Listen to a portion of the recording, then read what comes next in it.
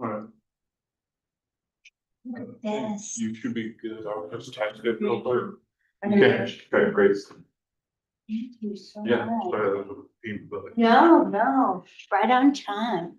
Thanks, Nate. Alright, let me know if you guys need anything else. Hey, remind me of the password here. Sorry. The launch. I'll reset it for you. Hit back. Got it.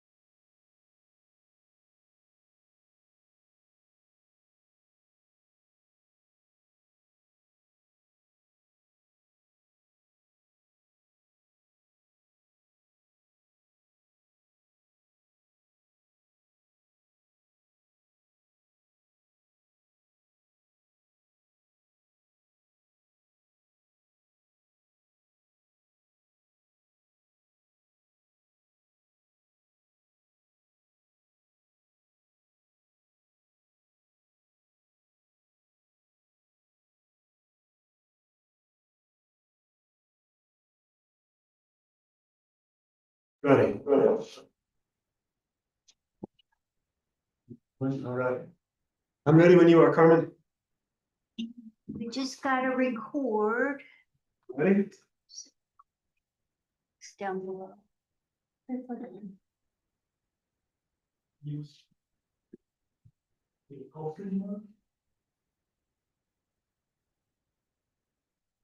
Listen, next up.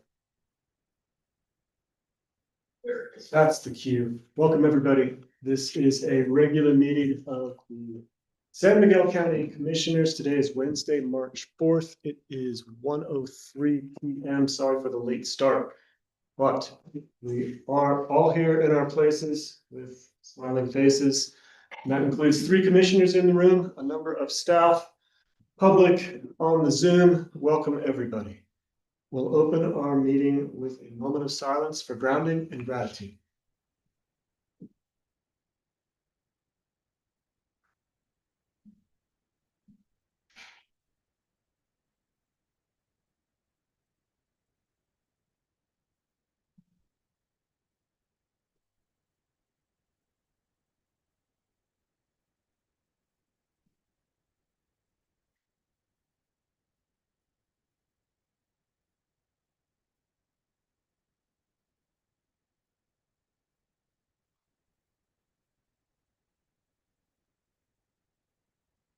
Thank you, everyone. We are lucky to be here.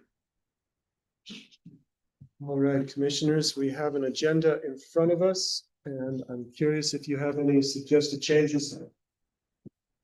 No, sir. Nothing for me. All right, staff, anything that you'd like to update before we jump in? Okay. We have reviewed the agenda. We are now opening public comment for items not on the agenda. And looking at the Zoom room, there are a couple folks who could raise their hand. Tell us whatever is on their mind. I will give them a moment.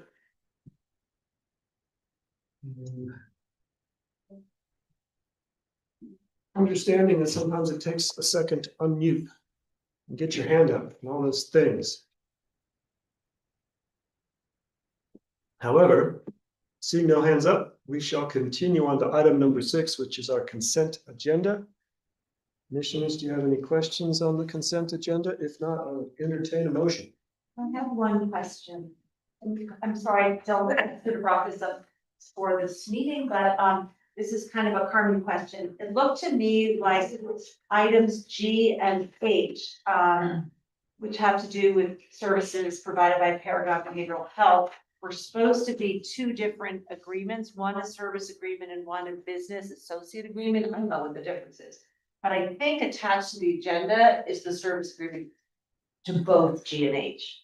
Did I misread that? So the business associate agreement is also included in item G as an exhibit to that contract. But because it separately requires signature of the chair, we listed them as two separate items I see. so that you could approve signatures in. Okay, so it's meant to be the same document in both places, and you just look at half of it for one for G and half of it for H. Correct. Perfect, okay. Well, I just wanted to say I looked at this with special interest because this is what I've been working on for so long. Not, I mean, the staff has been working on, but with my enthusiasm behind them, this is for getting co-responder services back in the county, so. Great. Major thanks to the sheriff's office in particular. Here we are, Here in we the are. sheriff's office. That's right. Just Thank bring them in. For your hawk eyes on those details, and I'm glad that we're moving forward. Sign those with flourish, please. You got it. Any other comments on the consent agenda? None other than no surprise, given the deadline, there are many deed restriction reversions that came through. Do you know if those are the end last of them? No, Do lingering? it'll be end of the month, early April, when we have the last set. If for the deadline, so. Yeah. Yeah. Yeah. It's great to see this getting done. Sorry, Kalina, to interrupt. You did. Well, I move to approve the consent agenda as presented. Second. All those in favor? Aye. Aye. As well, motion carries. We have consented. We are on to item 7A, which is a meet and greet with Barbara Youngblood, who is newly elected to the Historical Commission. Barbara is here with us today, as is Janet Kask, who works with the Historical Commission. Janet, do you have kind words to say, or do you want Barbara just to jump up? Sure. Yeah, thank you, Commissioner Waring. I just wanted to mention that Barbara is here with us today. She is the president of the Wrights Mesa Historical Society and Museum. And the county commissioners previously approved her at your February 4th meeting to be appointed to the County Historical Commission. But the fact that you're meeting in Norwood today, I wanted to give Barbara the opportunity to introduce herself. She has some historic photos she wanted to share with you, and then just give her a few minutes to say some nice words. Welcome, Barbara. Well, thank you. I'm very proud to be here. I thought since you were sitting right across the street from the fairgrounds, when the fairgrounds was a blank space in 1931, the federal government put it as a CCC camp, a Civilian Conservation Corps. And this is a picture of what it looked like across the street here. There was a sign over on the corner that said CCC camp, 1842. And there was one of the young men standing out in front of it. So they were all young men. Most of the people who were training them or working with them were people from the armed forces. And the main big camp was in Grand Junction where they got their supplies. But when a lot of these young men came here, and some of them came from Telluride, some of them came from Norwood, some from other places. There were camps at Dry Creek Basin and eventually a camp at Paradox. But they were starving. They were 20 pounds or more underweight because they just didn't have food where they lived. But within a few weeks, this is up on Sanborn Park, and they were hunting prairie dogs up there and helping build a new road up Sanborn Park. And they looked much better. In fact, we were thinking we should have a pinup calendar out of that. But we, sadly, we do not know the names. Up here, Barb. Do you want to pass that around? Not underfed. And then they're not underfed anymore. They got 3 square miles a day. And I was telling Lance, Sanborn Park, and the road wasn't done yet. They had to really struggle to get up Sanborn Park. But they would take them a hot lunch up there that they prepared at the kitchen here. And I thought, well, that's pretty good. And I was at a December meeting of the Youth Trail Study Club, and I gave a talk on the 3 camps. And afterwards, Ethel Riga came up to me and she gave me 2 of these. And these were the cups that they used. And the men would go and scrape their plates into a big barrel or something. And farmers could come and get those scraps and feed it to their hogs. And we didn't know that about that. So that happened. This came from the Red Veil camp. And it's about 100 years old. It's very heavy. You're welcome to. And Paradox, the Red Ranches had a big family out there. They were a strong Mormon family with many wives and many children. And they got a lot of good dishes out of the scraps out of the CC camp there, and they were very grateful for them. So, And what did the CC do, Conservation the Corps? Conservation Corps was put there to help young men. They got paid $30 a month. They had to send $25 of it back to their families, wherever they live, and they got to keep $5. So that didn't seem like very much to us, but a packet of cigarettes was 15 cents. You could buy a ticket to the movie theater for a quarter and take the pretty girls in Norwood to the movies. There was a movie theater here. So they got by, they could buy candy and stuff at the little store. There are other things in town, but they learned lots of skills. They learned carpentry skills. If you've been out to Dry Creek Basin, that there's remains of the CCC camp there. They learned a lot of great stonework. And here's a picture. This isn't our guys here, but this is the Paradox CCCs, and they're cutting cedar posts with a 2-man saw. They didn't have mechanical equipment other than heavy equipment. So they were stacking cedar posts, and I would feel like the Norwood boys did this too. They did a lot of fence work. They did a lot of stock drive repair from the stock drive out of Dry Creek Basin all the way to Bedrock. And they built a new road up Sanborn Park. You can see, if you're careful and you watch along the roads going down Norwood Hill, or just after Norwood Hill, you can see stonework that they made for drainages, so the water didn't just wash out. Have you seen those along the road? Yeah, that's what they did. And they went in and out. They were here for a while. Maybe they were here for a month, and then they'd send them to Grand Junction, or they'd send them up on Grand Mesa. A young man that knew Ella Moroff and knew that she lived over here was at a yard sale in Denver and picked up a photograph album that was done by a CCC guy that was here. And he had photographs of his time here. And he bought it for $1 and sent it to Ella. And we have it at the museum. So it's kind of cool. All pictures that they took of each other standing out in front of the movie theater or whatever. And some of the guys here's a picture of Bob Empson and Harry Empson. And I assume there's some of the Empson boys from Fosterville that they were in the camp. So there were people from here that went to the camp, but most of them were from out of the state or on the Eastern Slope. There were a lot of them from the Eastern Slope, but it went on for 4 or 5 years. And then it was getting, I think 1938, everything was looking like we were going to go to war. And what happened was the United States government had a ready, trained service of young men that could be soldiers in World War II, actually. But I don't know. I don't have any figures on how that worked out, but kind of an interesting thing. So we had fun with the CCC camps at the museum this year and the things that they did. So. Fascinating. Yeah, it was very fascinating. Fascinating that we didn't know about the feeding of the hogs. So. Barbara, you may be the best part of our meeting today. I think so. But you have another special guest who might. Okay.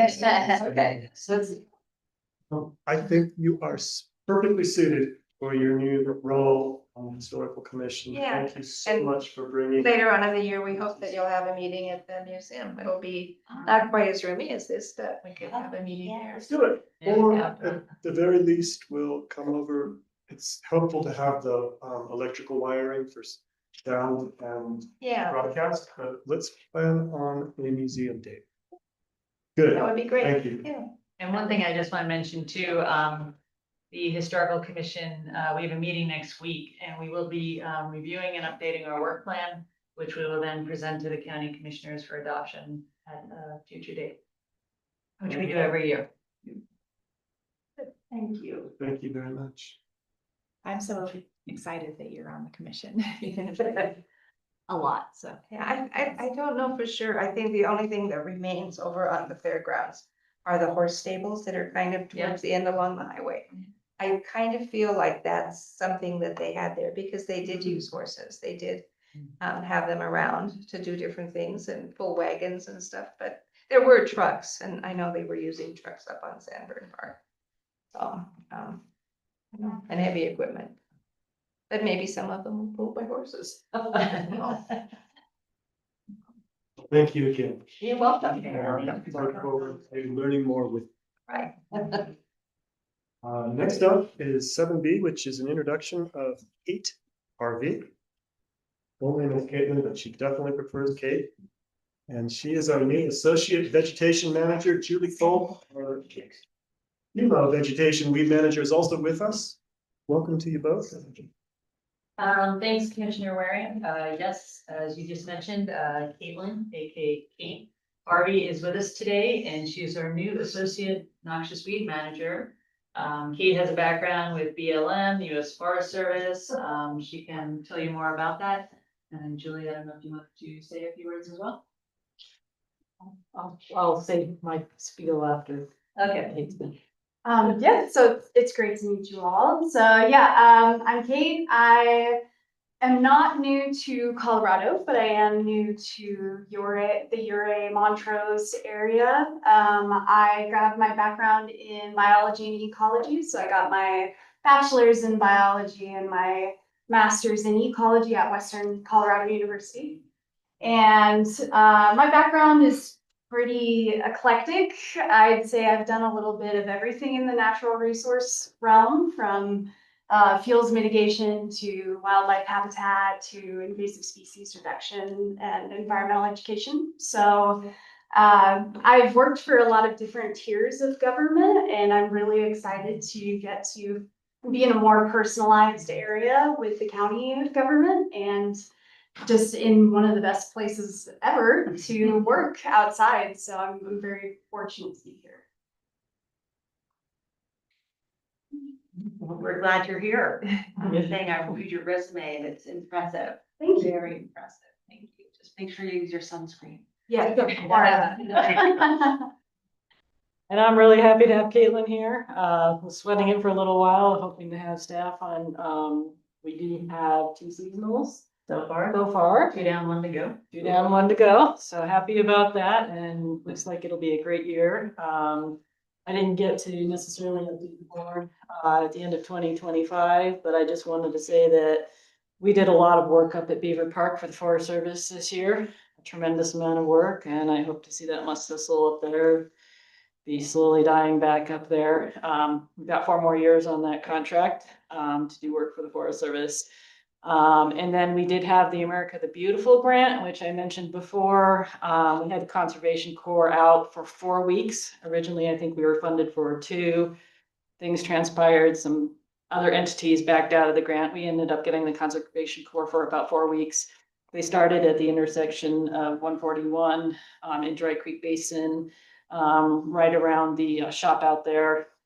And roughly got about 3 miles worth of tamarisk cut up there. And linear miles because the area expanded and contracted along in the ditch, but it was roughly about 3 linear miles. And we got all that work done a little bit last year. So just a quick update. I was really excited about that project because that was funding from America the Beautiful.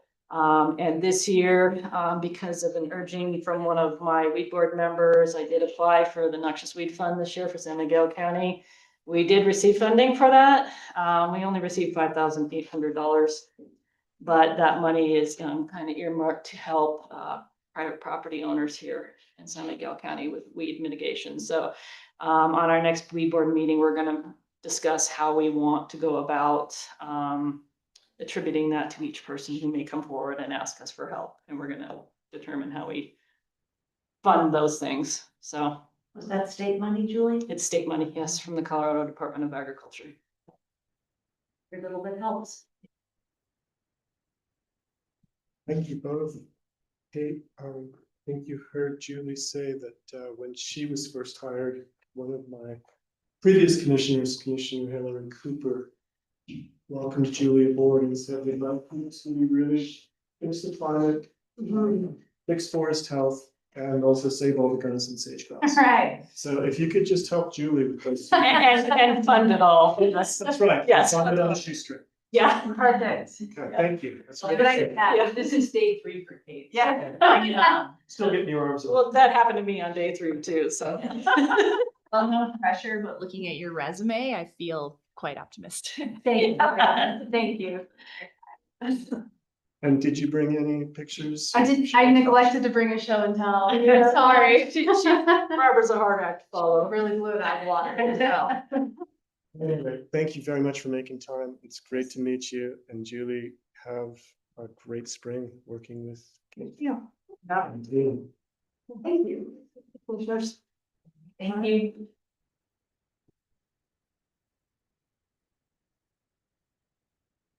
All right, gang, we are moving on to 8A, which is a discussion of the 2026 congressionally directed spending with Mike Bordoni. Mike. Good afternoon, commissioners. So yesterday I was able to meet with representatives from Mountain Village, Smart, and the town of Telluride. Following that, I reached out to John Winkowski with Town of Boca.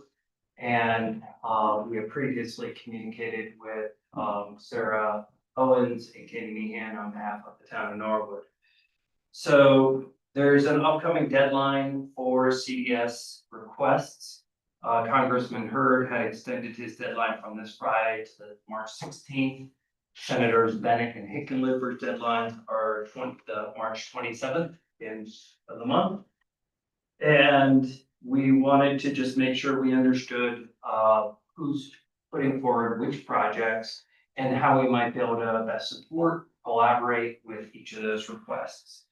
So as we know, the town of Norwood, who had previously received a CDS request of 1.25 million from Congressman Hurd's office, is making an additional ask of 2.75 million for their loop water line. They call it the Water Commission's Redundant Transmission Line Project, colloquially known as the Loop Line Project. The town of Telluride is applying for funds to create an underpass between the school and parks, as well as they had considered some east end traffic calming, but kind of in recognition that they're not likely, so many entities are coming forward with requests. They said they were only going to put forth that underpass request. That is going to be a very large dollar expenditure, and they're estimating the $6 million range for that. Mountain Village would like to put forward the Meadows Trail Underpass, a project that has been discussed now for numerous years. And previously, the Board of Commissioners had pledged $250,000 towards a grant match. For that, there are no grant matching requirements for this, but I do expect them to come to the county should they get this award and request those funds. And they're requesting 4 million for that. I reached out to John Montrosky. He was under the impression that he could not apply unless his project was shovel ready for the Ophers water project. I indicated to him that he could be applying for engineering and other funds, permitting, and any other expenditures. So he said he was going to get an ask together, but he didn't have a dollar amount for now. And I then presume it's, in the hundred. I think that's gonna be in the hundreds of thousands, not in the millions. And can you remind me what they're doing with their water system out there? They're just replacing pipes or, anybody know? It is basically trying to take a system that's been slowly failing for 50 years Mhm. and modernize it. So Okay. I think the project itself will be expensive and probably millions, that's a rough guess. But the planning part, as Mike described, is the good step. Smart, I said that the county did not have anything that had been currently discussed, but for remind me that Norwood Hill Rockfall Mitigation Project, CDOT's doing. The conversation that we had with CDOT at that time was that they were potentially looking at both Norwood Hill and Keystone Hill for rockfall mitigation. Because of their funding, they were only able to prioritize Norwood Hill. And so I'm curious if we would like to potentially request funds so that they could accelerate rockfall mitigation for Keystone Hill. That's one that I feel very strongly about. Knowing that CDOT has said that they would evaluate that need again in approximately 5 years. And so that means we would not likely see anything for 6 to 7 years at the earliest. And I know we've had discussions with Ryan and he's gonna be talking about some intersection evaluation engineering dollars, a request on your agenda today. But I'm bringing this to you to ask, I can get the dollar amount. I think any amount that we did request towards rockfall mitigation and Keystone could be helpful to accelerate the project. But I haven't received confirmation back from CDOT if we were to come up with $1, $2, or $3 million, would they add this to the scope of work and try and accelerate it like they are with, Smart has said that they would issue, they were very excited, both the towns and Smart were very excited to hear that we were potentially looking at Ames intersection engineering and potentially longer term improvements to that as an emergency egress route. But they said that they would also all support rockfall mitigation on Keystone Hill should the county put that project forward. And is Smart, gonna make a CDS request? No. No, okay. No. So that's it, those Correct. 4 plus Norwood, or Correct. 3 plus Norwood? Yes. Do you think we have time to pull together a adequate request by those deadlines for the Keystone Hill? I do, because we had received preliminary numbers from CDOT on that. One of their main hesitations was that right of way that they would need to encroach that is owned by the Telluride Airport Authority. I don't see that as a significant barrier, given the county's relationship with the airport and the understanding of the importance for both the airport operations and the community. Sorry if I missed this. Okay. Who is the town of Telluride making their request of the senators or its office? They're gonna make them to all All. three. Okay. And if we, like, what is the best strategy in There we terms? Yeah, of like, I mean, I would like to continue to strongly support the Norwood Loop line. I just feel like that is critical for the whole county. Right. Right? That seems really important to me. So if we really want to prioritize that, would we weaken Norwood's chances of an award by making our own request? And then we had that discussion amongst staff, and because they had solicited a number of projects from every jurisdiction. I don't necessarily think that it would weaken it, however, we also understand that there's likely to be, a greater emphasis on safety projects and water security projects. So if Over makes their request, I think that would be received better than potentially, the Meadow Trail underpass as an example, even though that would be a great safety improvement. Almost all of these are safety. Yeah. I see that. Safety or water Yeah, or safe water. I'm also just thinking congressionally, the perception, especially of the town of Telluride and Mountain Village, the perception that they're could do it with other funds. Could there be a strategy as far as writing a support letter for the town of Norwood, just expressing our ongoing Yes. support of that project and also lining out our earmarked funds that we have already put forth for that We project? have a draft letter of that ready to go. Great, that we highly prioritize that as Yes.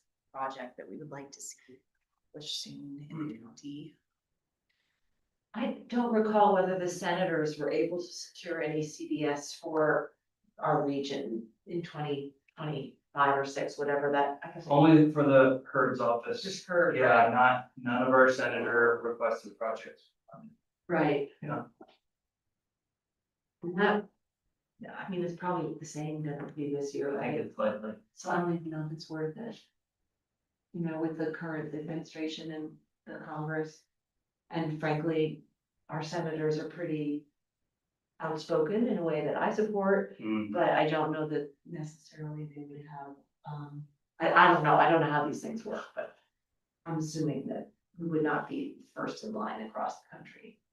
We all suspect that partisan politics may be at play in this realm as well. But I do think if Ophir comes forward with a engineering or a request to get them further along in their design of their project, that's one that we might also want to consider supporting.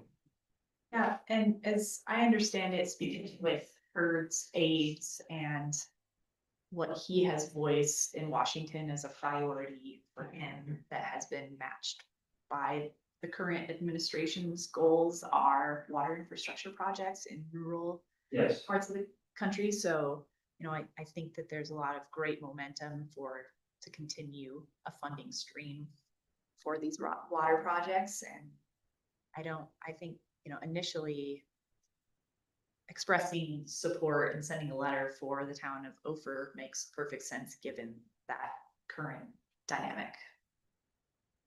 Yeah, I kind of feel like we should prioritize those 2 water projects and just, I mean, I would love to also contribute or, solicit funds for the Keystone Hill Rockfall, but I just don't know that it's gonna happen regardless of whether we go to the trouble.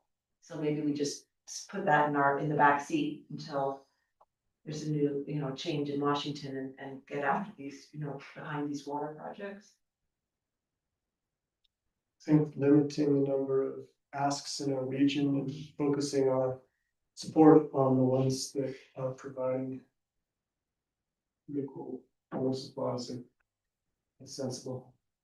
It's hard. That was the board's strategy previously, and I think it's fair success with Norwood's project, and clearly they needed to get them to the finish line. So, Yeah. if I heard you correctly, you would support staff drafting letter of support for the town of Norwood's water line project, or the Norwood Water Commission's water line project. And then should Ophir come forward with a request, that you would also authorize us to draft a letter of support on behalf of the county on that project as well. And if there were to be a dropping out from over and we were asked to write letters of support for any of the other municipalities, I think I would lean towards the villages, Nelson Underpass, because we've already been engaged and involved in that, and it is more in the county than at the entrance to the town of Delhi. I like that, Lance. I would also argue that with the completion of the bike path to the Lawson Intercept lot, this kind of creates more of a loop between the towns of Telluride and Mount Village counties. I like it. We don't have to argue, that's just true. We got it.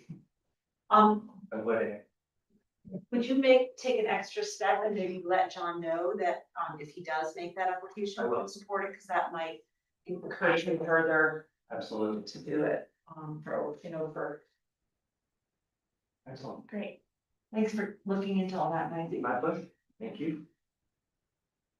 All right, Let's end with our conversation on congressionally directed spending, and we are moving to consideration of resolution 2026-10, adopting a unified cash transaction rounding policy for all county departments and elected officials' offices. Maura Boylan is with us. All right, this is a bit of just administrative housekeeping. As you may know, the US Mint stopped producing pennies, so in anticipation of the day that might come where we don't have pennies available for doing cash transactions, this just adopts a rounding policy that would apply in that event. If we continue to have pennies available, we will do exact amounts. This is just a. And it's only applicable to cash transactions. Yeah, only applicable to cash transactions. And in the resolution, we're recommending a April 1st implementation date. Just so we should get the word out to all of our departments and offices that do take cash transactions. So I just have to say, people are always like, what do you do? You're a county commissioner. What does the county do? And this is like a perfect example of something we have to do that no one could ever imagine. And I'm like, wow, how did you even think to do this? More was a suggestion by. Well, there have been multiple rounds of questions on the county attorney listserv about if anyone has adopted anything yet, and no one has ever responded, and. So you just wrote it. Well, I have used, I used AI to help, right? Well done. Next one is our AI policy. And now I can share it across the state with all the other county You attorneys. just made some cool friends. Anyway, thank you for anticipating the need for this policy. I've read it, it looks great to me. Would you like to make a motion? Sure, I will make a motion that we adopt resolution 2026-10, which is a unified cash transaction rounding policy for all county departments and elected official offices. Second that. All those in favor? Aye. Aye as well. Motion carries unanimously. We have got our cents figured out. Rest in peace, pennies. CEMTS. Now I'm wishing I hung on to my penny collection from when I was a child. So couple rolls, anti safety. Be rolling around and. All right, we are moving swiftly to item 9A, which is authorizing the chair's signature on the first amendment to subdivision improvements agreement. Mill Creek Ranch subdivision PUD. John Huebner is with us. I think Case Simonson is also on the Zoom, but I'll double check. Tom John. Kennedy is also on. Great, let's go ahead and unmute Kay and probably Tom and maybe even Nicole if need be. But we'll start with Tom and Kay. Welcome, John. Are you planning to present? Great. I have just a really less than 5 minute presentation. The proposed subdivision improvements for the Mill Creek Ranch are proposed or planned to actually commence later this year, probably early this year. The Mill Creek Ranch and PUD and subdivision was approved in 2016 and is approximately 121 acres located north of Colorado Avenue, Highway 145 west of the town of Telluride.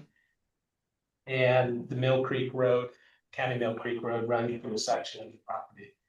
The property is divided into 20 single family lots and the county parcel and had 10-year vesting rights.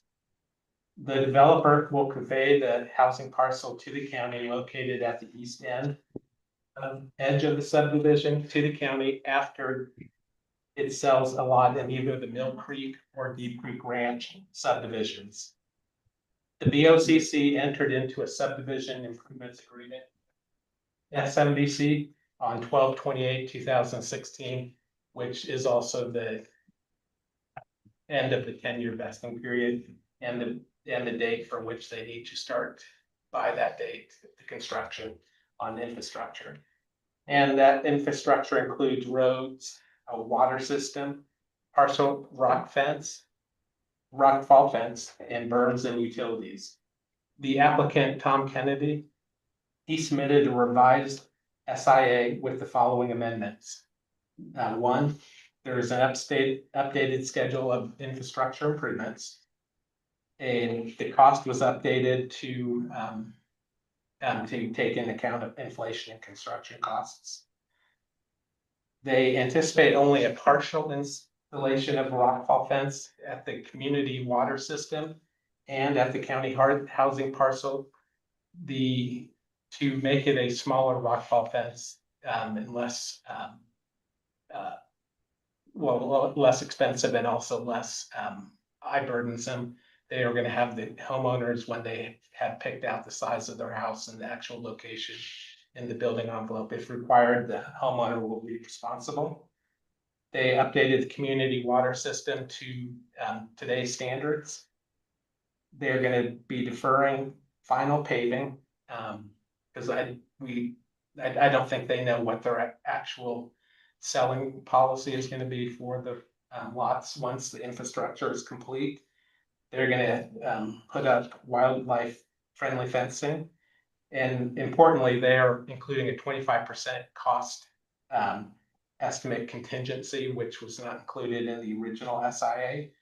And the county will receive a commitment guarantee in the amount of just below $11 million with the fully executed first amendment to the SIA, which in the event the developer does not install the infrastructure improvements, the county would have some say in how those are then installed. The application was referred to the county attorney, county manager, and deputy county manager. Significant discussions took place between county staff and the developer, the applicant, regarding the county housing parcel infrastructure improvements to be shared by SMBC and the county. It was decided that SMBC will be responsible for the extension of the access road from the T intersection all the way to the county housing parcel, and also including the retaining wall extended from the T intersection.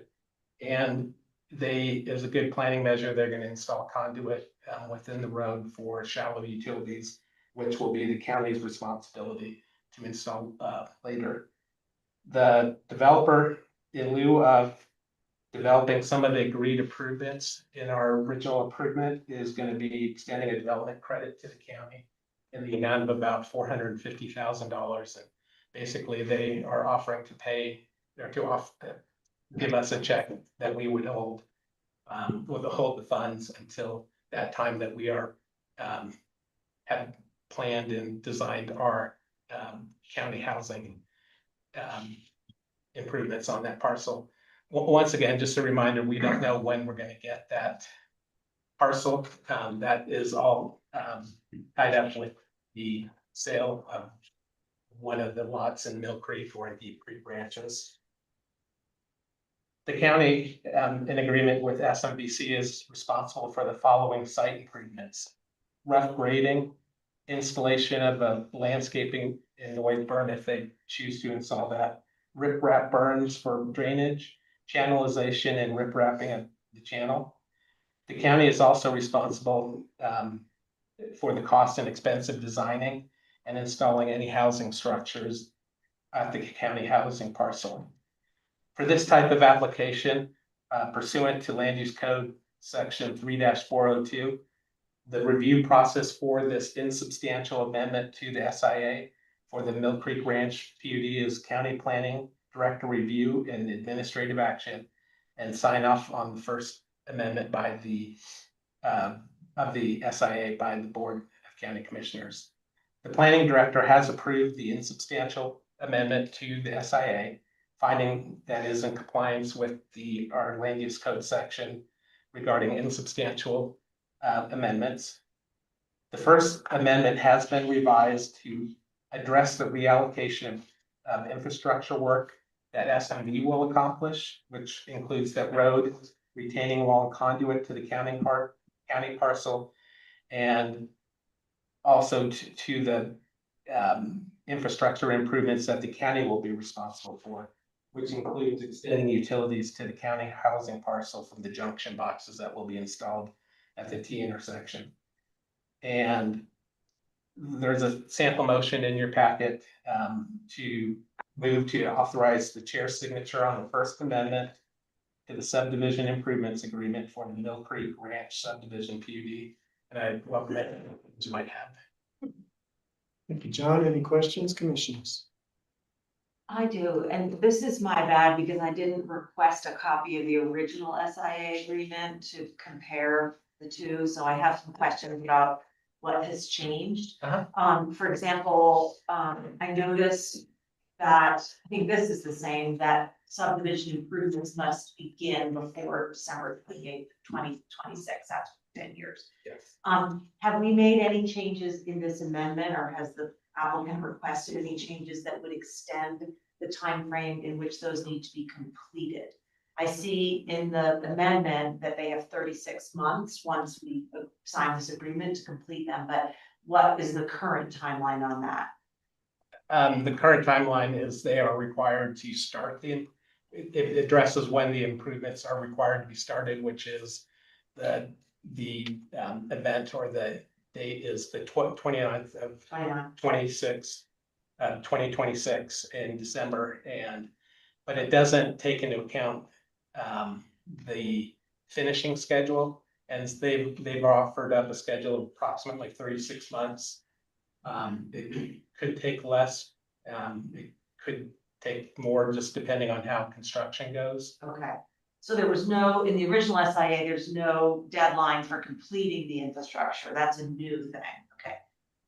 Correct. Okay, so they could have taken 30 years or whatever, and now they've offered to commit to 3 years. Correct. Okay, that's nice to know. And then I also didn't see anything that, like an actual updated timeline of improvements, at least I didn't see a table in the packet. They didn't offer a phasing schedule for how they're going to finish the work. Okay. I think some of the work is gonna, well, for instance, this year, they anticipate starting on some of the berm work, or doing a relatively big chunk of that. They already had, as you're aware, started up on the Deep Creek ranches, and that is what, it will look like on site, while they're doing this type of work. So let me just to move this along, sorry, John, Yes. so when you mentioned that they provided an updated timeline of improvements, it's really just that 36-month. Correct. Okay, that's perfect, I didn't know if I had missed something else. Uh-huh. That all makes sense. Tom has his hand up, and he might answer a whole bunch of your questions if he has a chance to talk. Well, so far, John's got them. So far, John's Yeah, doing but- well. I Yeah. do see your hand up, Yeah. unless you want to add more color to John's remarks. Perhaps that's what you'd like to do. Let's go ahead and unmute Tom Kennedy, just in case he has more information. Sure. Welcome, You guys hear Tom. me okay? Hi. Yes, sir. Afternoon, how's it going?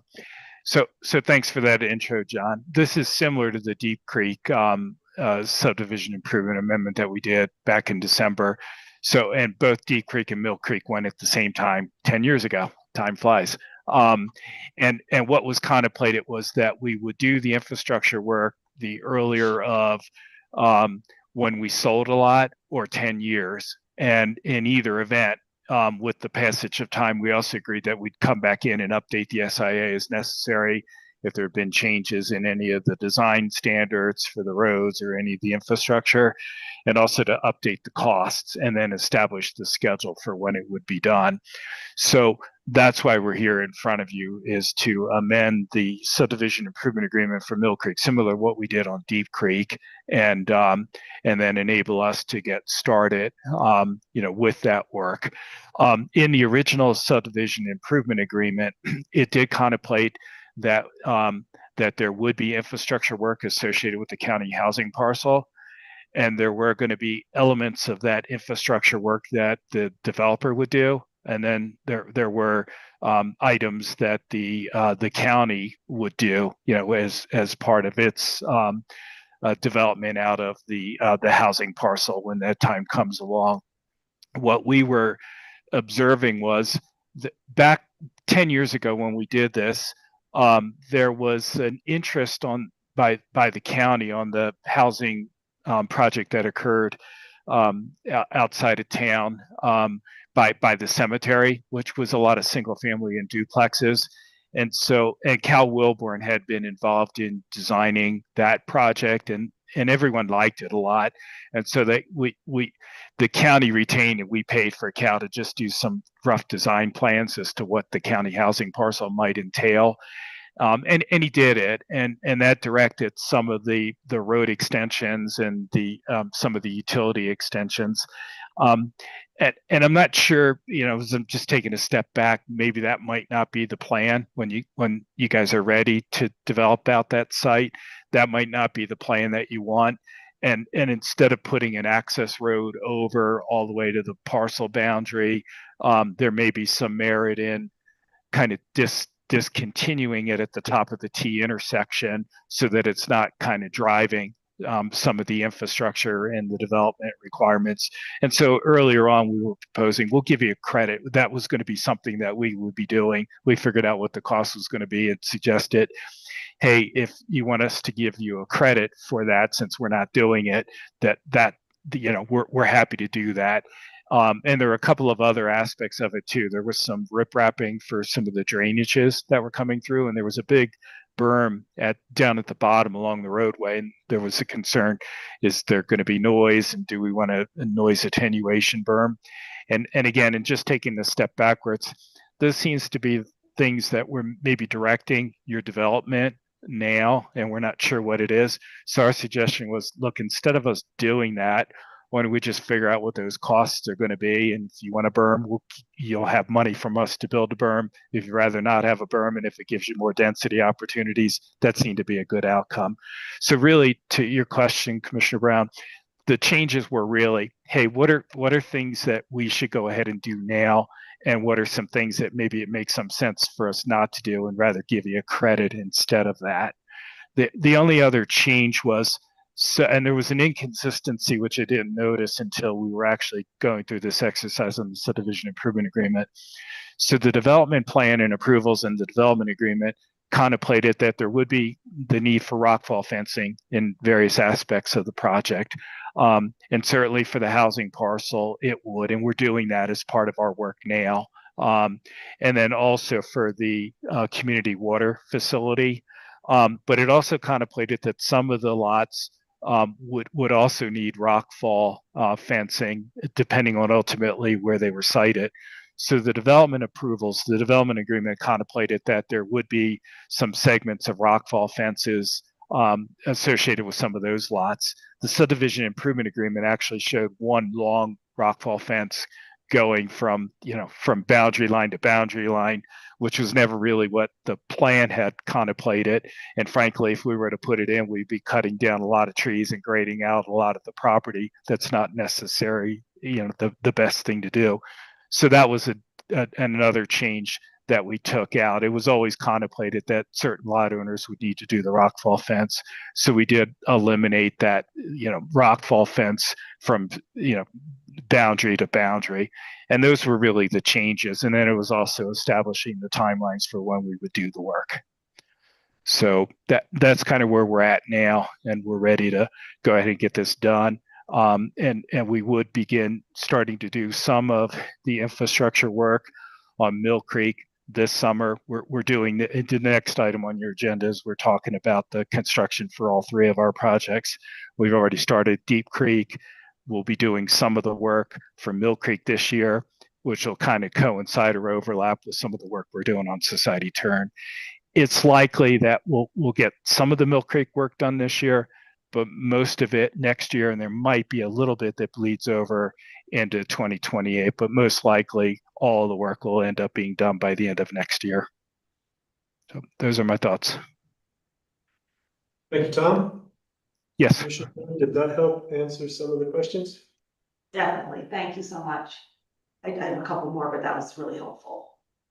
Okay. Keep going. Okay. This is kind of a small one, I think, but if you don't do the final paving, are we gonna have dirt roads there for a year or two or three? And if so, how will we handle dust control? Yeah.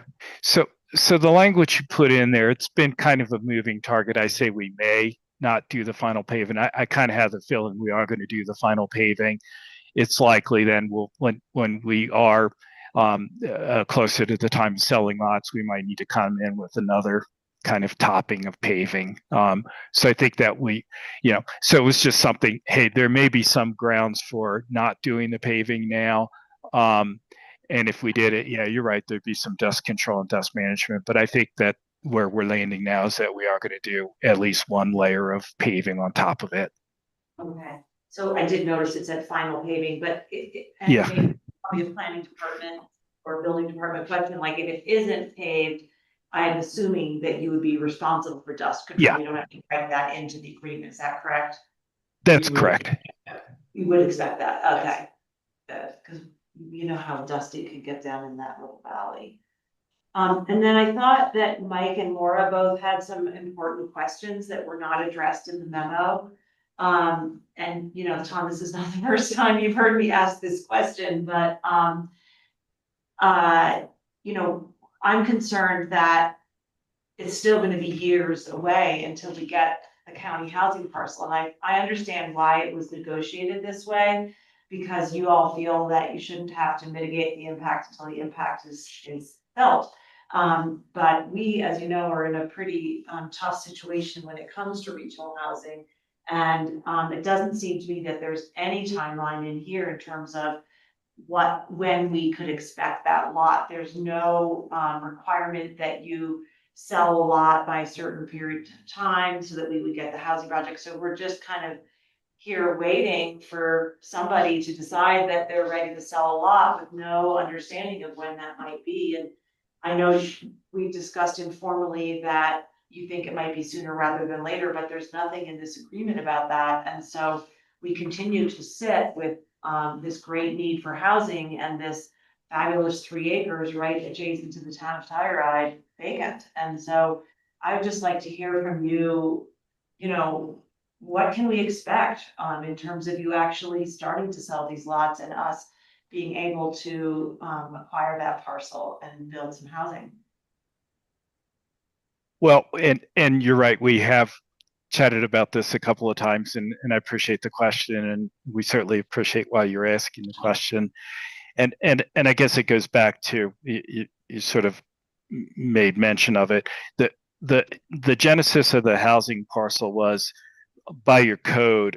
We would plat our lots both in Mill Creek and Deep Creek, and the expectation was that we would deed restrict a third of them with the county deed restriction, which we were prepared to do. But 10 years ago, and having conversations with predecessors and county staff, the thinking was, well, that certainly would meet the code, but is there an opportunity to maybe think about other ways of accomplishing that housing mitigation requirement? And had we gone down the path of platting the lots and not gone further into alternative discussions, which became the county housing parcel, we would have platted the lots, and then when we sold our first lot, we'd have to deed restrict those lots that would be the deed restricted lots and begin to market and sell those. So the level of confidence from the ownership was, okay, if we're going to do the housing parcel in lieu of the deed restriction, it would be the same triggering event. So that's really never changed. And I can't tell you exactly when we're going to be selling the first lot. It's not something that I know, and Nicole's on the line, and I don't think she has any specific idea either. I think it's just rather this is how it evolved, and that when we create the impact, then we would provide the offsetting housing mitigation. And frankly, under any set of circumstances, I think we'd all agree that the housing parcel would have been better, than the deed restriction. It's still the outcome.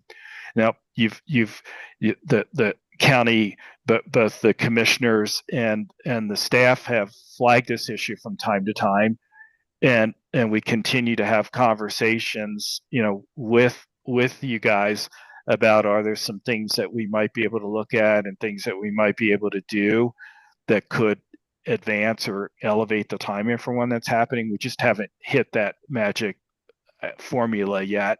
And what I can tell you is we're still interested in having those conversations. I just don't have a solution for you right now that would probably say, yes, we'll agree to give you the county housing parcel by any specific date and or will sell a lot that would trigger the conveyance of the county housing parcel by a particular date. I just don't have that information.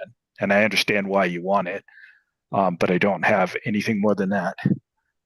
I do understand that it's just really hard to drive by that lot and Yeah. sitting there aching for employee housing units.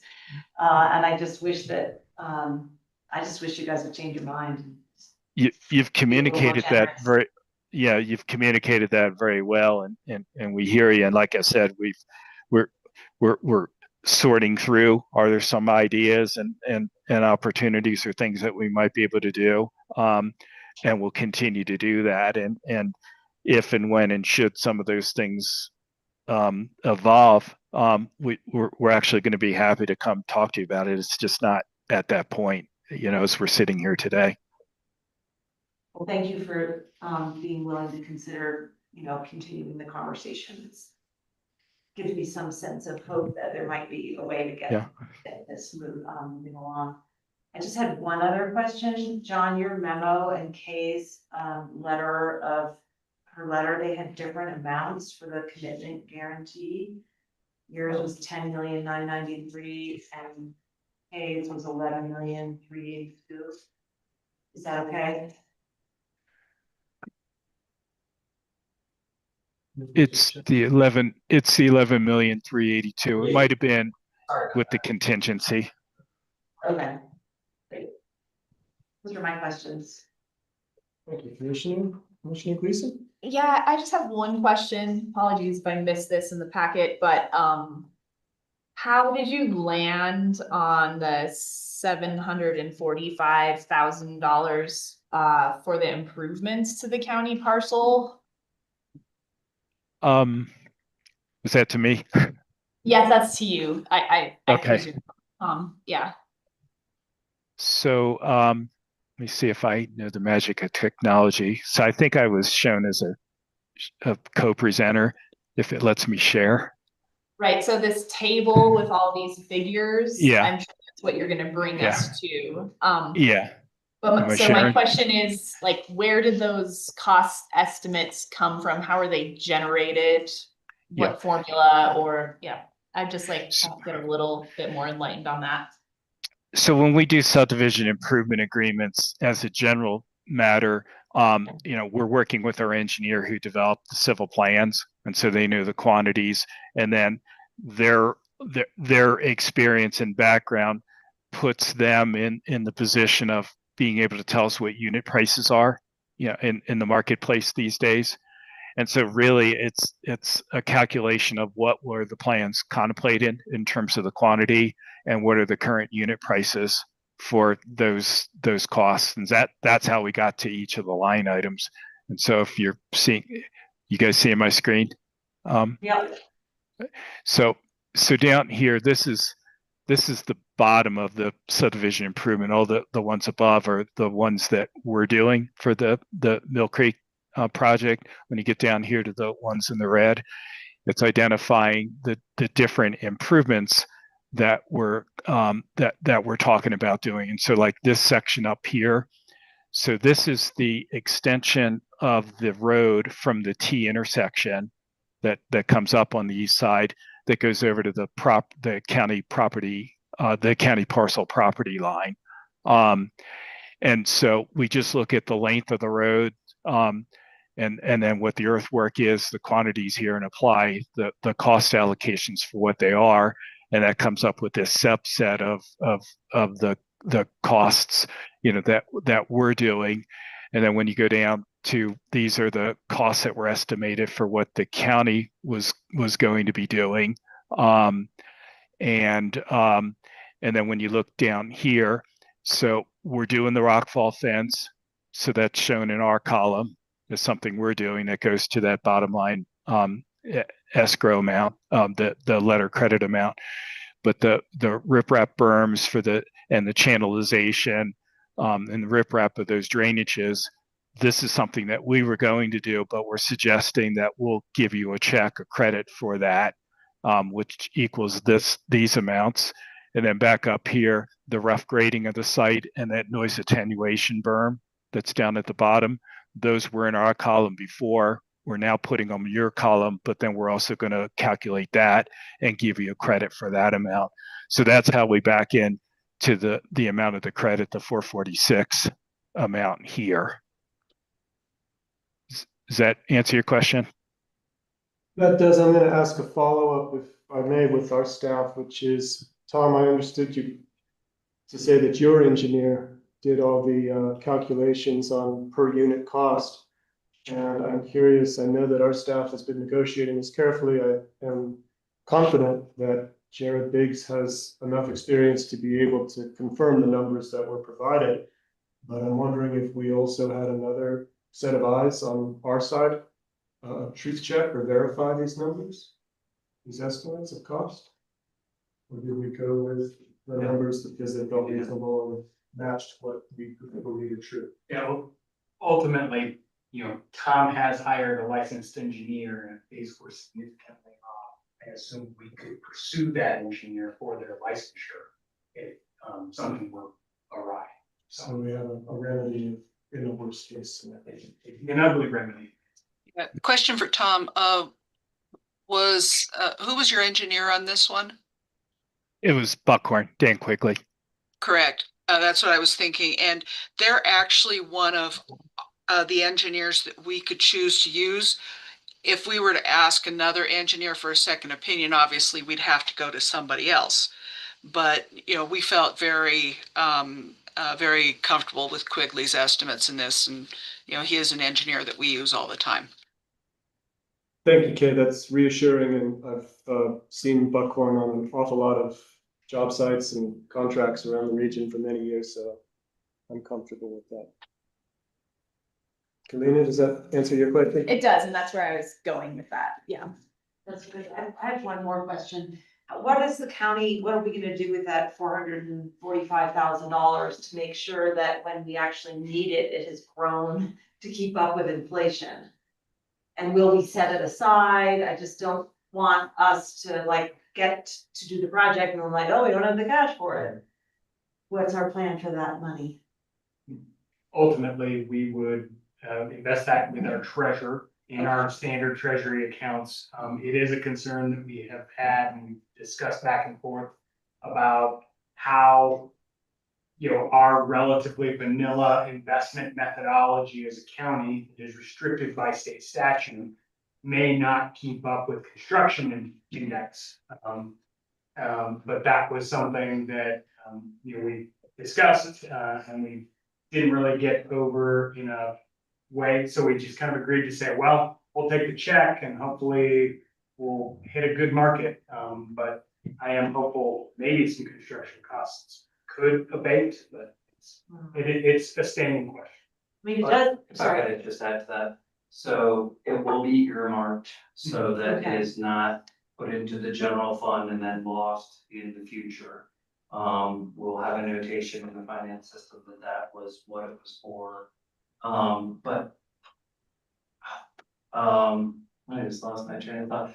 Oh, that was one of the reasons why we didn't go with the original thought of just taking cash payment for all of the infrastructure, knowing that our construction costs over the past decade have risen far faster than our investments have grown or CPI. That's why we chose to request the rockfall fence and the retaining wall and the road to for an additional portion be constructed now along with riprap berms and things like that, so that we could decrease what that potential future financial benefit. Thank you. Mike. What I hear you saying is that we opted to get as much certainty as we could, but we're willing to assume the risk of expensive increases in expenses in exchange for flexibility. Correct. Good summary. And Commissioner Waring, if I could just make one thing, this Tom Kennedy again, and I kind of said it in passing earlier, this noise attenuation berm, I don't think that I would be surprised if that actually ends up in whatever plan that you're doing, in the future. That's $170,000. So you don't have to spend the money on a berm, so that gives you some cover as well. So just to point that out. Thank you, Tom. We'll get half a berm. Little one. Split earth. All right, commissioners, do we have any other comments or questions on the question before us? I do not. No. Are you prepared to make a motion? Sure. All right, there's a suggested motion in the packet, or you may be able to do it straight off the agenda. Yeah, you wanna take it? I will, just gotta scroll for a minute here. I move to. It's coming. You're almost there. Okay. I move to authorize the chair's signature on the first amendment to the subdivision improvements agreement for the Mill Creek Ranch subdivision planned unit development as presented. Second. All further discussion? Hearing none, all those in favor? Aye. Aye. I as well. Thank you all very much for your work on this. Thank you, Nicole and Tom, for joining us. And Tom, stick around because you are item 9B, which is an update on Genesee's projects. Yep. Would you like to open? Yeah. Would you like Kay to open? Kay, do you want to say some things and then I will, or how you want to do it? Yeah, just to open, Tom has been working closely with county staff over the last many months as these three projects gear up. We've got the Deep Creek project improvements already underway, and then we expect to see improvements starting on Mill Creek here, and we'll talk about that. And then Society Turn, of course, it's not that long ago that you remember our very lengthy meeting for the final plan approval for that. Just within the past week, I think, they did finally get their notice to proceed from CDOT at long last. So we'll be able to finalize all of the documents, get them recorded, and then we'll start seeing some construction for improvements out there. With that, I'll turn it over to Tom and let you tell you more. Okay. Well, thanks, Kay. Yeah, we've kind of, as it worked out, we're kind of mobilizing with our contractor ACM, who's doing our infrastructure work for Mill Creek, Deep Creek, and within the subdivision boundaries of Society Turn. We've got Williams Construction on board to do the highway improvements. It's a special niche type of work, and they've got past background and experience with CDOT. So in any event, they're both local contractors with staffing and employees already here. And so we're happy to have them on board. ACM's already started in Deep Creek, and the infrastructure up there is the access roads and the subdivision road, the shallow utilities. Both the Mill Creek lots and the Deep Creek lots are on OWS systems, so they'll go in when somebody's building out their house.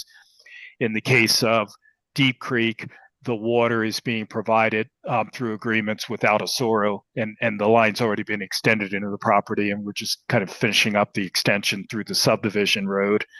There'll be the typical shallow utilities, power, phone, and gas extended into to both of those subdivisions. In the instance of the Mill Creek parcel, the water is by a private water system that we're designing and building on the project, which our HOA will own and operate for the use and benefit of the lots. Similar types of infrastructure work going on in terms of the utilities. And then in the instance of Mill Creek, we do have berms that were contemplated and proposed that we're going to be starting work on, not too dissimilar from kind of what you see on Hillside and Sunset Ridge as you're continuing down. I'd like to think that we'll be a little bit more creative instead of, it always reminds me of a Civil War battlefield, with the bunkers and things like that. Ours is kind of shaped and formed a little bit more. We do have some augmentation ponds that circulate through there in a stream, and ditches that kind of go through it. So it's going to be quite nice as you're driving along the Mill Creek area. But we're going to be starting working on those berms on Mill Creek this summer. And frankly, it'll start with the glacial moraine that sits there at the corner of Society Turn. That's going to be moved. And that material is then going to become part of the berming that we're using on Mill Creek. So we don't have to haul it very far, be a quick turnaround. And the whole notion of this is, kind of getting in and pulling the Band-Aid off the hairy arm quicker, as opposed to kind of stretching it out more. And that's kind of our philosophy. We're mobilizing, we're doing all that work at the same time. We did, as Kay mentioned, at long last, get our final approvals from CDOT for the design. We're going through the pre-construction meetings with them actually next week, and we're anticipating starting the construction work on the highway improvements, which consist of the acceleration lane out, a deceleration in coming from the Telluride area, and a deceleration lane coming in to the site from the west. And those are largely the highway intersection improvements that we're going to be working on. We're doing some drainage upgrades, for the drainages that are on the highway now. And that work's going to begin in earnest here. You'll start to see some of the highway warning notification signage start showing up here in a couple of weeks. And we're going to be starting with that work in April, and it'll probably continue into the fall. And so the highway improvement work is just one season. So that'll be going. We've visited with your staff, and we're looking to have some follow-up meetings next week so that we can get some notification language out to the community, so they understand the timing and the sequencing of how this is going to be. Part of the timing of starting now is we'll be doing a fair amount of the work that's going to be affecting where there's truck traffic for the construction of the improvements, frankly, during the springtime, April into May, during off season. And that'll work out well, which is part of the reason we're happy to get the approvals and we're anxious to get going. We understand that we would be expected to be mindful of bluegrass, and we'll probably suspend the work during the bluegrass periods and things like that. And those are the topics that I know your staff is interested in, and we'll be chatting with them and getting the word out that here's what we're doing. The subdivision improvement work in Society Turn internal, that's not other than the right-of-way work, that'll start this year, and it's actually going to take it through next year. So it'll be this season and next season, and then a little bit the final part that you'll recall along the top of the property, and maybe you'll share something. Let me share. Yeah, there you go. So let me find the right one here.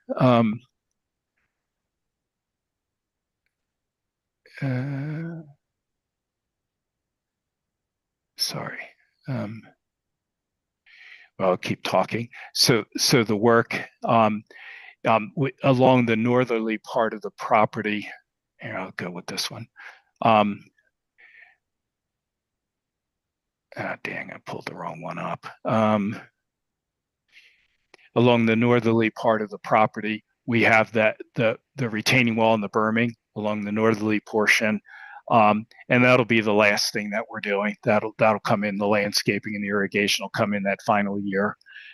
We're mindful of the commuter trail that's coming through the property now, and we're gonna start by relocating it more directly through the property to get you up the Remine Creek Trail. And then we'll be working through the winter on the retaining wall and the trail realignment, so that trail, will be open during the summer seasons, as was contemplated by the easement, so that we're going to have the continuous access through it.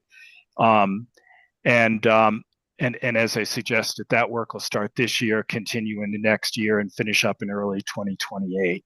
So that's what the plans are, and we're coordinating with the town with its sewer plan and how access is going to work. Same thing with Sampa.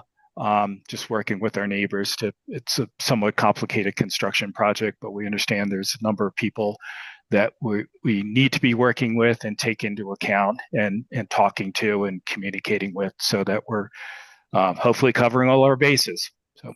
So that's the overview of it. And you may have some more specific questions that you want me to dive into. Thank you, Mr. Kennedy. Any other questions on that proposed work plan? That's really helpful, Tom. Thank you so much for just keeping us in the loop. One question, which is not so much about the work plan, but the transfer of the property to the Telluride Hospital District. Yes. What's the status of that? So we have a fair amount of infrastructure work that we need to do in terms of building the access road, some of the utility extensions.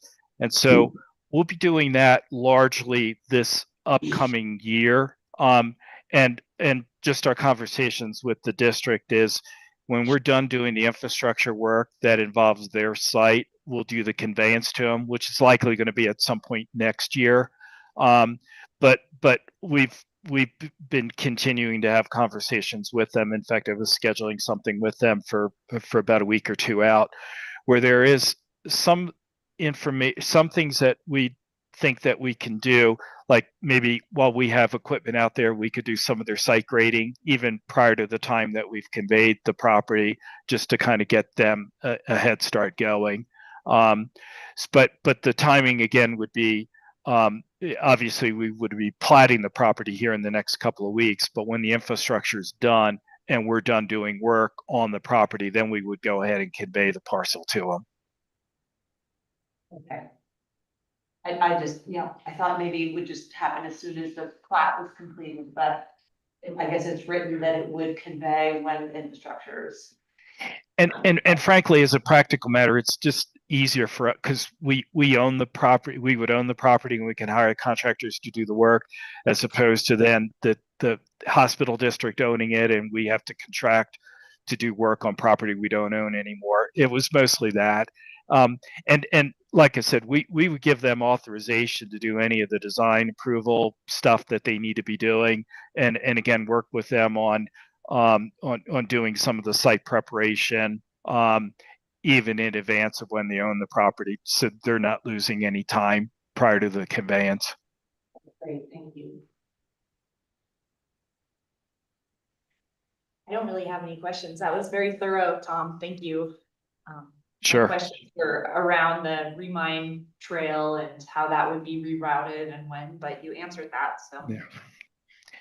Yeah, and I was talking to Janet and Rich, well, actually Rich earlier in the week, and we'll be sitting with them and showing them how we're thinking about it. But we recognize there are a number of things that we need to be mindful of and stay in front of. And so, like I said, there will probably be one or two things that somebody will point out, and we'll get after it as soon as we hear about that kind of thing. So anyway, we're happy to get to this point, particularly with CDOT. It's been a bit of an adventure.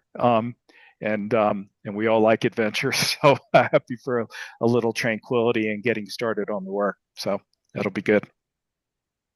I've got one more topic to add to your conversations with our staff regarding scheduling. And sure, you mentioned bluegrass, which is obviously a big one. I'm also curious if you could include in your discussion the school starting time.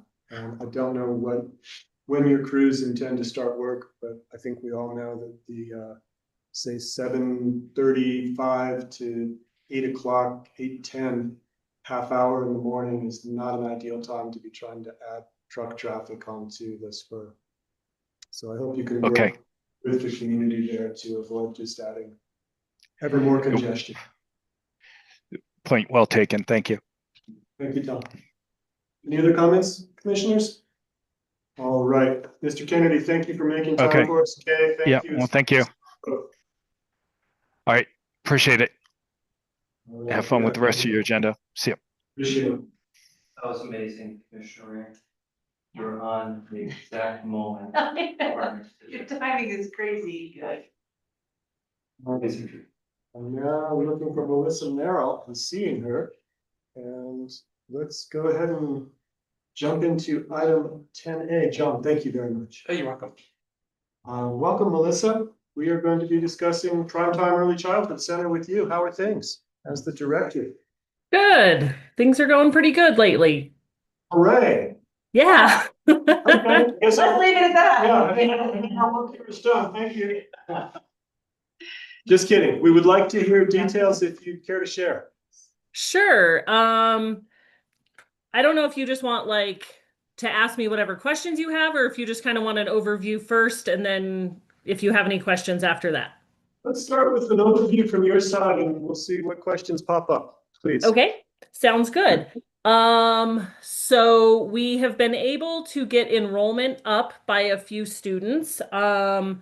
We have 2 new full-time students. We bumped one of our part-time students to full-time, and we got 1 new part-time kiddo.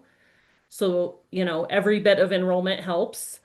So that's been going good. So our enrollment, so we currently have our infant room open 1 day a week, for 1 family. But starting in April, we're going to bump that up to 2 days and then open it up to see if we can find any more infants to help fill those slots in our infant room. So we'll be taking 3 infants total for those 2-day slots. And we currently have 12 toddlers, 10 are full-time, 2 are part-time. And in our preschool class, we now have 11 kiddos. 8 of them are full-time and 3 of them are part-time. We have been able to use the tuition to be keeping solvent, and we've not been having to pull out of savings. So all of our CCAP funds are going into an account that we are currently not touching, which is great that we've been able to do that and not have to be pulling out of that account to, make payroll or pay any of our other regular bills. We have a meeting with the Norwood School today to discuss more about because this property is selling to the town of Norwood. It may have already gone through. There's been conflicting dates. I hope to get that cleared up today at our meeting. But so we're going to talk to them about that and what that's going to look like, whether we're subleasing from them because the town will have a lease with the school. And then we are also going to talk more about what it will look like, how much space that they have available on their new property, and if we think that that is going to work to be able to move over there. The big important if. What's that? That is a big important if. Yeah, it sure is. The town has expressed that if for some reason we can't make that happen, that they are open to letting us stay in our current building because they will be buying the building we're in as part of the purchase of the property. So that was at least good news to us. We didn't have to stress that once the town took over the property, that if we hadn't figured out how to move to the new property, that we wouldn't have anywhere to be. Excellent. Yeah. So that's kind of where we're at. Numbers are creeping up slowly, which is great. And bills seem to be, being able to be paid through tuition and the funding that we've gotten so far. We should be hearing back this month from El Pomar on the grant we wrote to them. So that will be great. And we also submitted to Buell and Strong Start for their grants as well. I'm not sure if I heard the first granting entity correctly. Did you say fuel as in gasoline? No, Buell, Temple Hoyne Oh, Buell. thank you. I got it. Sorry. That's all right. The sound here is a little soft, but we got you clear enough. You can yell really loud out your window because we're just across the street. Right? It might work better, huh? Melissa, thanks for that update. And you and I have had some conversations recently, so this is all refresh for me. But when we last talked, you said that there were some kiddos for the toddler room on a wait list. Have you been able to accommodate those students? So we were, yeah, so that part-time slot that went to full-time, that opened up the part-time slot. So we were able to get one family off the wait list. And we are hoping to get another part-time family off the wait list soon. At the moment, we have more kids on our toddler wait list than we can comply with our license. Right. So we have to, hopefully we're able to get those kiddos once we can move some of our toddlers up to preschool. But the earliest we can move any of those kids is going to be the middle of summer, probably July. To what do we attribute this dramatic change? Because I think when you first came to us and we approved some, emergency funding, your enrollment was in a very different place. Is it just the nature of a small town and certain kids at certain ages? Some of it is getting some of those kids off that wait list. Certain kids have either switched classrooms, which opened up a spot for somebody on the wait list, those kinds of things. But we have had a couple of kids who just moved to town. New families to town. And we've had a couple of families to where it was they needed room in two of our rooms. They have a preschool and a toddler, and they didn't start their kiddo until we had room for both kiddos. And where are you at with your staffing? When you last formally presented to us, you were gonna need to cut staffing to cut back on expenditures. And that was a tough choice. And now that you've got, full enrollment, at least in the toddler and preschool programs, just where are you landing with your staffing and how's that working for you all? So we did end up cutting one full-time position. Our office person, Jen, went from full-time to part-time. And our one part-time employee went to an as-needed employee. Luckily, she's able to accommodate that. That has been a huge help with tuition covering our expenses and those kinds of things. So we did have to make those cuts that we talked about in October or whenever that was that we spoke first. Even with our current enrollment, we're not in a place to hire anybody for payroll either. Yeah. So the tuition we have coming in right now is sustaining us to be able to pay payroll and our bills. If we were to hire another person, and it would put us back into that where we couldn't maintain. And the current grant funding that you've applied for, the Elpamar, Buell, and Strong Start funding, is that all revolving around current operations? Have you started thinking about fundraising and potentially pursuing grant funding for if Primetime is going to make the move to the new school site? This might be a little bit premature. So we have not applied for anything for the new building. We have talked to those grantors because those grants that they do offer for that are separate grants than what we currently apply for daily operation grants. But we really can't do that until we know exactly if the school has room for us to move or not.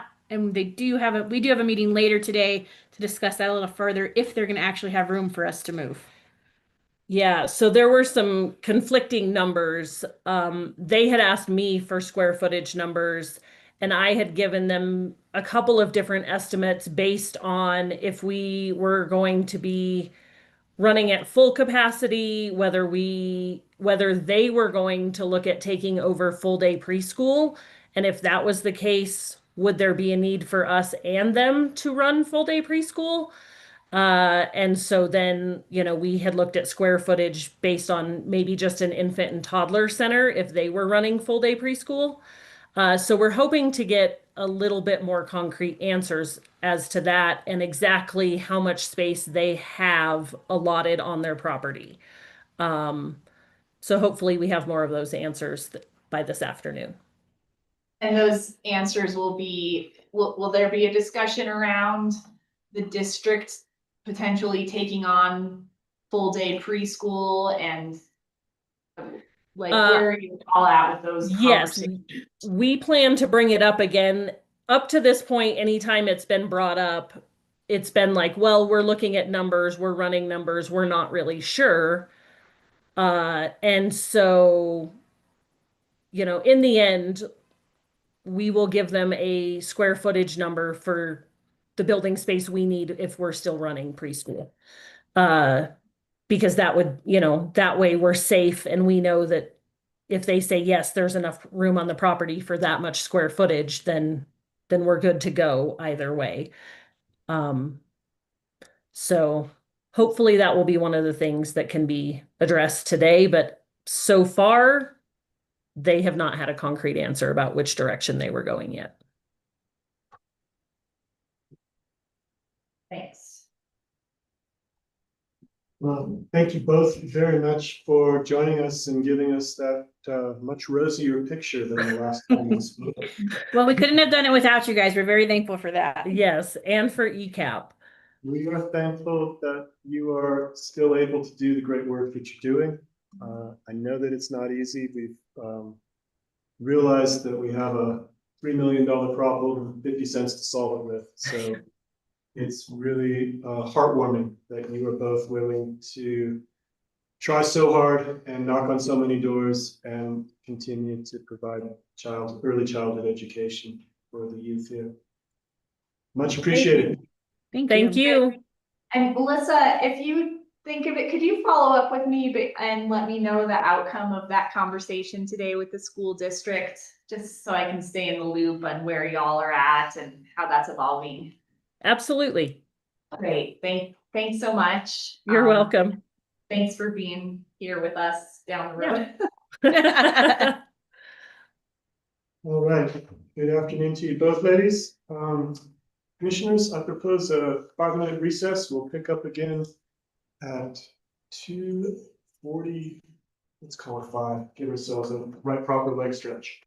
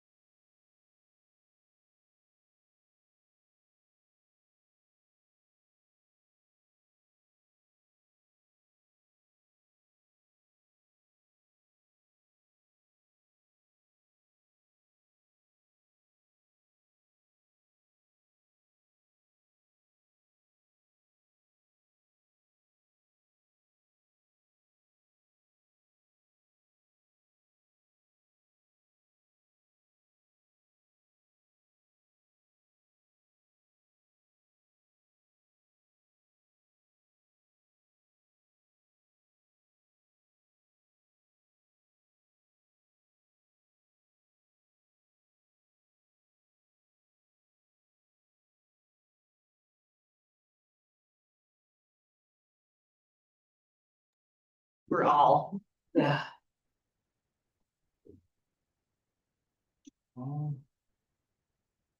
Grace.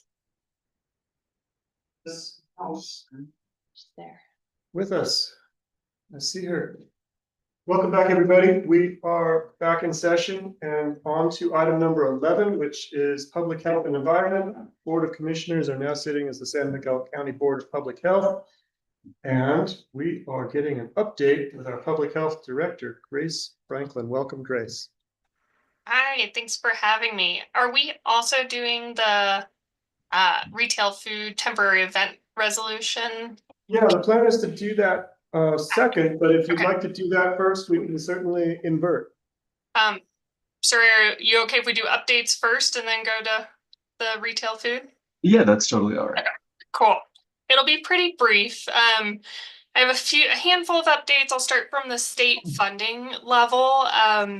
As we all know, the state budget is looking pretty grim, and so there's been cuts or proposed cuts across most departments. Last August, the governor issued an executive order that cut $3 million to local public health agencies, and then this latest fiscal budget proposed an additional $330.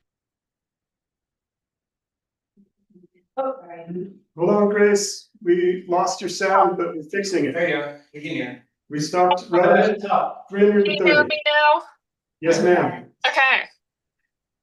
I'll restart. All right. So public health, I don't have tons of things to update, which is always good.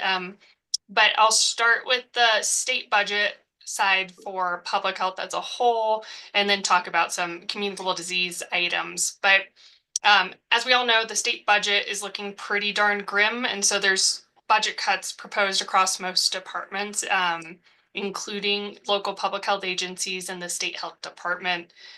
In August, there was an executive order that cut $3 million to local public health agencies. And then going into this year's budget negotiations, there was an additional $330,000 proposed to be cut for local public health agencies. So statewide, that's reducing our earmarked flexible funding from $11 million to $7.7 million. For us, we went from about 95 to about $72,000 in just our flexible funding pre this proposed cut. This JBC met yesterday to discuss the health department funding and budget, and they did not pass the proposed cuts to local public health agencies.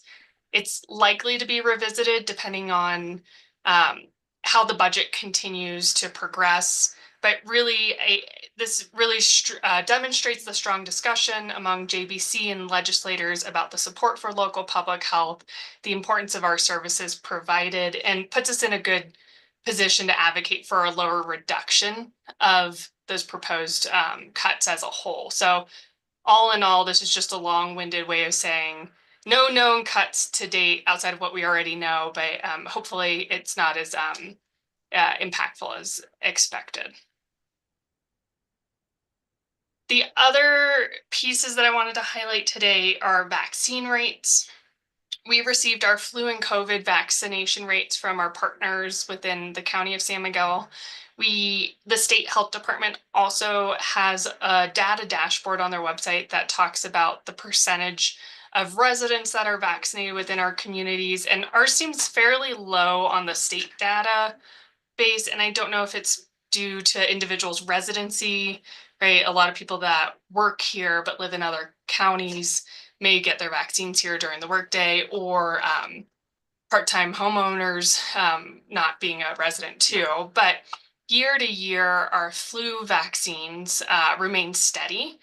It's about a little over 1,000 people within our county have received flu vaccines from some provider within our county. On the other hand, COVID vaccines have seen a decrease in uptake this last year. In the 2024-2025 winter season, across the county, about 1,300 vaccines were administered for COVID. And this year, we only had 900 people receive COVID vaccines from all the different providers. I think there's a handful of different reasons, some good, some less ideal. One key one is that we had a really high COVID wave in the summer that didn't really ebb out until about September. So a lot of people were infected with COVID. And so the recommendation is not to receive a COVID vaccine for at least 6 months afterwards because of that immunity that you build from the infection. I think the less positive side of things is insurance. Given all of the different changes at the federal level of what is covered for vaccines, especially COVID vaccines, there was a lot of uncertainty at the very beginning of the rollout, which I think caused some confusion as well. So those are like the two notable pieces that I think played into key there, but just something to be aware of. And then just thinking of illnesses and rates, things like that. As I mentioned, COVID, we saw that really big summer wave. And then this last winter, COVID is definitely present currently. I would say at a low, moderate level in our water or wastewater shed, but definitely not as significant as any of our previous winters, and definitely not as significant as the wave that we saw this last summer. Flu A peaked in January, but still remains at moderate levels. And now flu B is picking up, not just nationwide, statewide, but also within our area. We're also seeing an increase in RSV. A lot of the providers have noted that we saw it peak, or it comes in ebbs and flows where it's a kind of a wildfire. And we saw a really big rush to the medical centers about 2 weeks ago. But nationwide, we're starting to see a much higher level of RSV across the board. And then my last update is about measles. I was talking to Mike about this on Monday. And I feel like he said, so do we still need to worry about measles, right? Or I'm being a little cavalier, so don't quote me here. I'm paraphrasing, but really, A lot of things. but as we are in a place right now that measles is going to continue to be a headline in the news, a concern, and really a top priority for public health, because we've continued to see these pockets of communities that are being infected or affected by measles. I'm sure you all have seen in the news with South Carolina, there's been a really large measles outbreak there in a highly unvaccinated community. And then within Colorado, we have had a case in a high school on the Front Range that now has resulted in multiple individuals being out sick. And for unvaccinated individuals within that high school, over 40 kids are missing out on school for about a month because of exclusion to make sure that it doesn't spread further. And so I just wanted to call that out, that I think over the next year, 2 years, 3 years, this is going to continue to be a conversation. Our community, our medical providers and school nurses are really dialed into this. And so I have confidence that we'll be able to respond quickly, but if it crops up in our community, but there is a high impact if and when this illness is present. So I'll pause there. Those are my big updates for here. And for today. Any questions or concerns, I guess? I had a question about the funding, Grace. Yeah. You said that for our department or your department, that from 2025 to 26, you already anticipate a cut from 95K to 72K. Is that right? 72,000? Let me pull up my spreadsheet just to get the number. And then you said something changed at the JBC, or just that there were going to be no further cuts according to that one meeting? Yeah, so what changed was in August, there was the mid-year budget adjustment at the state. Yeah. And so that's where we received that initial cut. Was Okay. because of the executive order that cut the $3 million for local public health agencies as a whole. So we, just to give the numbers correctly, we had $92,495 for public health flexible funding. And then after that cut, we now only have $78,860. And so that cut happened. There's no negotiating there. see, okay. And for this next fiscal year, it's proposed to cut it the state an additional $330,000 to local public health agency. So a portion of that will be our public health agency. It'll probably only be a few $1,000s in the grand scheme of things, but every little bit counts. It's that death by 1,000 cuts, and this is our most flexible operational funding. And did you say though that the JBC rejected that $300,000 cut? They rejected that proposal. It may come back though. Okay, thank you so much. Yeah, So absolutely. it's not huge numbers for us, fortunately. No, but small wins, and I do think that the JBC really sees the value of local public health and the work that we're doing, which is a big win. Thanks.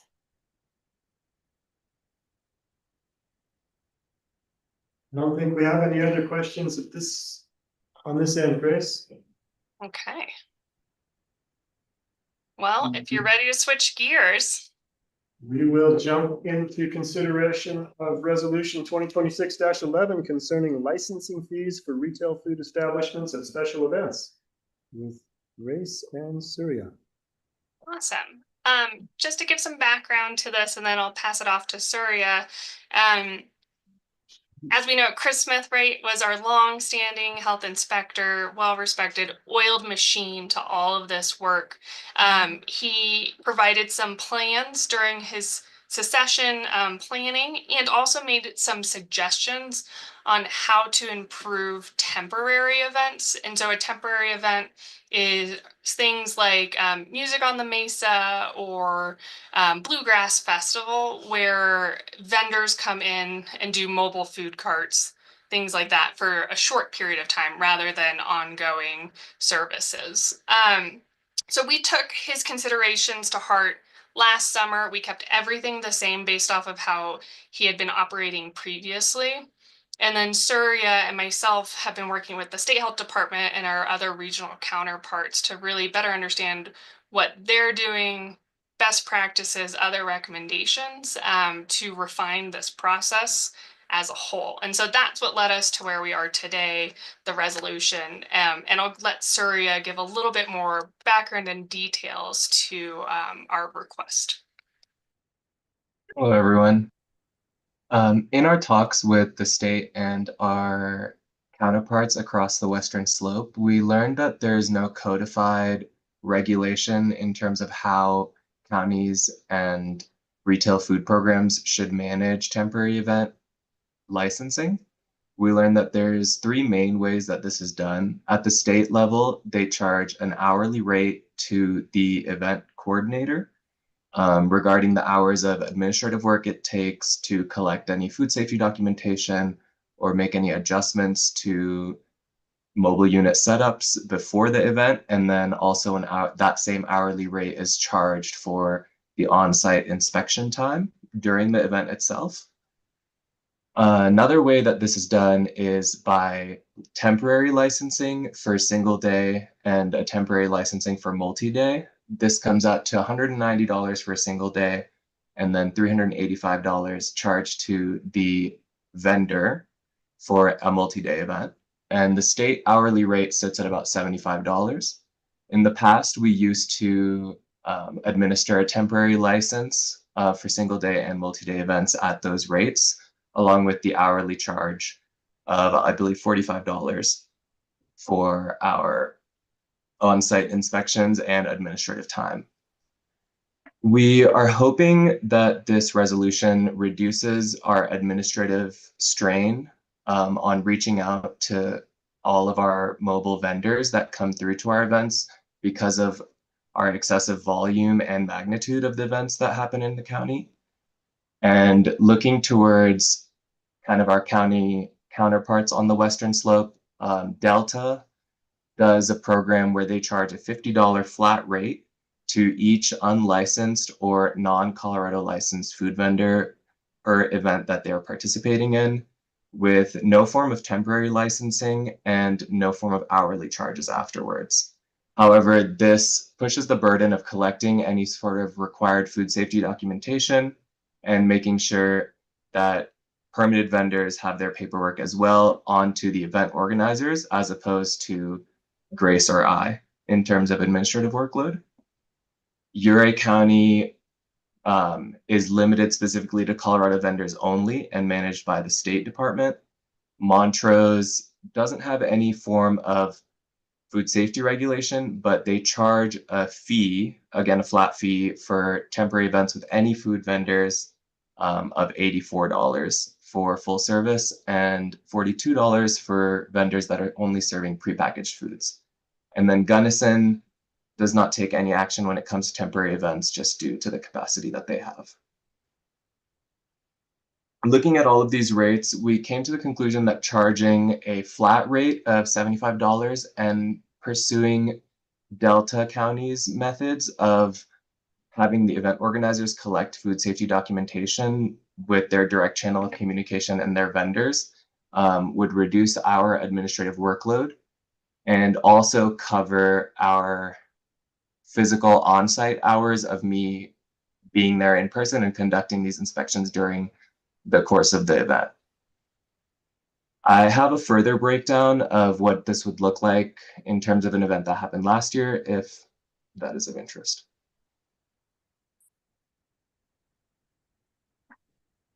I think I trust your math. Wise choice, wise choice.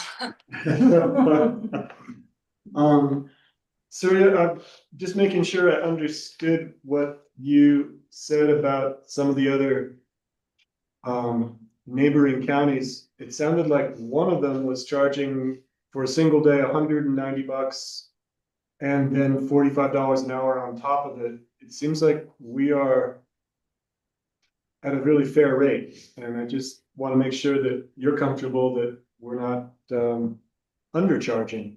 And I, again, trust your math. I don't need you to walk me through it. I just want you to reassure me that you feel like this will cover us for the present and foreseeable future. I do believe that this rate will cover us for the foreseeable future. This is also the rate that the state proceeds with at $75 an hour. Removing our administrative work and transferring that responsibility to the event planners removes a lot of those hours that we would need to charge for. And then also making it so that we're only charging this rate to unlicensed or non-Colorado licensed food vendors ensures that vendors in our county and other counties across Colorado who already pay the retail food department their $481 a year for their permit fee, those fees are already covering my hourly inspection rate for them, regardless of whether they're serving a temporary event or serving from their original location. Got it.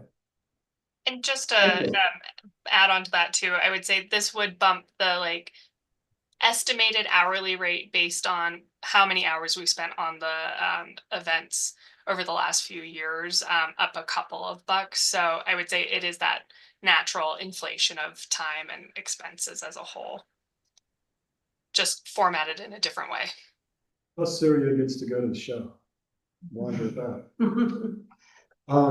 And do you have to inspect every day in case there's been an operational change, or do you do one drop-in inspection at some point during a multi-day event? I do almost, in essence, a pre-operational when the vendors are setting up. I walk around, ask a couple questions. It doesn't take too much time. And then at some random point throughout the duration of the event, I'll show up for an official full-length inspection on each of the vendors. Excellent. I have a question if there just historically, if there's been any consideration, it sounds like it's across the board depending on the county, and then the state has their own kind of formula, but just as far as the size of an event and what vendors would be charged, I'm just picturing there's a pretty large variance in size of events that occur in San Miguel County. And, I guess if you're signing up for an event, you're gonna pay the $75 flat fee regardless of the size of the event. I'm not opposed to that. I'm just wondering if there has been any internal discussion about size of an event. Like Bluegrass is a much bigger production than Music on the Mesa, for instance. Yeah, and I would say too, with Music on the Mesa, I feel like it's typically the same vendors over time, right? And so establishing that relationship and making sure they have the support that they need, where those bigger events really are that higher risk impact as a whole.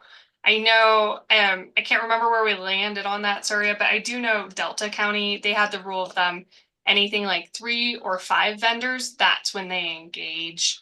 For us to nonprofit events or potlucks, community potlucks, things like that is not where we would be charging or regulating either. That sounds reasonable. Cool. We think you guys have thought this through and we really appreciate it. And I would entertain a motion. I've got it right here. I move to approve resolution 2026-11 concerning licensing fees for retail food establishments at special events. And second. All those in favor? Hi. Aye. Aye as well. Unanimous. Surya, Grace, thank you both very, very much. Thank you. Yeah, thank you. And thanks for the good questions too. All right, you two enjoy the afternoon. We will move to item 12, which is manager matters with Mike Bordonia and probably Jared Diggs. We'll see. And I'm gonna tag in a special guest. Special guest, Brian Rigetti. Yes. Brian Rigetti, our advisor. Let's deal with this issue or this item, Brian, if we could first. Please. So, we had some citizen requests as well as Ryan and my discussions during the budget season. We came to realize right after the new year that, we had not included funds for additional engineering of certain intersections. Specifically, the number one priority that I have shared with each of you all individually is the Ames-Ilium intersection at Highway 145 near Ophir and Ames. Primarily because of its potential utility as an emergency egress route, but given its current deficiency of how the intersection functions, it prohibits truck traffic or it is very restrictive to the types of vehicles that could use it in an emergency. So that was the one that I asked Ryan to reach out to our contracted engineering firm to evaluate. And then I know that the commissioners had some significant outreach, specifically from at least one community member about the 60M Silver Pick intersection. I want to note that flagging has appeared and reappeared again this morning, not just on county property, CDOT right of way, but also on private property, which intervenes the BLM and the counties and CDOT's property. That parcel is owned by Midwest. I forget their name, Midwest Holdings or Midwest Acquisition. They own the old mill site. So in speaking, I know Julie Constant had reached out to me yesterday and I spoke with her. And she was asking, is this the county's top priority of an intersection? And I said, well, we're gonna discuss this, but I wanted to let Ryan speak a little bit about some of his thoughts on this and then the proposal that he has before us, which is a total of $19,000, substantially comprised of $7,000 to evaluate the 63L intersection in Ames and Ophir area. I just say Ophir to clarify that it is not the one closer to the sheriff's office that we had been discussing and that is in the CDOT 10-year plan for funding. Ryan? Before, sorry. what do you mean by flagging has appeared? So a citizen has taken it upon themselves to put stakes and flagging where they think the alignment of a new intersection in County Road should go. Okay. I had informed them that we were that there's a process and that I will communicate with him should the board decide to move forward in this process, but ask him not to put any additional materials, noting that not only is it our property, CDOT's property, but there is also private property in between. And some of that have been removed. And then I noticed this morning that it has reappeared. Interesting. Okay. And I don't know who is doing it. I'm not Right, saying that the citizen has done it.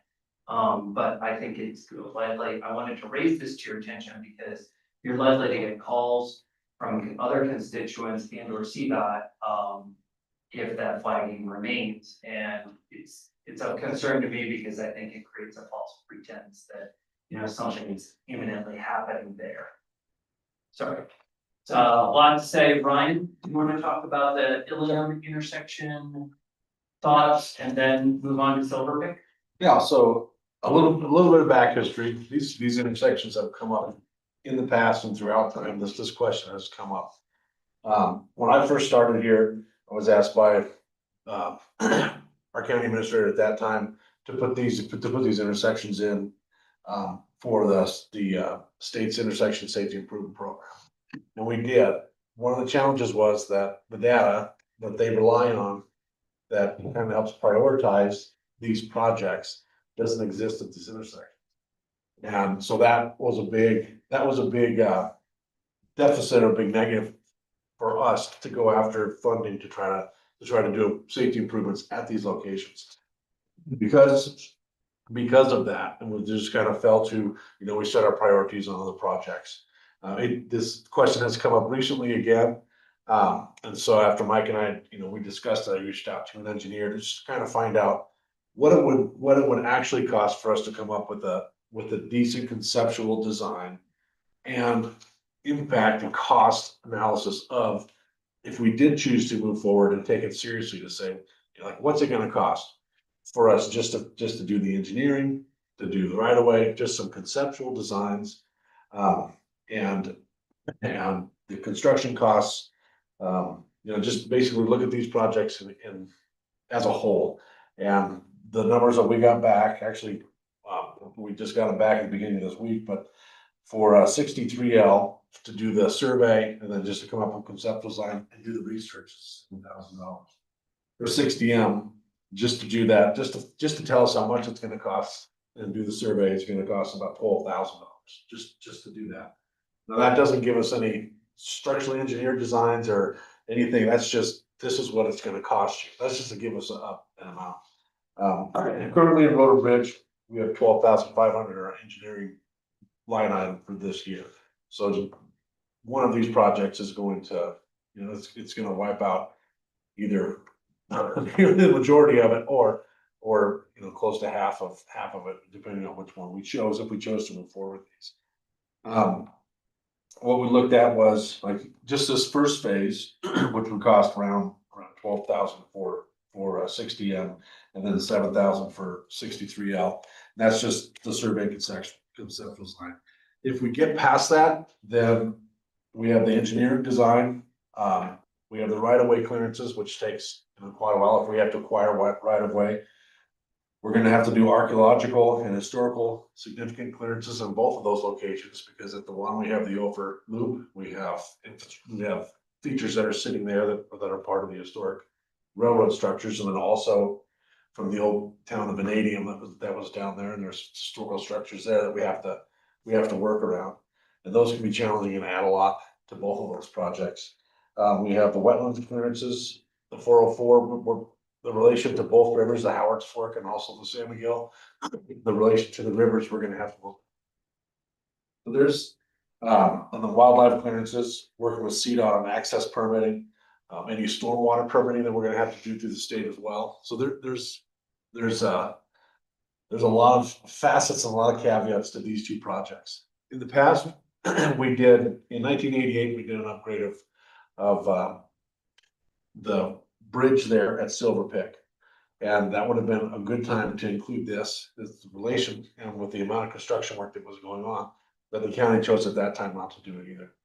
So we know that both of these are not ideal, but these situations, these intersections have been existing this way for many, many years. And when we look at data, we look at the research at these intersections, even though they appear that they're unsafe, and we know that we have to, we have to take extra caution when we're exiting or entering the highway at those locations. The actual crash data and the actual incidents are very low. And so some of the other things the state looks at is like the percentage of safety, like what percentage is it going to increase or decrease, the amount of incidents. So I know that I think some of the data that Julie gave to Mike, I think we had one accident in the last 27 years. So if we look at that. On Silverpick. At Silverpick. One accident in the Correct. last 27 years. Yeah, if we look at what percentage we can improve on that, one accident in the last 27 years of that, and then that gets put into a system where they compare it against other intersections throughout the state. That's why they prioritize where they're gonna be spending money. So that's why these two projects in the past have always fallen to where if we're gonna do something, we're gonna have to find another way to do it. And likely we'll probably be on our own, but. So with that said, we kind of focused on some other areas of higher, just, There's a difference too, I would say, when we're looking at 63L, that would potentially serve as an emergency egress for the towns of Telluride and Mountain Village in a wildfire or other type of incident, such as if Keystone Hill were shut down for any prolonged period of time. Whereas Silverpick or 60M has another route that people can exit down Fall Creek. And when I was just bouncing rough numbers off of Ryan, of like, Silverpick looks like a relatively easy road, if you were to realignment, there's an old wagon road that goes up towards where the highway is, and I mean, we've all looked at it and thought, well, gosh, a road could easily come down there. But we're still looking at approximately a minimum of $3 million to construct something like that. And given the accident data, it's unlikely that we would get CDOT funds for it. When I shared these projects with our town partners, both SMART, Town of Telluride and Mountain Village, as I kind of previously alluded to with the CDS request, they are very supportive of the county's efforts. And said, if there's anything we can do to support the 63L improvements, to ensure that there is another egress out of Telluride Mountain Village, please let us know. And I can say that I can speak for in the past that when there has been accidents or has been rock slides on Keystone, that the sheriff's department and emergency services have diverted traffic onto 63L, which isn't ideal, because anytime we take traffic from from a 2-lane striped highway and we put them on a single lane gravel road, it's not ideal, but it has been done in the past. And it's temporary, but when that's done, we have to make sure that there's no commercial vehicles that are using that. One, they can't make that turn. If they are trying to get to Telluride, going up, making that turn northbound on the 145 to get back to Telluride. So it is, there are challenges. As far as priority, I think, that one probably serves more of an interest as far as an alternative, access, just because there is no alternate way without going up Deep Creek and then across T60 to Airport, which would cost a lot more to bring that into a condition that we could send traffic around and divert it from the highway.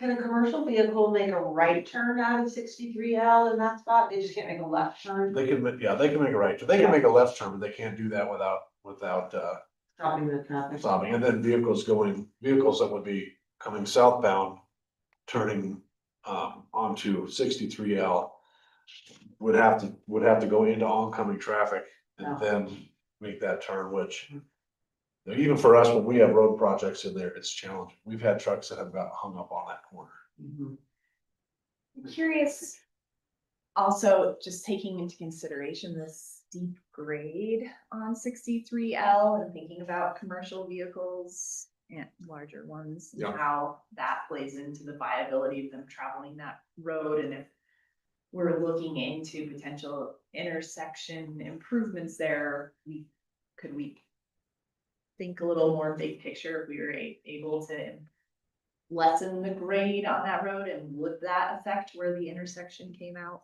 potentially?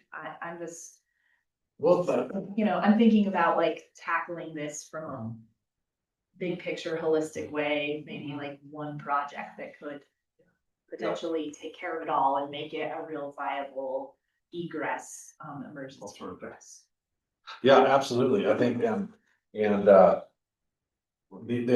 the grade where 63L and the highway intersect it's not, it's the angle of the approach, and Right. not really the grade of the approach but you bring up a good point that would be correct in the intersection. There are other challenges further down, below, or that would be, west or north of, northwest of Ames.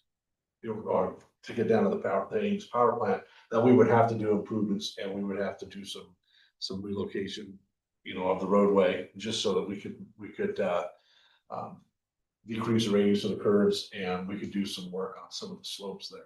One of the things Ryan and I have been discussing is widening that section of road where we have existing 60-foot right of way, and then potentially paving that uphill section to allow for better traction, because it would be a very difficult task to change the overall rate of the road. Right. Without creating a steep part at some other point on there. But by paving it, it would make it a more maintainable surface with better traction for vehicles. And 63L, we do already have 30 easements on that road with the federal government, so which is gives us a lot more flexibility as far as what we can do project wise with the federal government. We have more surface rights to that than we do on Schedule A roads, so that's another benefit of that. I'm curious, you mentioned that you have $12,500 in your engineering budget for this year, and I'm hearing you say that the Ames estimate is $7,000. The question I think that I come to is, do you have other engineering needs that that budget is supposed to cover, or are you clear for the rest of this year, as far as needing to spend that money? We don't have, we used to have about 25,000 that was in that budget, and we reduced it because in the past we haven't spent it. We earmarked that in case there's other projects that come up throughout the year where we might have to do, some emergency work. The wall would be one, but that, we use that money for that. If we lost, part of a bridge structure, we had to do something, then we would have that money to at least be able to put in. That's what we've done. Otherwise, if it was a specific project, we would build the engineering into that specific project. Okay. But that's just kind of a general, for something like this that wasn't foreseen, it's kind of coming up now, and these are our options to look at and say, we do have this available to do this research. For this, we would go over if we did both of them. And so, but we have enough to do, either one or the other. Yeah, we're looking, if we decided to do both at $6,500 minimum. Because you've got the 12.5 and then you can get to 17. Yeah. I would Or also 19, say, actually. to Commissioner Gleason's point though, if you wanted to focus on 63L, you're gonna have additional engineering money necessary for the road widening and getting it ready for paving. Just the engineering in that would eat up that full 12.5. This, Are we just saying, are we discussing both the intersection and the improvement then? This is just about the This is just intersection. the intersection.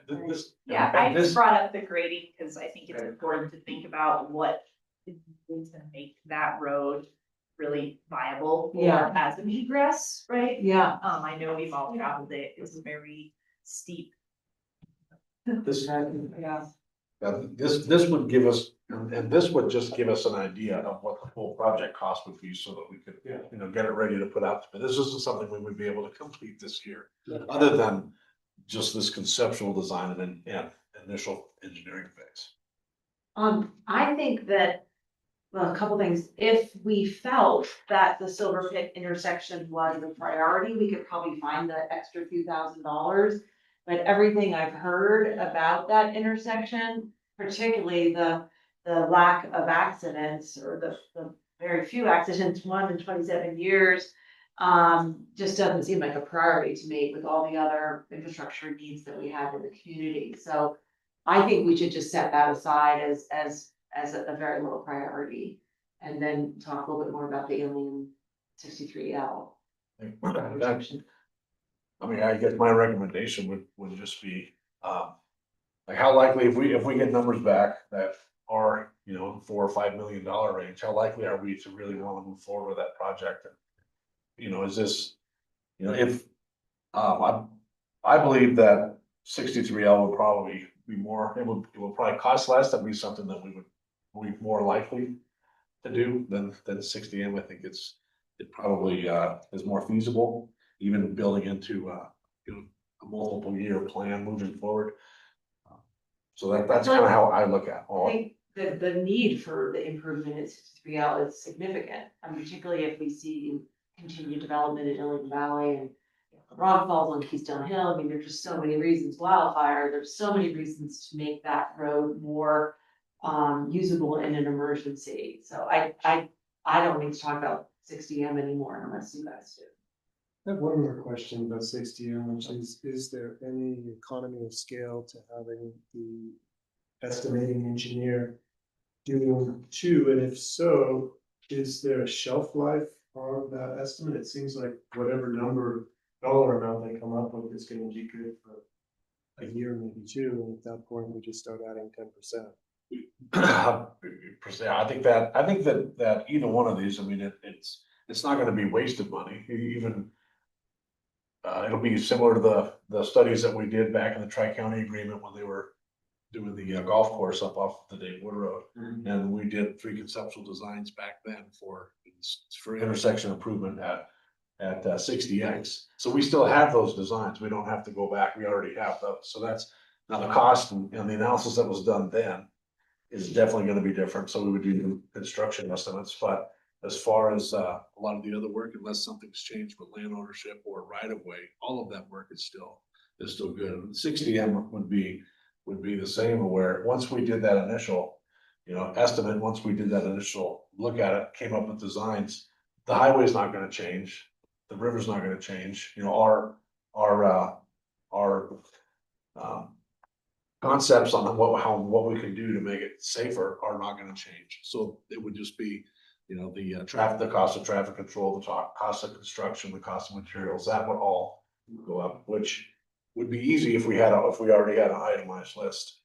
One other thing, in thinking about the fact that only one intersection is in the CDOT 10-year plan, and that's the other side of 63L, is that we have a lot of other partners that may be willing to contribute to an intersection improvement that serves as an emergency egress for their community. Whereas at 60M, there are no other communities, save for potentially Wilson Mesa HOA, but they already have an emergency egress out in a different direction. So when I think of if we have to find county money to construct this, I'm thinking that we're going to Telluride Mountain Village TMVOA this day before all of those entities that potentially contribute to a solution. Well, I'm not disputing that 60M is not ideal. It's nowhere near, you know, the standards of what we would expect today. Yeah, and I mean, I think it's worth noting that that low accident rate is, in my mind, attributed to very skilled drivers and folks who live up there. You know, they navigate really dangerous roads. They navigate that intersection every day, and they take great caution in their travels. And, you know, I think a statistic doesn't always necessarily paint the picture of the reality of navigating it, right? And I have heard from, you know, a couple of residents about their real concern about the safety of that intersection. But when we're talking priorities, it's pretty straightforward that 63L is a very high priority for many reasons. And looking down the pipe about potential future development in the Ilion Valley and how, you know, that I think that needs to be on our radar as a top priority for intersections on both sides of 63L. think we're in agreement about the priority 63. I think the one place I'm a little hung up is it worth coming up with, did I do the math right, $6,500 out of the general fund to get the numbers on Silver Pick while the engineer is up here and put it in a file, but at least have that number for future conversation. And my instincts are that that might be money well spent. It will not change our priorities, but it will give us some information to be able to share with residents, as you mentioned, Karina, who are concerned. And we would have to explain, one, our priority right now is another intersection, but two, here's the price tag for when we do get to that one, and it's probably gonna be bigger by the time we get to it. Yeah, I So mean, that's Mike. As somebody who drives Silver Pick intersection twice a day, not 3 to 4 times a day. The biggest danger in the description of the one head-on accident, because Julie gave me a description of it, it was a car waiting to turn left onto the intersection, and it was hit from behind by a car that was going too fast to stop. And it is a downhill slope. When it is icy, it is nearly impossible if you do not start slowing down early. So to me, the biggest danger is not the intersection itself, it's the lack of a bypass lane. And where we have that pull-off area, I would like to ask CDOT to investigate a bypass lane so that there is the traffic that is turning left can do so with the drivers behind them having a way around them. Yeah. Because that would have eliminated that one crash. That is, I keep my wheels straight because I know that if they're slightly turned and I get rear-ended, I'm gonna be pushed into oncoming traffic. But if we had a bypass lane, it would immensely improve the safety of that intersection. And be seemingly far, far less expensive to pave a short bypass lane around. Thank you, Mike. Sure. I think that we already know without spending $12,000 that it's a multi-million-dollar project. You know, I heard 3 to 4 million. And I think that. I heard 5. Did you? Okay. I was trying to lowball. Yeah. Ryan.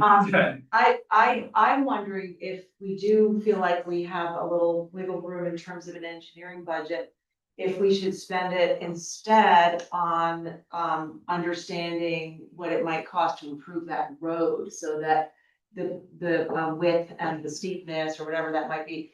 But before I advocate for or against that, my question is, would it be worth it to do the intersection improvement without the road improvement? Or does this, as sort of Galena suggested, make sense to kind of bundle those two parts of the project to really make this whole end of the road useful? I think what I heard Ryan say is that it's a multi-agency effort to get all the documents in order to work on the intersection for all various studies and reports that we need to do that.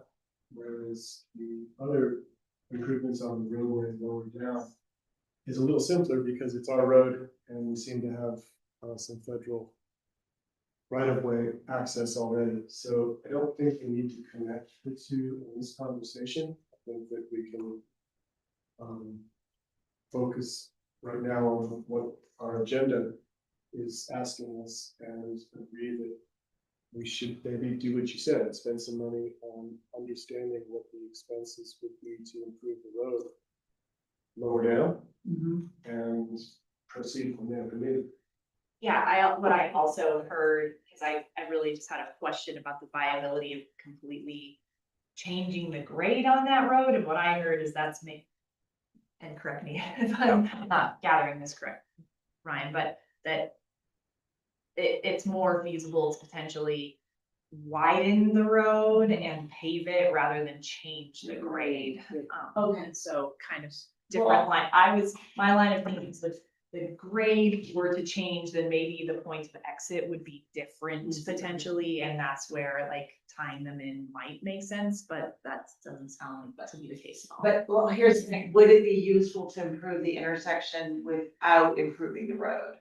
And whatever way is best. You said do it today, we're not gonna see a physical intersection change for 2 to 4 Okay. years. Good. So what I think we will have time to Okay. discuss and have Ryan engineer the road improvements so that all Okay. things can happen simultaneously. We could, yeah, it would be easier to add that to an existing project. And say, here's, you know, you have this, but then there's also this other work that needs to be done on the road.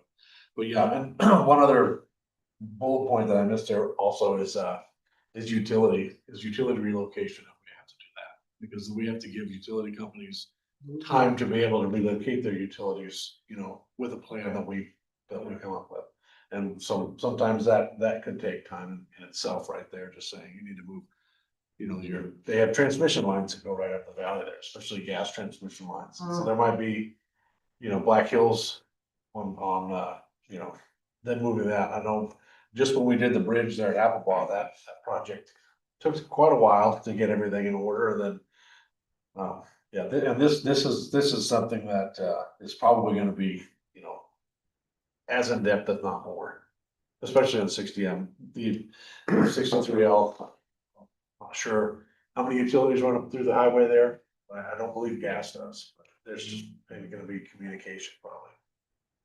And Based on what I've heard, I suppose that we authorize Ryan to focus his engineering budget on the intersection of 63L and additional study with the same engineer, if that's the right man for the job, person for the job, lower down the road to give us a holistic picture of what we could do and what the numbers might be for the future, and prioritize that stretch of county road.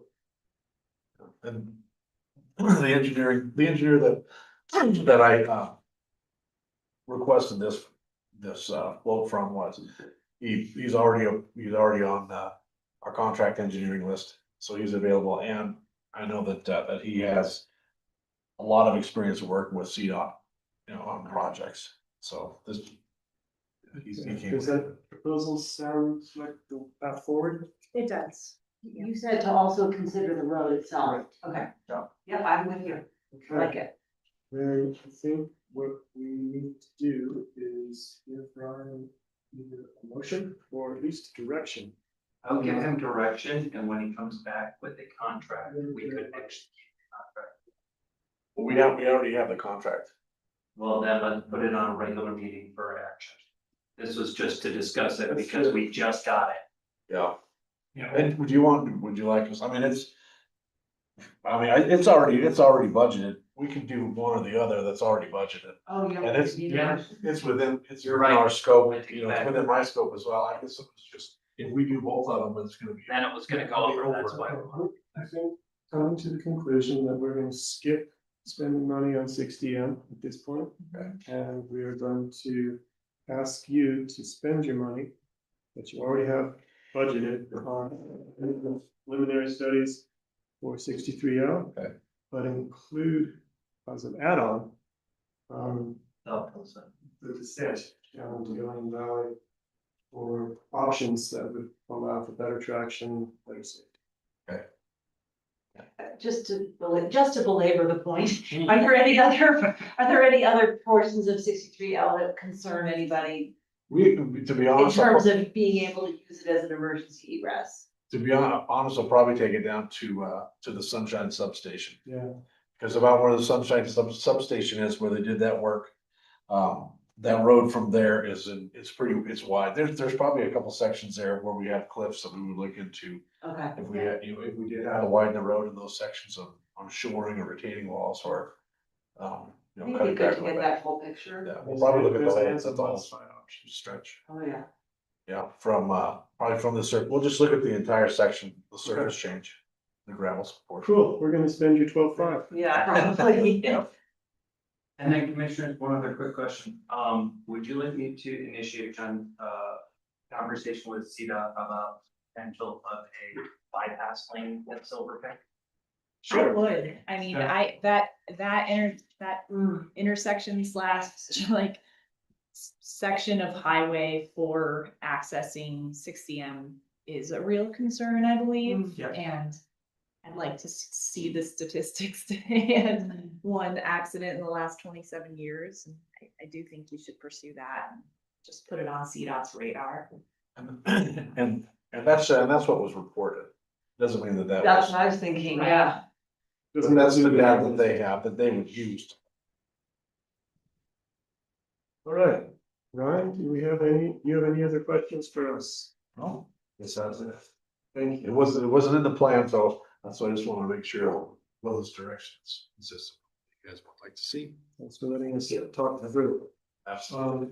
If you want to stick around, my commissioner updates will be soon. Here. Great, thank you. Mike, what? Some real quick questions. First off, we were able to get the fiber connected to the Deep Creek shop. That was our trade that we used the conduit with Clear Network, so that shop had amongst the best. Like, so the road and bridge crew is streaming Netflix all day long? Well, at least we can finally talk. Exactly. And it is of no additional cost to the county in perpetuity for that, which is pretty exciting. Next up, tomorrow at 1 p.m. I will be attending the Montrose County meeting remotely to talk about their request for information gathering on the nuclear life cycle campus bid that they are potentially interested in submitting for, and I'll report back to the board with what I learned from that. Mike, Commissioner Gleason may join me. Great. I've got her the invite and I'll give her the request for information email as well. Very good. And I just Googled it and I was able to find that at Colorado's entertaining free sites. And so Montrose is interested in submitting for all of this. At 3:05 p.m. tomorrow, I'll be attending the TMBOA meeting where they're going to be discussing a rec center. They have a site identified over near the grocery store up in Mountain Village. That's just over an acre that they're going to be discussing potential of a rec center. So I'll report back on that. Meeting next week with Colorado about the East End Connector Trail that would take it from where our Legacy Trail terminates all the way up to the Bridal Veil Trail. Working with the new Colorado representatives, Justin Radland and Julio Madrid. And they plan to construct that this summer? That's correct. That's fantastic. Yes.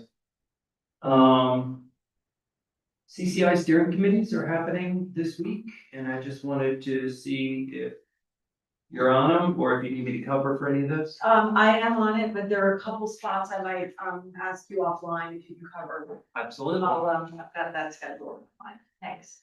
Beautiful. Thank you. Next Wednesday, we have no items on the work session for the 11th, and I was curious if you would like to hold that for now, or if you'd like to cancel that. Commissioners, your pleasure. I think we should cancel it based on the fact there's nothing on the agenda and unless you have anything you'd like to add. I'm in favor of canceling as well. Brilliant. Do so. At the regular meeting on the 18th, one of the items, there's many items already on the future meeting list, the agenda list, is the Fruin MOU discussion. It will be discussed and voted on the prior day at the town of Telluride, and then we'll have Zoe and James there to discuss, share back what they discussed, and it'll be up for consideration. I just got that final version this morning, so we'll include that in that packet. And then everything else can wait. Thank you. Mike, any questions, commissioners? No, not for me. Mr. Biggs, do you have anything to add? Nothing sus. Back there holding back some stuff. It's okay, sometimes it has to cook. Commissioners, let's go to item 13, commissioner updates. One of you care to go first? Did you want to go first? Because Ryan. Sure, is gonna I'm talk. holding Ryan up. Excellent. Ryan, we'll start with the issue that you and I are involved in together, and that relates to the topic that we were touching on at our last meeting regarding the gate at the top of Overpass. Yep. And Joe May was kind enough to connect me with a friend of hers who's one of the San Juan County Commissioners, Scott Betchenhire. We spoke yesterday for a while and he was receptive to the idea of a gate. He has a board meeting on the 11th of this month and was gonna bring it up. I then checked in with Mike to make sure I wasn't getting too far ahead of my skis, and he assured me that that's fine, and so I then called Ryan. And Ryan was kind enough to contact their road and bridge supervisor, Rusty Melchior. He and Rusty have had a good conversation, and I will let Ryan fill in the really good news, which is. So yeah, I spoke with Rusty yesterday afternoon, and we actually had good conversation, not just about overpass, but about pretty much the high country in general, and some of the challenges that we're facing on both sides, of both sides of the mountain, and so they're working with the Forest Service kind of similar to how we did, earlier, where they're getting the gates from the San Juan National Forest and from their district. And they're gonna start installing their gates, not just on Ophir Road, but on other roads that they have that they're having the same challenges that we are with people getting in there a little earlier, grading roads around, snow patches before they have a chance to open them. So they're working with their forest and on a plan consistent with how we did and how we are now. One of the things that we discussed specifically about Ophir Road was that they're gonna be, they have the gate and they're gonna be placing the gate here shortly before they get up there to even start working on Ophir to get their half of the pass open. Replacing the gate. At the bottom. At the bottom of Okay. the highway, yeah, right at the highway, so they can keep, or it'll still be open for, pedestrian traffic, or similar to how our side is. And then, when Rusty, we're gonna revisit, we're gonna catch back up in about a month. And we, at the beginning of April, we said we'll make sure to contact each other. Because the one thing we did discuss was at the summit, and that's the challenging part, is the summit, and he had a lot of the same concerns. Pushing through the notch on what we place up there, and us being able to find it in the springtime when it's buried under 20 feet of snow. If there's a gate there, there's something we have to get down to it to even find it, to do something with it. So one of the concerns he had, similar to us, is where do we put it so that we can clear the snow, but we can still utilize that structure. And for this year specifically, and then we'll see how it works and moving forward, is either they're gonna place barricades, or else we're gonna supply them with something that can be anchored into the road after he gets the road, their portion open, right there near the top somewhere. We'll pick a location. Then when our crews make it to the summit, then we'll remove it. And then we can either bring it back down to them for next year, or we'll see, but that's the plan as it sits right now. And then we'll sit down and discuss it. He should be able they're gonna start working at the first part of April, that first half of April this year. He's expecting that with the amount of snow that we've got, unless something changes, but then we just kind of tentatively set that date. But he's looking at an early opening for them as well. So we'll have something in place by the time that they do get up there and start working.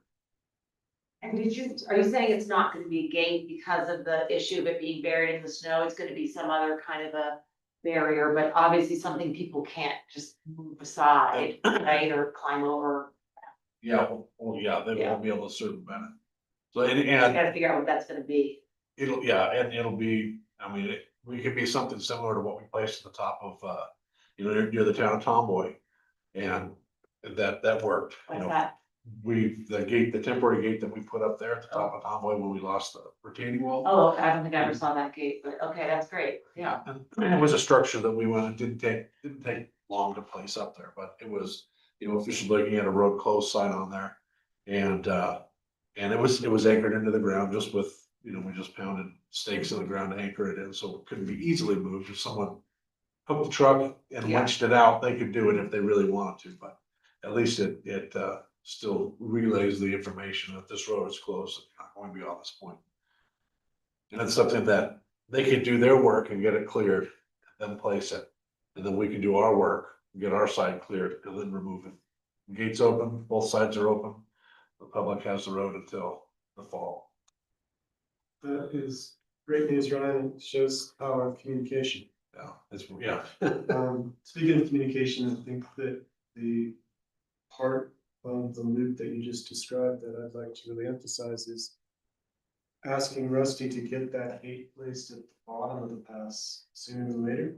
And then you and he communicating about when to open it so that we don't have people starting up the pass and either getting hung up on their side, or if it's as dry as I think it is up there, getting all the way to our side and causing our SAR teams to have missions this coming month. Yeah. So if you can work with him to try to use that lower gate to regulate traffic on the road until the upper gate is in position, that would be great. Yeah, I think that, and that's what the intent is for him to have that in before they even start working. Perfect. So they can work up there without the public coming up and, you know, not, getting in the way while they're performing their work on the pass. Perfect. There's no removal. Okay. Yeah, way to coordinate. Yeah. Fastest thing that's ever happened in San Diego County.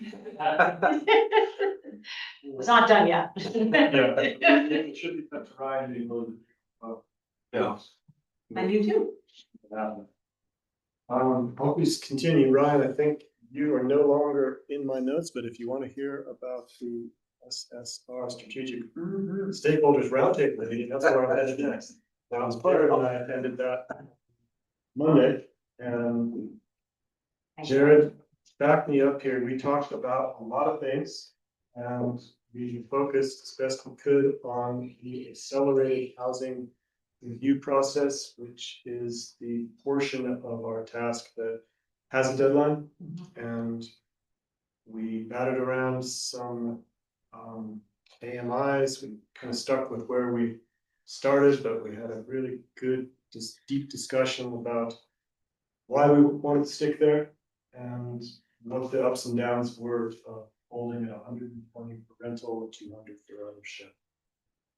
We then moved to density and tried to get our arms around a very hard philosophical question, which was, when we formed this group, we all thought that we were talking exclusively about workforce housing. But as we dug into it, we realized that sometimes it's necessary to build free market housing as a component of a workforce housing development in order to make it pencil, unless we want to continue to have government being the only developers. And we acknowledge that we may not be successful, but that we may have to accept some free market impacts in exchange for the possibility of getting that private developer to play. And then we got really lost because none of us knew exactly what that ratio was. We started at 50%. We talked about a fourplex and 2 of the units being free market and 2 of them being deed restricted or workforce housing.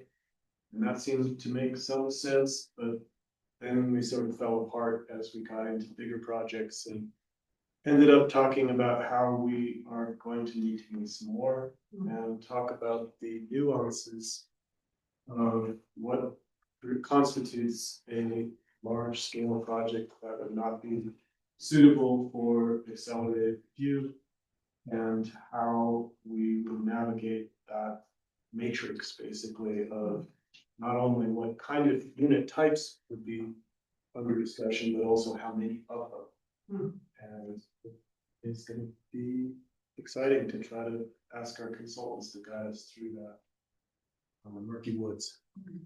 So our group remains committed and motivated. We had a really robust discussion, but we kept adding more questions instead of answers. So, is that fair, Jared? Did I miss anything? I think it is absolutely fair. And you represented it well. It's one of these things, we go in with a plan of let's answer these few things. And then, we end up having this really great discussion where we're talking about density, and then we kind of we say, well, what about this aspect of density? We kind of run down that rabbit hole.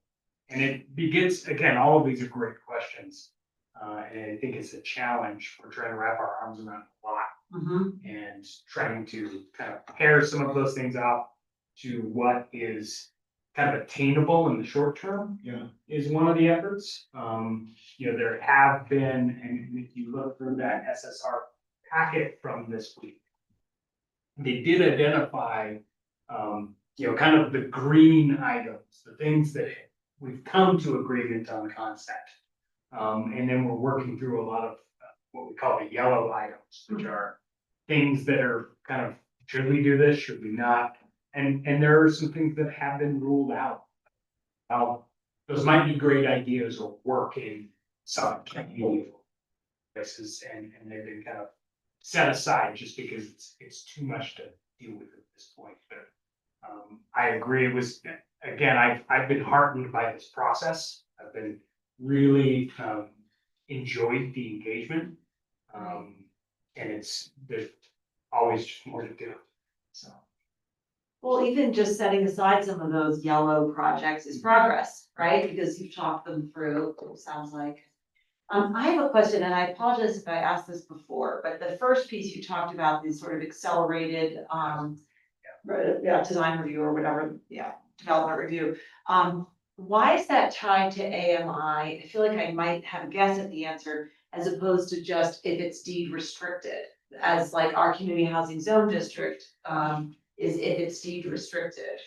Is it because it's a state requirement? Yeah, I figured, okay. And I angled that thought. Jared's gonna have more depth there. Yeah, and I think we could say anything could go through accelerated housing review if it's deed restricted. I think we could make that rule, but there's a floor to that rule. And that is that rental at 80% AMI must be allowed to go through this door, right? And ownership at 100% AMI must be allowed to go through this door. Those are the state rules that got built. Okay. And so what we're saying as a group is we're saying, well, let's move a rental that comes in maybe a little higher priced to go through the door. And again, that is your prerogative as a board. If this comes before you and you're like, let's just stop worrying about the AMIs of rental. And if we have deed restricted rental property, let it go, right? That seems simpler to me, if the state isn't requiring a floor or a ceiling. Well, they require a floor, Right. but this would be kind of opening the ceiling to, instead of tying it to an AMI, it's tying it to a deed restriction. Which is the way we've always worked. What kind of deed restriction? That's gonna be a question. Current deed restriction. Market rate or We've. income caps, or, those are the questions that will end up coming from. Also potential appreciation. Right. Well, but okay, so we have like a current deed restriction, which is like the Pinion Park is the most recent one, right? Couldn't we just say, I don't know, I mean, I've always been thinking that we might, actually, sorry, we also have the 2023 covenant, Right. but that doesn't have a price cap, right? Correct. But I've been thinking that we've learned a lot about deed restrictions over the, recent years, that we could evolve the 23 covenant into the 26 covenant, and we just this is our deed restriction for any project coming through right now. Or just true. Oh, she did, okay. I know there's something I'm not thinking about, and I don't need to take up too much of the time, because I know the SSR is hashing this all out, but. I think that your point came up. Okay, And okay. we are only making a recommendation at the end of all this meeting time. And if another board, whether it's the planning commission or us, decides that we just want to streamline it, we could. We'll try to answer your question about why isn't it simpler to have anything but a deed restriction, and the answer is then it's possible that somebody would say, I'm building deed restricted units and I'm gonna price them at whatever I feel is right, whether it's rental or ownership, and they could be out of bunch. And then we could be stuck with a developer who's able to hold those units and hope the market catches up. And Okay. we would have a building with no one occupying it, and it's a lot of ifs, but that was one of the scenarios that was painted. Okay. So it was an effort to try to make sure that the construction, if anything were to happen, would at least be attainable by potential tenants or owners. I have a quick question about this whole SSR process and how all of the key points will be delivered to us to like. We were thinking telegraph. Like, will it be reported out? Yes. Yeah, I figured as much, and I think that you mentioned this in the past, but I can't remember honestly, so. And if I may, it's gonna be two parts, right? So again, we're trying to move the accelerated housing review on a kind of accelerated track actually to meet a July 1 deadline that will just keep us eligible for an additional amount of funding, right? If we don't make it, it's not gonna be fatal for us. It's $45,000 of additional potential funding that would be asking for. We may want, we're starting to conceptualize trying to pull together the housing action plan, which is another requirement of the Prop 123. And we would likely use whatever resources we got out of that exercise for that. But again, I think we're going to be able to manage either way. So those recommendations are coming as code amendments, right? And they will then go to the planning commission as any code amendment will. There will be a process to have public hearing, have the planning commission recommendation, and then it would come to the commissioners for that same process that we have for any code amendments.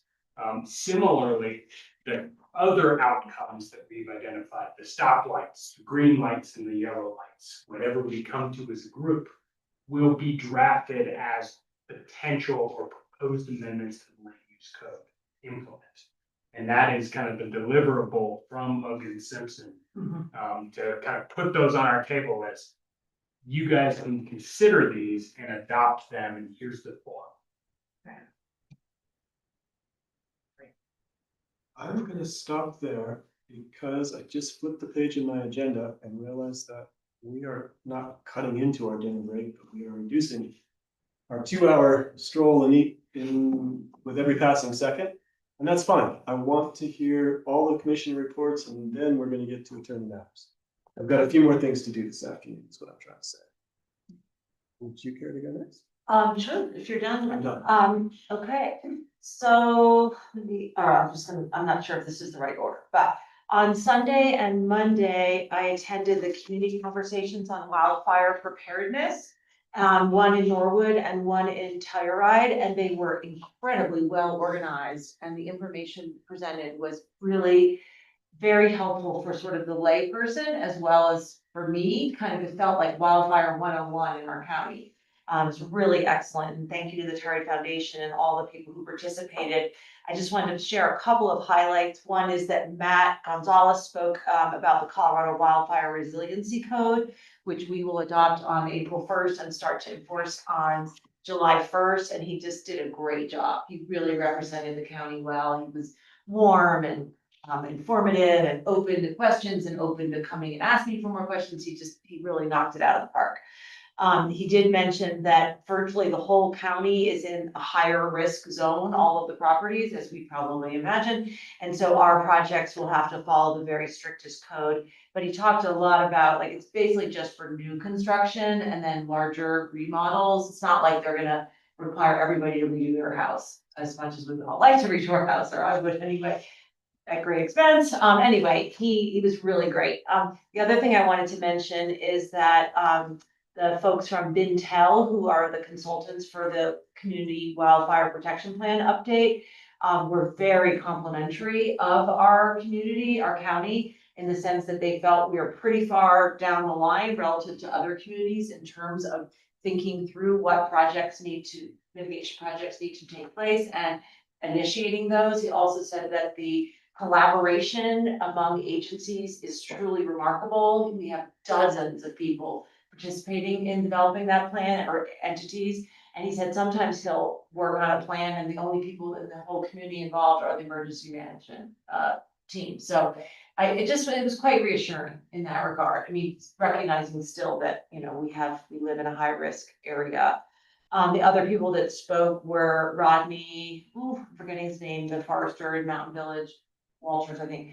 really helpful in just understanding what is forest health, what is all that. Anyway, we talked about insurance, we talked, West Region Wildfire Council talked about home hardening and basically saying that is the number one thing that we can all do to protect our properties and our community as a whole. So it was really helpful. There may be a follow-up in terms of sharing more information about evacuation plans. That was a question that came up in the Telluride session and it wasn't fully addressed. And so I've already been chatting with Shannon about how we can get some more information out about that. I just think we hadn't been anticipated that that would be a question or something. So anyway, it was really well done.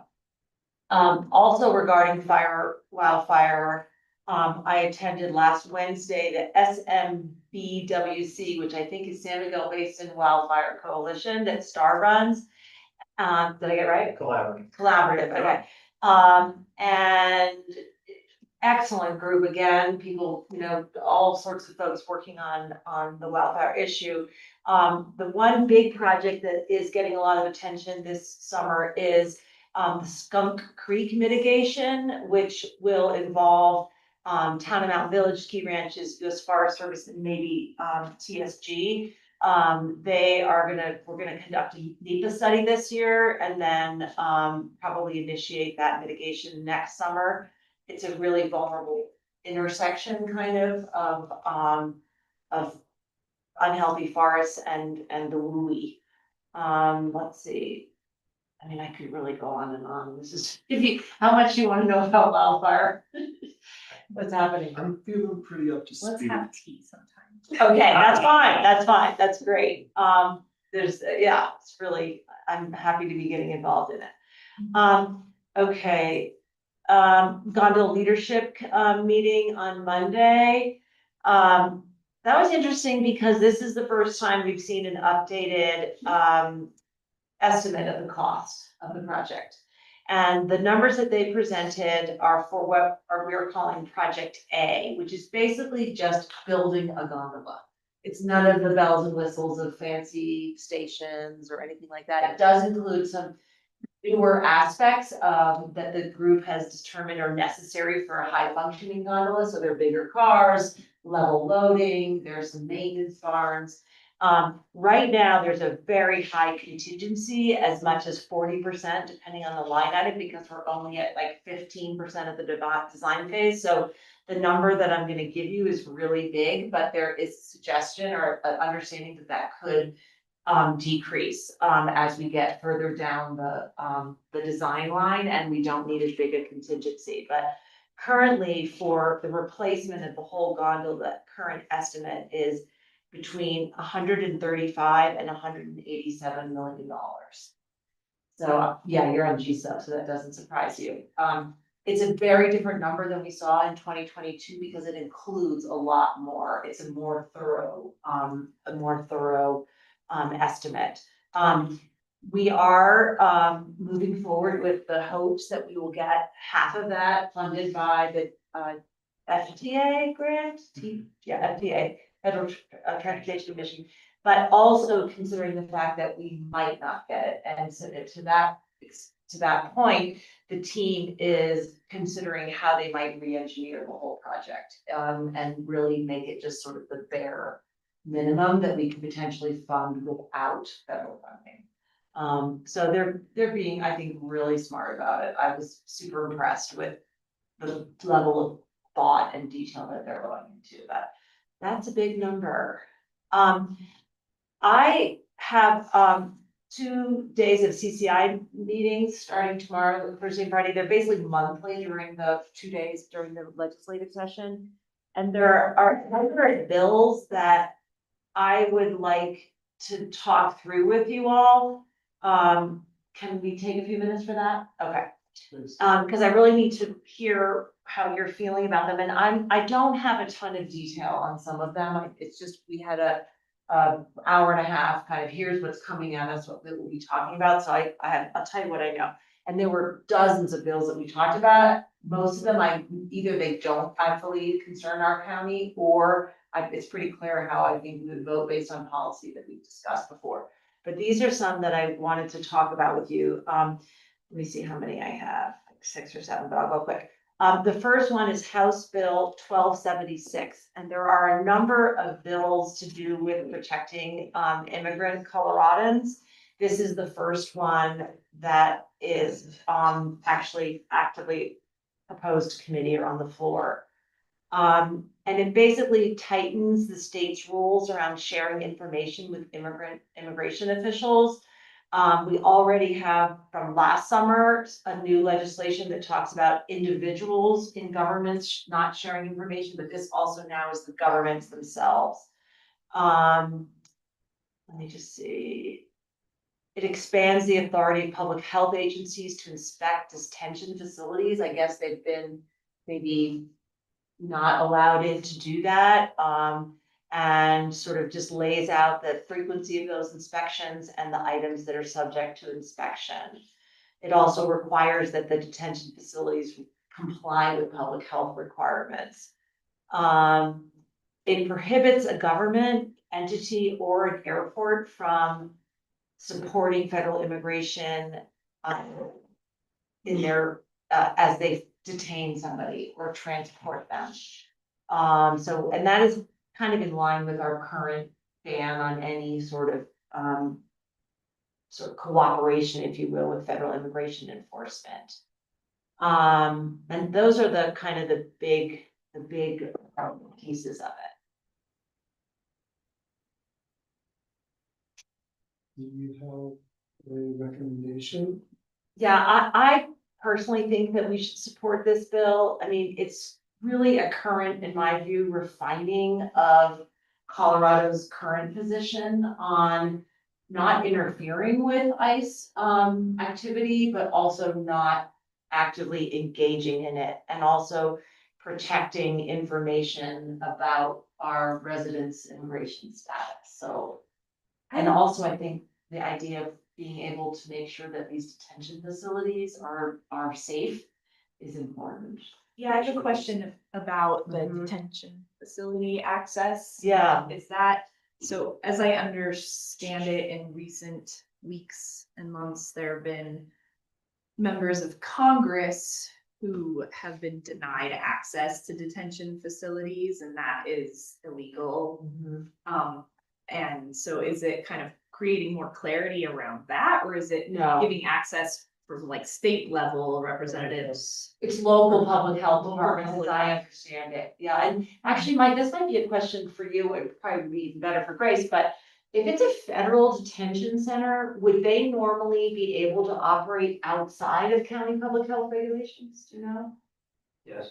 They could, yeah. So maybe this is that now we're saying you can't do that anymore. You've got to comply with local public health standards, which I do think is important. I mean, speaking of news stories, you know. I think you've convinced us. Yeah. Okay, thank you. I absolutely, it seems. Okay, Really yeah, important. okay, thank you for that. And if there's anything very different from that, I'll let you know. Okay, They're just quickly, have you gotten a pulse on CCI's general stance on support or oppose that one? I have not. Okay. That'll come out tomorrow. Okay. Yeah, that'll come out tomorrow. Yeah, and that, yeah, I'm certain, I caution you, we are the only county in strong support, but it may be better not to draw attention to us and just accept the group. Absolutely. Doesn't share our values. Absolutely. I'll see how CCAT decides to address this. I think CCAT, unfortunately, the meeting, the prep meeting for CCAT for CCI is during our meeting, so I'm missing that, but I'm pretty sure that CCAT will support that, but I'll be listening so that I'm not the only one raising our hand. Okay, thanks for that caution. So this one I wish I knew more about, and maybe someone else in the room does. So have you all heard about these flock cameras? It's a brand, and it's basically, okay, monitoring traffic and taking a continuous video or picture, I think it's video. And we have them in the county. Some of them are Motorola, some of them are Flock. And there's great concern in some counties about that information being shared with, again, the federal government, whether it's for, you know, just monitoring individuals or actually for immigration enforcement purposes. So I reached out to all of the law enforcement chiefs in our county to see how they feel about it. So the two, Mountain Village and Town Terry, as well as our sheriff. And they indicated to me that these bills are really unnecessary, that we already, because of our state laws, have quite a bit of control over what information is and isn't released. Jared, I'm getting a sense you have some information. Anyway, they're opposed to that, the one that's coming up right now, which is SB 70.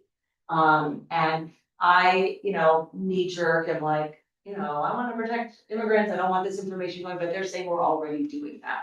So, and they also think these cameras are really useful for their own purposes. So I feel like I'm gonna say opposed to SB 70, but I also put it out to our staff to see if they had any thoughts on it. I know it was late last night or sometime, but does anybody have anything to add to that? I mean, I had a little bit of experience with this in a previous job. And they were incredibly helpful. They were able to track depth from Durango and track those vehicles all the way to Farmington, New Mexico and other places.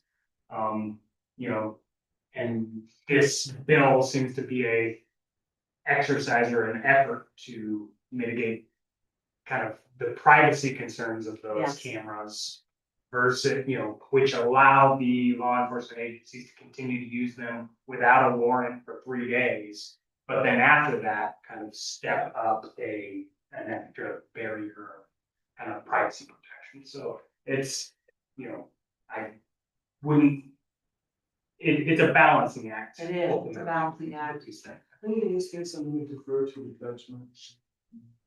Have to, peacekeeping agencies. That's how I trust their judgment. Did you have something to add, Maura? Not knowing exactly how our law enforcement agencies use it currently, I think it's the balance of ability to do law enforcement and protection of personal privacy, not being subject to too much surveillance, but that this may be going too far on the protection of personal privacy aspect and making it harder to do law. That was the else read. So I think I will not support unless there would be. I know I don't feel different. Okay. Okay, this is a tough one, you guys. This is called Senate Bill 97. It's the legalization of prostitution. And this one decriminalizes adult consensual commercial sexual activity.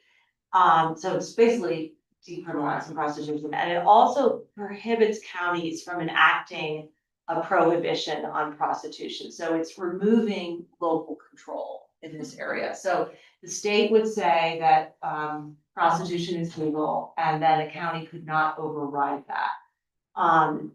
There was conversation on the CCAT chat about trying to amend this so that it made the purchase of prostitution services illegal, but the offering of them legal. It's called like the Nordic model. And basically, it's recognizing that people who sell sex services are pretty desperate and we probably shouldn't be throwing them in jail. It's the people who are accessing those services and the people who are like selling them, like the Johns, I guess, the pimps, whatever.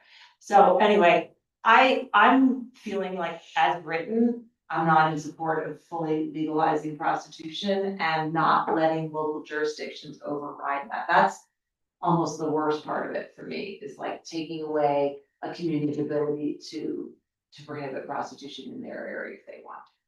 Moves into the local control. Okay. Yeah, absolutely. There's so many scenarios I can think of playing out where not having local control could become really detrimental. That's how I feel about that. Yeah, I mean, just like with marijuana, we allowed people to prohibit it locally, and as even if it's. We're in agreement. Okay. This one, I think I need to talk to Matt about. It has to do with counties and municipalities ensuring compliance with workers' comp. It sounded really onerous, but when I ran into Matt at the wildfire thing, he sounded kind of in support of it. Is anybody here following that one? Senate Bill 93. Jared's about to. No. No, don't worry, Matt's gonna fill me in if you're okay with me deferring to Matt. That sounds great. Okay. Okay, this is more, you might find this of interest. This seems like a no-brainer for me, but, I just wanna see if I'm missing anything. They're calling this the Cora bill. I don't know the number, I'm sorry. But it gives more time to respond to Cora requests. So rather than 3 to. That's a great. Yeah, Maura, are you in favor of that? Yeah. Okay, great, okay. Figured, I don't even know why I brought it to you, but just, I guess, okay.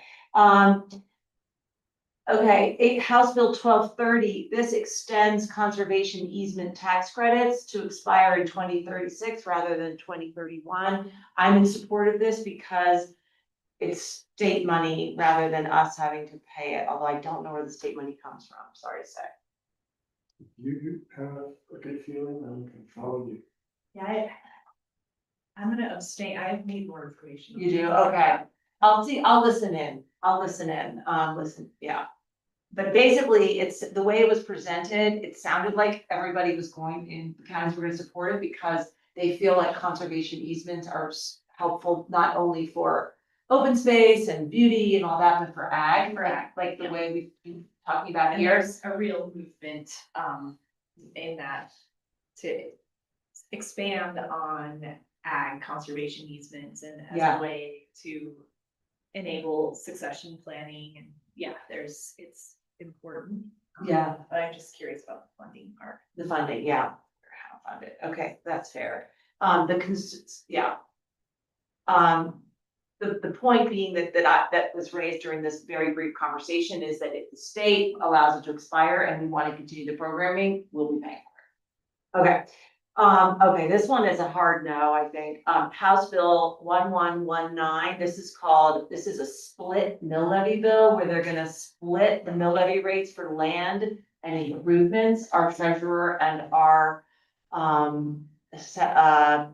assessor are highly opposed. It's just an accounting nightmare, software nightmare. We've already seen what happened when they split the mill levy rate for schools and. So That's all you I have pull to that. hear. Yeah, Or okay. no on that. And then the last one, I think is also a hard no for me, just because it, again, kind of takes away local control. House Bill 1209, it lowers the maximum revenue increase from 5.25%, which is what we've been dealing with this year, to 4%. Okay, Yeah, I'm done. this is Larry Dunn's bill I was reading. Is it? Yeah. Okay, yeah, I figured it was coming from that side of the aisle. That's it. Thanks, guys, for going through that with me. Thank you for taking the time. Yep. Tomorrow on Friday to follow up. Appreciate it. Okay, Commissioner, did you speak about House Bill 261313, which is the Prop 123? I did not. Okay. Do you want to talk about that? Sure, it would create a waiver for the 3% annual increase requirement for counties that have opted in, such as ours. I think we definitely want to support that. Okay, It also adjusts the way math will work. Correct. For our future commitments. Yes. In a positive way for us, so overall, I think so. Yes, please. thank you for that. And Mike, what's the number on that? 13. Yeah, I sort of felt like that was a no-brainer, so I Yeah. didn't pay attention, but thank you for bringing it up. Were there any others that anyone else has brought them to your attention that you wanted me to? No, that was the one actually. So Okay, and there's also the Home Act is getting a lot of attention on my CCI, CCAT airways. But it doesn't feel that relevant to us. Do you feel differently? Because it's basically allowing that fast track development permitting for some certain nonprofits in the school district, is that correct? Correct. And I feel like we don't have any entities in our county that we're real concerned about, like railroading through a project we don't agree with, but am I being naive? The only area of caution, I think we're generally in agreement because it would produce housing. Yeah. For those nonprofit governmental entities. The only hesitation I have is if one of those nonprofit or non-governmental or governmental agencies buys a parcel somewhere in the county where it just does not fit, we would just need to be prepared to give them a no if they're in fast action. right? Interesting, okay. So that's the only consideration. And that is a point we have made during the SSR meetings a few times is a 90-day clock, our shot clock as we're calling it, for a permit review Doesn't mean you have to say yes at the end of that 90 days. I can say no rather quickly. That's his answer, right? When it's a bad idea. And it also has to be a nonprofit that has a track record of housing. So it can't be like somebody makes up a nonprofit and buys a piece of land and suddenly builds housing. It can't, there are like guardrails where you can actually benefit from the act. So that's a support. Overall support, there's some nuance. Okay, yeah, and I know that the CCAT and probably CCI are working hard on that. Okay, thanks, all of Thank you, Ann. them. Commissioner Gleason? Real fast, actually, I really have nothing to report other than, the UMC board meeting last week was a strategic planning retreat. And really what came of that is just UMC is in a healthy position right now. They're, despite all of the funding cuts that we're seeing there, it's just being managed very well, and their patient satisfaction rates just continue to go up. They recently hired a bilingual front desk personnel, and there's just shining reports from their staff. So great, great report back from UMC, and just the general health is good. And they already have someone on staff who's bilingual, right? Like a patient advocate? Yes, Right? yes, they do, but this is somebody who's more front lines, Fantastic. interacting with bookings and.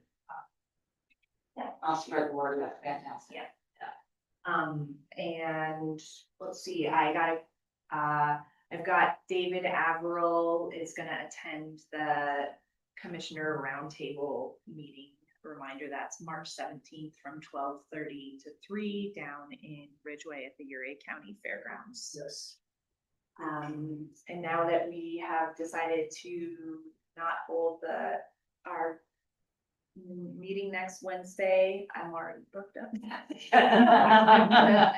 A state land board, kind of just like info session, Great. just to get more up to speed there, so. That's all I've got today, no dissertations from me. For a change. Thank you, Commissioner, and we'll move on to attorney matters.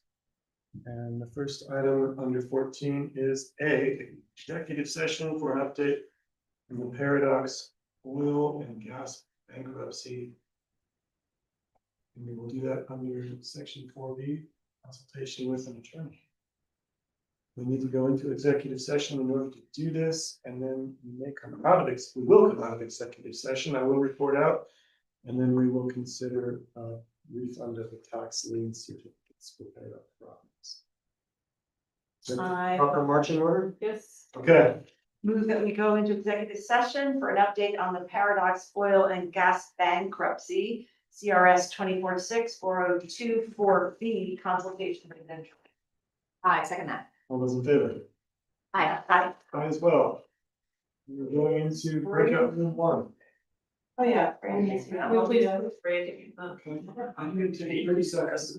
Is there water in this? There's a water Yeah, fountain that's out right. there. So I heard that from over. Yeah.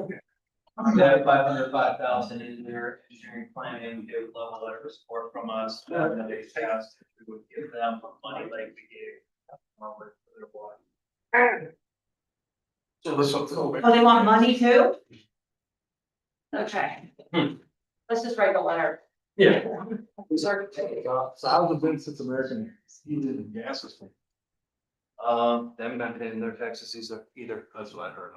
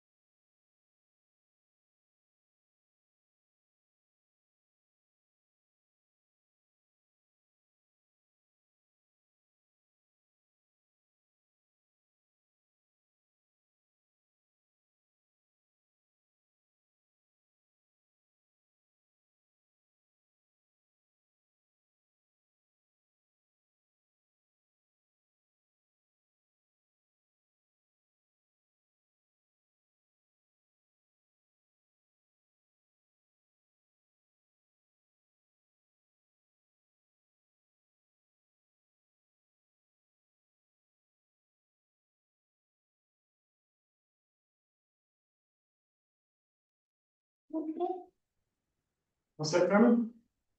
So. Great, thank you very much.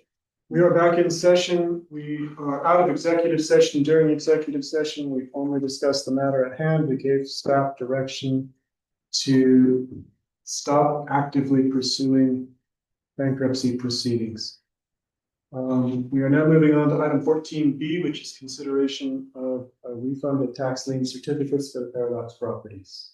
More Boylan. All right, so the memo in the packet details the history and timeline related to the tax liens that were sold on the two parcels that were previously owned by Paradox Midstream. Just to briefly recap that for the public, these liens were sold in September 2022 for the 2021 tax year. Bankruptcy was filed in May 2023. Once that bankruptcy petition was filed, federal law required an automatic stay of any action to enforce the lien. However, despite that, the lien was endorsed for the 22, 23, and 24 tax years.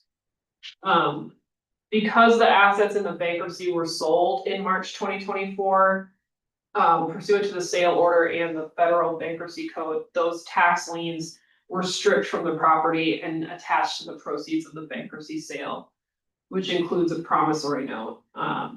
So those liens are now an unsecured interest in the promissory note, which matures in 2031. And for the 2024 tax year, Colorado law provides that the taxes must be paid by the owner of the property on the assessment date, which at that time was the bankruptcy estate. So that is responsible for the 2024 tax liability. The investor, the holder of the tax lien certificates, has recently indicated they would like to apply for a treasurer's deed. But given the status of the tax lien, no treasurer's deed can issue because the county cannot legally convey title to the property. And based on advice from our outside bankruptcy counsel, staff is recommending that the county fully refund the investor for the value of the tax lien certificates, including interest, because it's their view that doing so would not impact our claims in the bankruptcy because those taxes are already included within our original claims that were filed. And it would help to insulate the county from potential legal claims from the investor. They would be made whole, whereas otherwise they're kind of just floating out there waiting for something that may never come. And the fact that those additional year endorsements shouldn't have been made, that we should at least refund the endorsements, but I think it makes sense to just refund the full amount. I totally understand why we should refund the endorsements, but I don't understand why we should refund their purchase. And I think you tried to explain it and I didn't understand it. So Colorado law is not very clear on what would happen to the lien in this case. Because normally it should have just been paid out with the sale and then dealt with in the normal course. But because it's now attached to this promissory note and there's not a lot of optimism that will ever be paid, we haven't been able to get a clear answer on, well, then what happens? I think there could be an argument that we could just say tough luck to the investor, like they bought the lien and now it's attached to this, but they never received notice of the bankruptcy because we don't record tax lien certificates. So our outside counsel kind of said, if you want to just be clean, the best course is probably to just fully refund them. And how much is the amount that they spent on the purchasing the tax lien of the 26,000 that you're suggesting we might refund? So the original purchase was for one of them was 2,327, and the other one was 4,053. If I'm reading this right, yeah. So the two tax lien certificates that are included with my memo, the first 2 pages shows that original amount and then the endorsements are listed below. Okay. So we're going potentially above and beyond $6,000, give or take, in order to just make this all finish.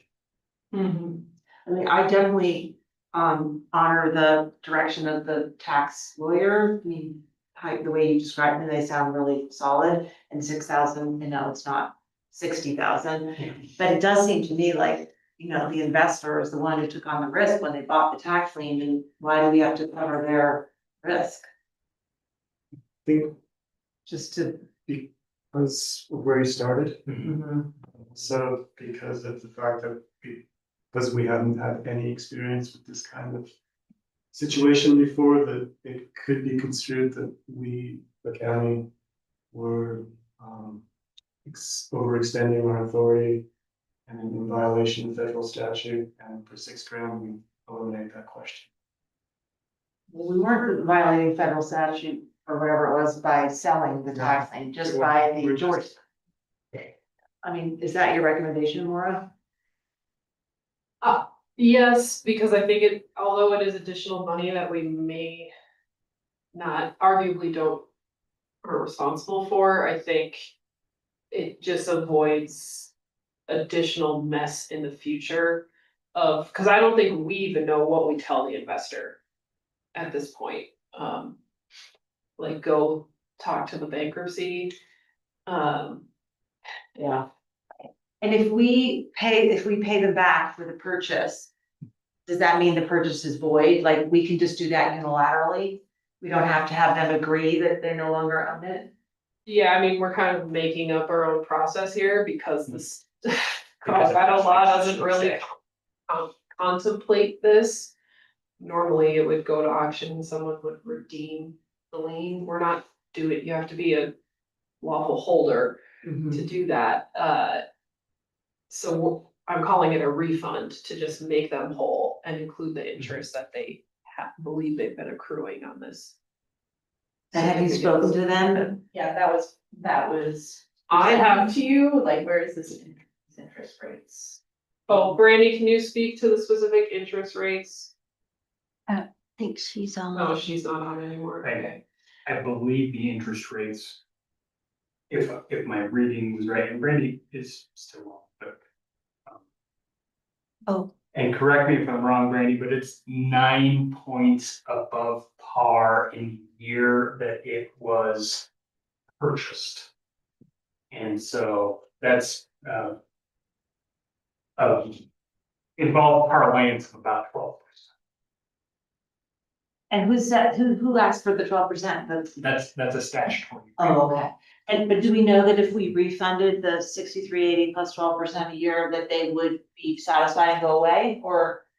That would be like making them fully whole of what they would. I think at this point, what we are doing, as Maura's mentioning, we're kind of navigating this gray area.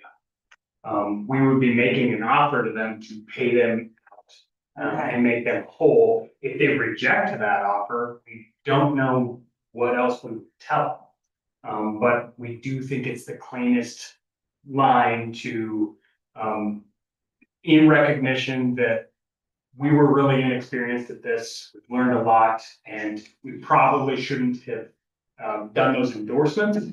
And they're getting the benefit of our mistake, and we're holding them harmless all the way back to their original deed purchase. So we probably would write some kind of an agreement with them saying that if we refund this plus the interest, that they will hold us harmless.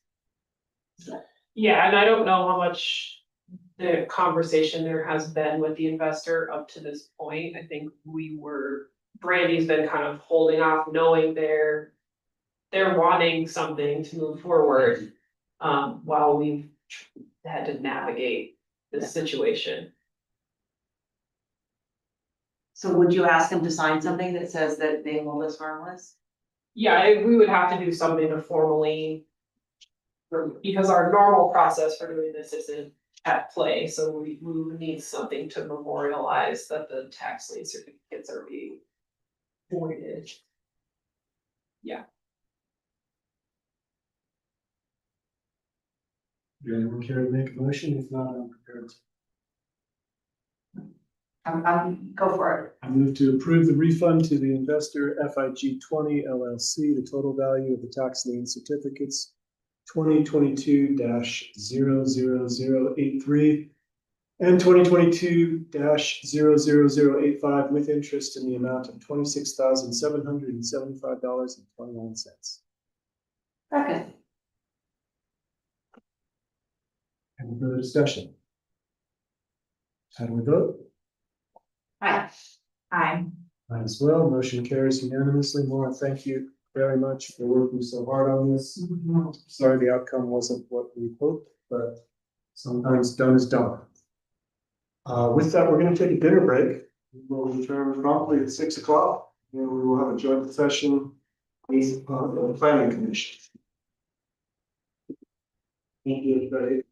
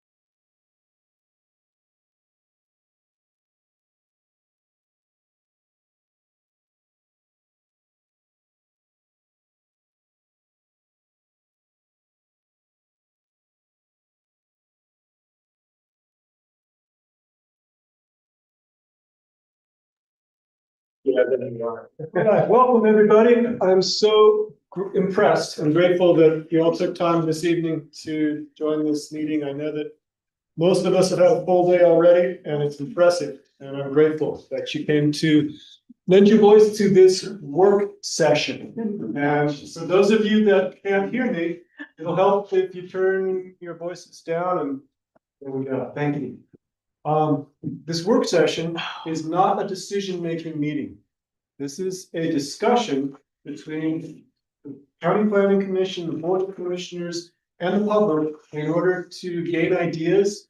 And if there were to be any changes to the land use code made, those would be made in future public meetings of first the Planning Commission, which would make a recommendation to the commissioners, and that would be a separate public meeting. So there's possibly 2 more meetings to discuss whatever we all together work up tonight.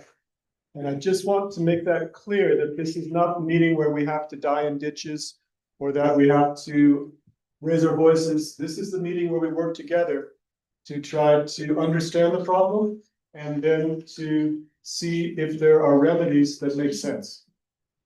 So with that, I'd like to open this work session. And we have 3 commissioners, county commissioners, Ann Brown, Galena Gleason, and myself, Lance Waring. We also have Lee Taylor, the chair of the County Planning Commission. Can I ask you for your attention, please, ma'am? Thank you. I'm sorry. Appreciate you. Got the last packet, so. We're glad you're all set. With that, we also have several members of the Planning Commission on the Zoom call, and those include Matt Bama and Jocelyn Lifton Zoline, and we're hoping for Ian Bald to join us as well. So we'll have a number of different voices. Here's how I expect the evening to go. We'll open with a presentation from county staff, and then we'll outline the background and the history and some proposals for a solution. Then we'll have discussion with the Planning Commission and the commissioners and informational questions. So we will be trying to make sure that we understand the question at hand and the potential solutions. After that, I'll open the floor to the public and welcome comment. And depending on how many folks want to speak after we've all heard this information, it may be that we all learned so much, we get it and we're done. We walk out into the night. It's also possible that we're all very confused and need a lot of time, and I'm willing to take the time we need. So with that said, I'd like to ask Kay Simonson to open this joint work session to discuss uses on non-conforming lots within the entirety of San Miguel County. Kay Simonson.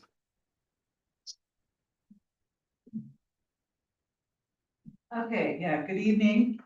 This is a joint work session of the Planning Commission and Board of County Commissioners regarding legally non-conforming lots.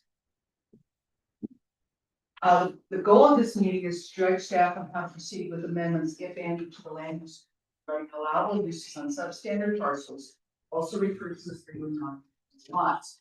Any amendments will then be prepared and go through the land use code amendment process, which is a 2-step process. First to the Planning Commission and then to the Board of County Commissioners, and incorporating public input throughout the process. There's several opportunities to provide input whenever we do a land use code amendment. And also want to remind everybody that issues regarding uses on substandard parcels exist throughout the entire county. They're not limited to any one zone, district, or community. Any land use code amendment that is brought forward will not change the minimum lot size of any zone district. We're not looking at zone district amendments. All those standards will remain in place. It also will not create any new lots.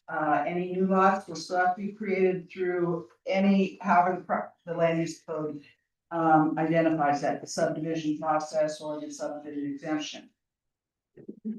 So just as a reminder, this is a zoning map of the county. Over half the county is the West End Zone District, which has its own special characteristics. And then the darker green color up there is the Wrights Mesa Zone. The light green color, which is our second largest zone district, is the F Zone, Forestry, Agriculture, and Open. The high country area zone is that minty green over there on the far east end.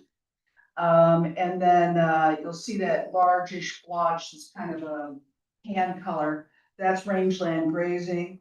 And then there's a lot of other smaller zone districts, higher density zone districts in closer to on the east end that you don't see on this map. Just a basic explanation of zone districts and what's contained within them. All of them list uses allowed by right and uses allowed by administrative review. Those get development permits in order to be allowed to do any work on those properties. There's uses allowed subject to one-step review, which means either the Planning Commission or the Board of County Commissioners. The special use permit, which means that there's notification to neighbors, posting, legal notices in the paper, and all of that. There's also uses allowed subject to two-step review. Again, Planning Commission and BOCC on that one, with all of the notification processes and opportunities for comment. More specialized, there may be planned unit developments and subdivisions as a 5-step review. Goes to the Planning Commission, the BOCC, back to the Planning Commission, the BOCC, and finally the BOCC.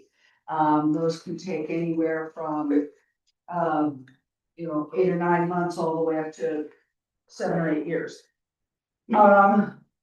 Within the zone districts, there are also area and bulk requirements, and that's where it outlines the minimum lot area, setbacks, building height, and any other dimensional standards that are important for that district. And then we also have development standards, and that's parking, water, wastewater, driveways, access, and a number of other things. And then we have use-specific development standards that are related to specific proposed uses that are throughout the code. For example, golf courses have their own set of standards. Not that anybody's proposing a golf course anytime soon, we hope. But then we have a section of our land use code called non-conforming uses, section 5-19. Because things happen over time. Conditions change, rules change. A lot of what we have here in the county predates any sort of zoning regulations. So we have to explain how we're going to work with those things that don't necessarily comply with the code. So legally non-conforming use, building, or parcel is one that was that complied with all regulations in effect at the time the use, building, or parcel was established, but due to regulatory change no longer meets the requirements of the code. Legally non-conforming uses, structures, and lots can still be used, but there may be limitations on modifications, and typically the non-conforming cannot be increased. So examples of legally non-conforming lots, mining claims. Mining claims were as big as they needed to be. They weren't approved by Vegas. Subdivisions created prior to 1972, for example, in the Dow Valley area, the whole Fall Creek area. And then we also have historic town sites, Placerville, Ophir, Sawpit, of course, 2 of those are incorporated now.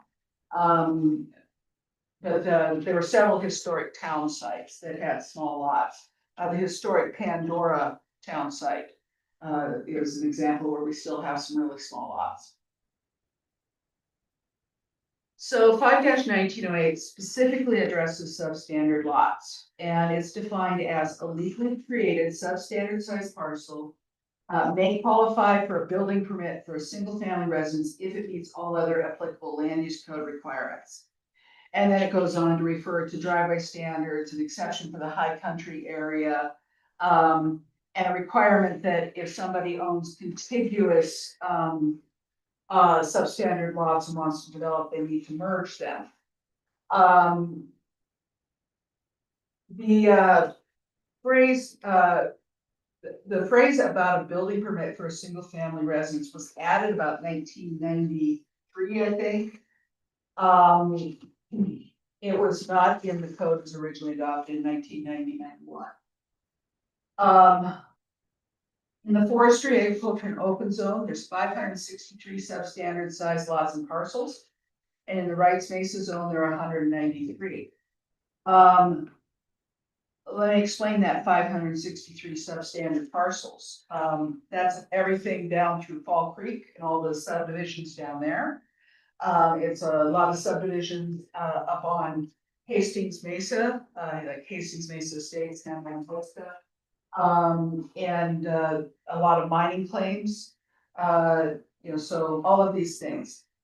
A reminder, new parcels less than 35 acres in actually any zone district, but especially in the F and the Rights Mesa zones, can only be created through the PUD subdivision process or through limited subdivision exemptions.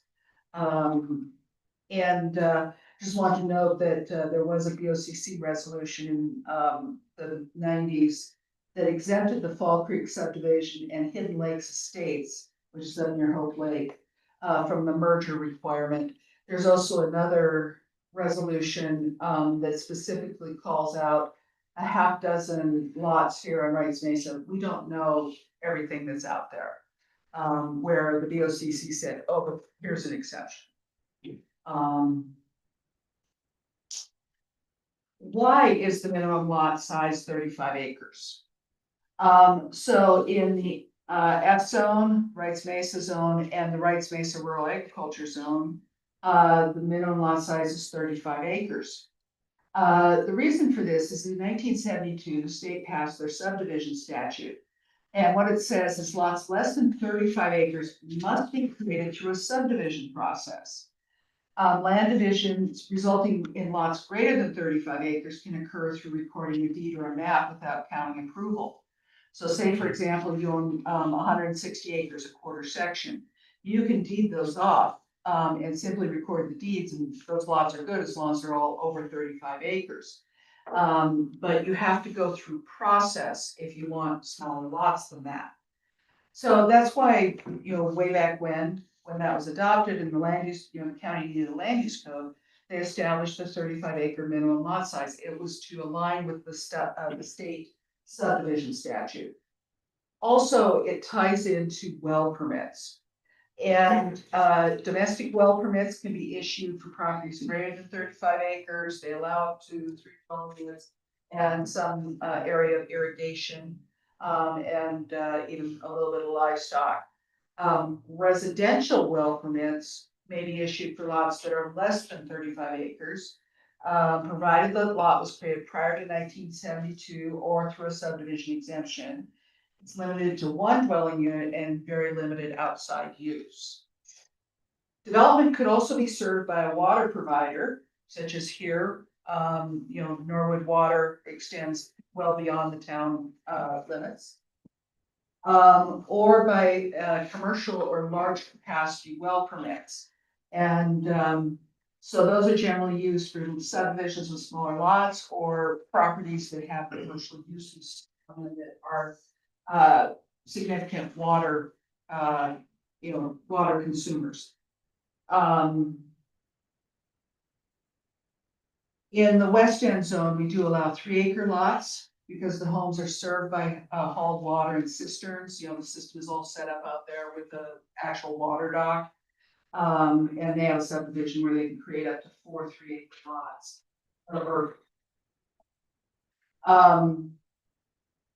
Here in the rest of the county, if you can't get a well, you can ask the VOCC for assistance. But the state has that 35 acre cutoff, therefore it ties back to the 35 acre cutoff.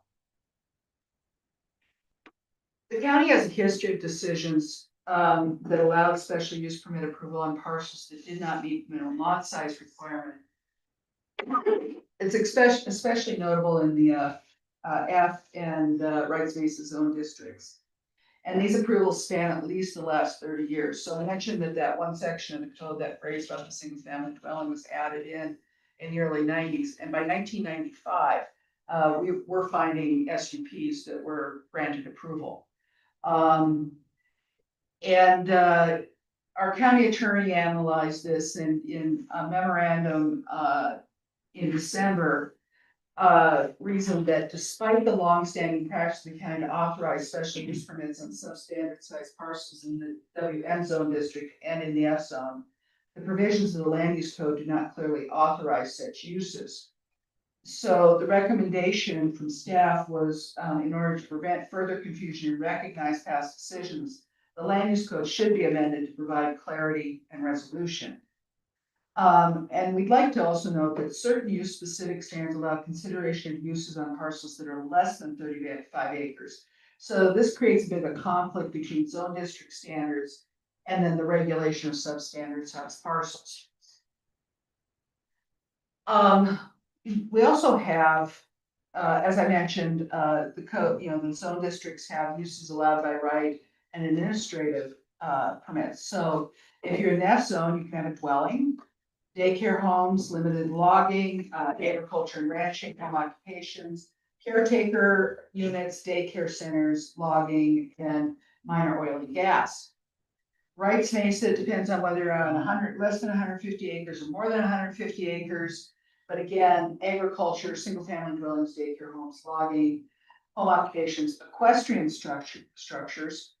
And then different standards, if you're over 150 acres, different standards for logging and equestrian structures, plus hunting lodges, kennels, and fruit and vegetable stands. Secondary dwelling unit on parcels that are greater than 5 acres. So again, you're seeing that that lot size specified. And then open land protection subdivision exemption creates 4 fewer lots and minor gas. And then we have the Rights Mesa Rural Agriculture Zone. This is the new one. It was adopted in 2010. It hasn't been widely implemented, but there are some months out there. So, and it calls out by right agriculture, processing facilities, research facilities, farm and ranch based tourism, farm machinery sales and repair, small scale business, wayside stand, kennel, single family dwelling, secondary dwelling, daycare home, community garden, bed and breakfast, semi-primitive campground if more than 150 acres, hunting lodge, minor oil and gas, home occupations, accessory solar and wind generation, stables, and temporary construction staging. Going to the size and some of the specific uses that are listed in the code. If you go to the F zone, it does say the minimum lot size for each principal use is 35 acres, except for single family dwellings approved pursuant to open lands plan subdivision exemption. But then if you get down into the area and bulk standards, it says any legally created parcel less than 35 acres may qualify for a building permit for one single family dwelling. So that little caveat is well buried. Instead of putting it in the use section, they buried it in the dimensional standards. There are a couple of uses in the S zone that specifically call out acreages. For example, social and scenic uses, i.e. wedding venues, must be on at least 35 acres minimum. And likewise, if you want a single family dwelling over 12,000 square feet, you have to have at least 35 acres. Generally, in the land use code, we have standards for the RV parks, and we say that there must be a minimum lot area of 2 acres and a maximum developed lot area of 5 acres. Oil and gas has a number of much smaller. The difference between minor and major is cut off at 11 acres, or excuse me, at 8 acres. And this supersedes other zone district standards. Wireless service and communication talks about process, it doesn't talk about lot size. For oil and gas, if we limited those activities on lots less than prohibitive on lots less than 35 acres, we would be running afoul of state and federal regulations. Wireless communications, we would also be running afoul of federal FCC rules.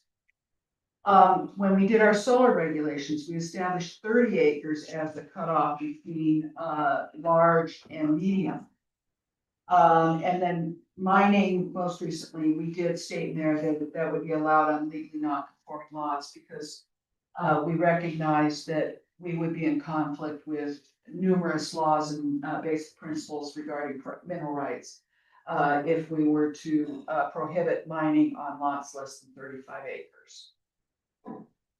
Going over to the Wrights Mesa zones, so in the current Wrights Mesa zone, or the older one, the purpose statement does say each Wrights Mesa parcel is allowed a single family dwelling, home occupation, and or normal and customary agriculture and ranching activities, plus either a second principal use, whether by right or special review, or a secondary unit, or a subdivision exemption for Wrights Mesa. But then you get down into the bulk standards again, it says any legally created parcel less than 35 acres may qualify for a building permit for one single family dwelling. There are in the Wrights Mesa zone numerous size limitations on actual uses that might be allowed by a special use permit, but it's not tied to parcel size. For example, repair service shops, feed and seed stores, or art studios and galleries can be located in buildings of up to 2,000 square feet. They're not tied to the lot size. They specify what the building size can be.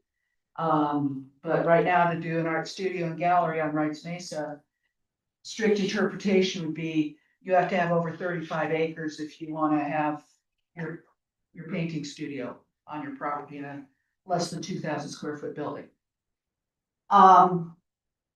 In the Wrights Mesa rural agriculture, it says each parcel is allowed one single family dwelling, any number of home occupations, agricultural use and support uses, and one other principal use subject to other code requirements.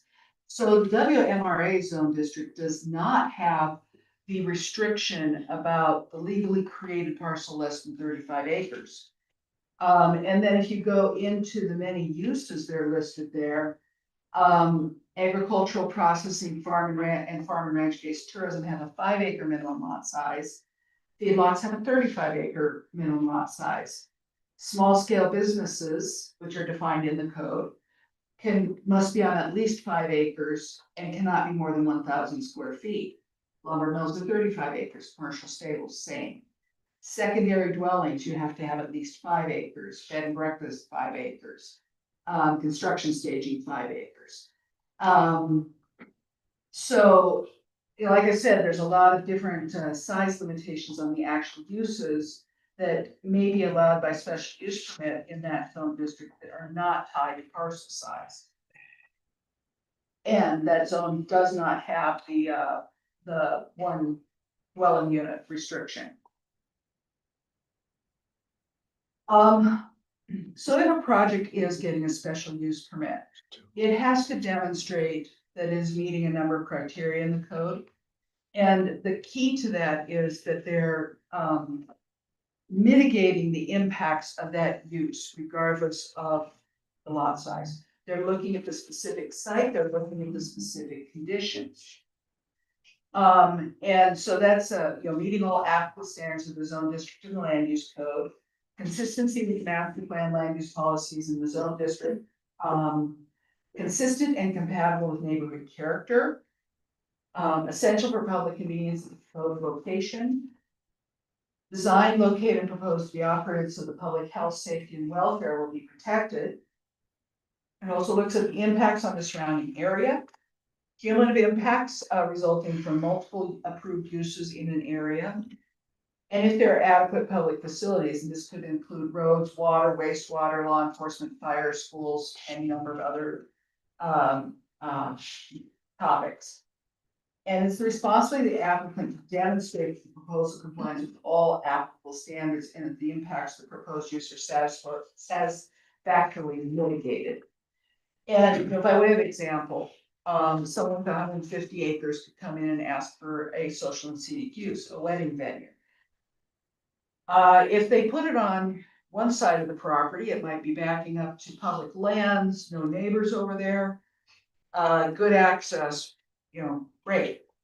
It would work over there, but they want to put it on the other side of the property that has more difficult access. It's coming on easements to other people's property, and they're putting it right on the property line, right next to where their neighbor has a house. The lot size doesn't matter. It's the design how the proposal is designed. So, that's why we have the special use permit process, is to look at all these various things and see if all the impacts are being mitigated, to a satisfactory extent.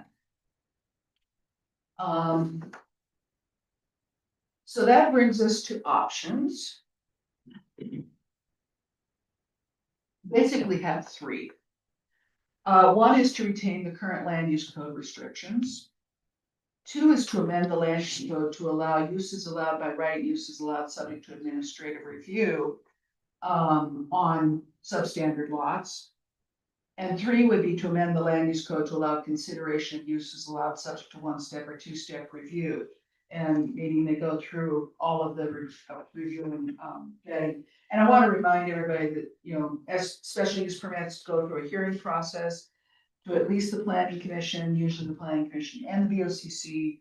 There's opportunity to comment, to participate, there's notification for those, whereas use by right and uses allowed subject to administrative review, those are development permits, there is not.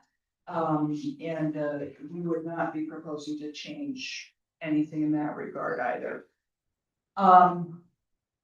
So with option one, retain the current land use code restriction. It would, so 51908 would continue to say a legally created substandard sized parcel may qualify for building permit for single family residence.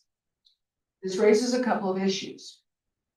For SUPs previously approved, and right now we don't know how many of those there are, how are they treated going forward?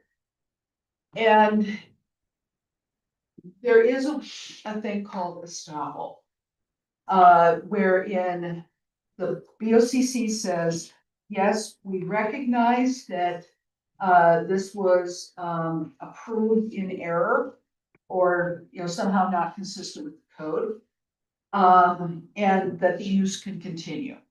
This often happens when buildings are built in the wrong place and their setbacks don't meet for the requirements. They were permitted properly, they just didn't get built properly.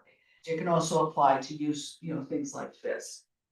It would be a property by property request. It gets recorded, so any future purchasers are aware of that. We could also look at doing a blanket resolution recognizing past land use decisions, but we could record those on specific properties. We could reference that resolution somewhere in the land use code, so that gives us a place to look. And then the other issue, and the one that we actually feel is a lot more important, is if people are limited only to a single family dwelling on their substandard lots, does this mean that they're prohibited from establishing other uses allowed by right or uses allowed to subject to administrative review? So that would eliminate your daycare homes, your limited logging, your agriculture and ranching activities. Do we want to fight that battle? Caretaker secondary units, daycare centers, leisure limited logging, and home occupations, people that, have their accounting business in their home, things like that. So that, that's a really big question for us, which takes us to option two, amending the land use code to allow all uses allowed by right, uses allowed subject to administrative review. And that way we wouldn't have that question. People clearly could have their home occupations, their caretaker secondary units, their daycare homes and daycare centers, and their agriculture and ranching activities.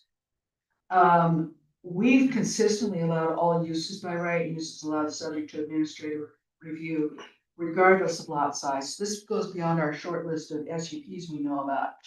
It's getting into everything that's been granted a development permit since the early 90s. Of course, if they're getting their use by right or their use permitted by review, they're meeting all the other dimensional standards. So they're meeting requirements for setbacks, for height, their driveway design, OWTS, and all of that. And then option 3, which we kind of tried and didn't go well, and that brought us here, is to amend the land use code to allow consideration of uses allowed subject to 1-step or 2-step review. And like to remind you that legally non-conforming lots range in size from less than a half acre to 34.9 acres. At what point do the impacts magically cease? Now, if I wanted to put, I mean, my house is in Yellowstone, and it's less than a half acre. If I wanted to put a junkyard on there, I hope you guys would tell me no. You know, that's where the special use permit comes in and looks at all the impacts. So you're looking at the compatibility of the surrounding area. You can deny applications where impacts the proposed use are not adequately mitigated or impose conditions to ensure the use is compatible with the area and the impacts are mitigated. So that's I mean, there's a lot more to the code. We could do a code education seminar that would last a week. And you see all these different places that we have to look to and that are linked. Just getting to this point, I know I feel a lot out at you.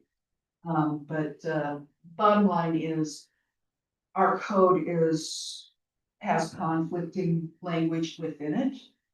And we're trying to figure out which direction to go. Also, if we stay with option 1 and just don't do anything, that means we at the planning department will be telling a lot of people no about a lot of things. It's a things you feel when you tell people no about. You can't have your home occupation. You can't have your daycare center, things like that. So, any questions? Thank you, Kay. Let's open the floor to questions from both boards. And also the board members on Zoom.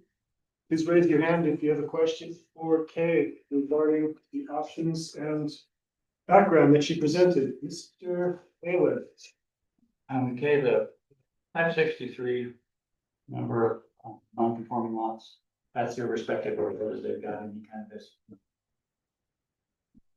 Yeah, it was a very quick analysis and we haven't gone into a full evaluation exactly where they are and how they came to be.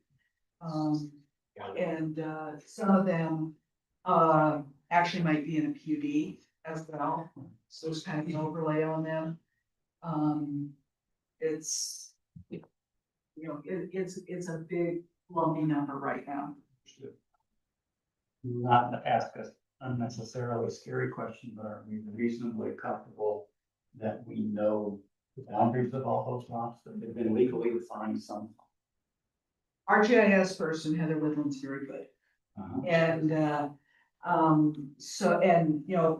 it's what our tax assessor uses. So yes, we're pretty comfortable. We might have a few boundaries that are slightly off in terms of how they're mapped, but nothing horribly off. No invisible boundaries. Yeah. That was a good. All right, I'll go to Joss Lipton Zoline on the Zoom. Good evening, Joss. I see your hand up. We'll get you to unmute here. Hi. Thanks for that presentation, Kay. I think you touched on a lot of what I saw when I was reading through the land use code and thinking this over. I do have a question though about if we decide not to allow SUPs on sub 35 lots and what will happen with current special use permits. In my time on the board, it's almost always the case when we issue a special use permit that it lies with the applicant and not with the land. And I think we do that wisely so that if the parcel is sold, the new occupant has to come to us and show us that they will meet all of the obligations associated with the special use permit. But my fear is that if we did just kind of a blanket fix saying that the ones that are operating can keep operating, it would mean that those folks, when they wanted to sell their business or sell their land, would not, the people who would look to buy it would not be able to get a special use permit that had already been in place sometimes for a long time. Is that accurate? Yeah, so we do have, some SUPs that run with the land and some SUPs that are operator specific. In the past, you go back through the history, they didn't always call that out. That's a more recent thing. So we start doing that. They typically run with the land if there's a lot of improvements that going on, whereas if it's an SUP that, the operator really can just say, I'm done, and pack up and leave without leaving behind a lot of improvements. Or ones where we're, really want to make sure that, we're really holding the operator to the conditions. We've also had conditions written into some that say, if the land transfers, the new owner, we did this in mining and solar, if the land transfers, the new owner must come to the BOCC again to get reauthorization. So yeah, it is definitely an issue. And that's one of the reasons that, we, like I said, we could do a blanket resolution, recognizing these past approvals. We work out the language of what we would say in there, but we have no way of recording them against any specific property right now. So we wouldn't, buyers who are doing their title work wouldn't find them. But yeah, definitely an issue of concern. John, Commissioner Brown. Could you please take us through option 2 again? I didn't get it. So this will be amending the land use code to allow uses allowed by right, uses allowed subject to administrative review. The administrative, things that we should call. So just for the non-conforming lots, they would just be allowed those 2 categories. Correct, Okay. because, right now we have uses allowed by right, uses allowed by administrative review, uses allowed subject to 1 or 2 step. So the uses allowed by right and by administrative review are things like caretaker and secondary dwellings, daycare homes, daycare centers, home occupations, and agricultural activities. So we have, as a matter of practice, been approving those. Obviously, we probably shouldn't have. But there's a lot of things in there that, simply because somebody's lot is shy a tenth of an acre, suddenly they can't do it. But we would not be allowing them the other uses which require either 1 step or 2 step special use permit. If you go with option 2, that's correct. Okay. And that still leaves us our option 1 problem of what to do about the ones that are already. So, yeah, that's one of the weak points and something that kind of made my eyes pop in your presentation here, Kay, is that a lot of the county and specifically, well, yeah, in F zone and Wrights Mesa zone, which are substandard size properties have been used historically for an agricultural purpose, and that opens a pretty big can of worms. And so I think that among many other uses, but that one particularly is a major concern. This would address that. This would address that, yes. Please put this. Other questions from the boards before I open the floor to the public for questions? Could you just, could you repeat what you just said? I didn't catch it. Really? Yeah, actually, I'm gonna refer to my staff member, Kay, who presented this to us, and I just want to make sure she's portraying this in proper language. I'll actually, back up here. Yeah. So you see the uses, and this is a very text dense slide. But we have uses allowed by right and uses allowed by administrative review. And you go across the board and they have agriculture and ranching activities listed as by right. But if you look at 1908, it says out of these by right and administrative uses, the only one that you can do is a single family dwelling. So, and we've never taken that interpretation, but a strict reading of the code as it's written would mean that agricultural and ranching activities would be precluded on lots less than 35 acres in zone just, or on any lot that has the substandard in its own zone. I think that is the reason we're here tonight. To try to figure out path forward that takes us out of this conflict. Yeah. Between language that was based upon state statutes and water law and kind of practical, pragmatic land use that we've all grown accustomed to. And now we're finding that we need to at least tidy up the language so that the rules are clear, and perhaps even better, adjust to our current reality so that we are not constantly fighting over what's right and what's not, and instead have parameters to hold those conversations and make intelligent decisions. Leo, saw your hand up. Yeah. Okay. Under our current circumstances, does the 35-acre right line benefit us from a planning standpoint? It does in that, first of all, we'd have to, be going through a subdivision process if we're creating lots less than. And anytime there's a subdivision, they have to demonstrate how they're going to provide water.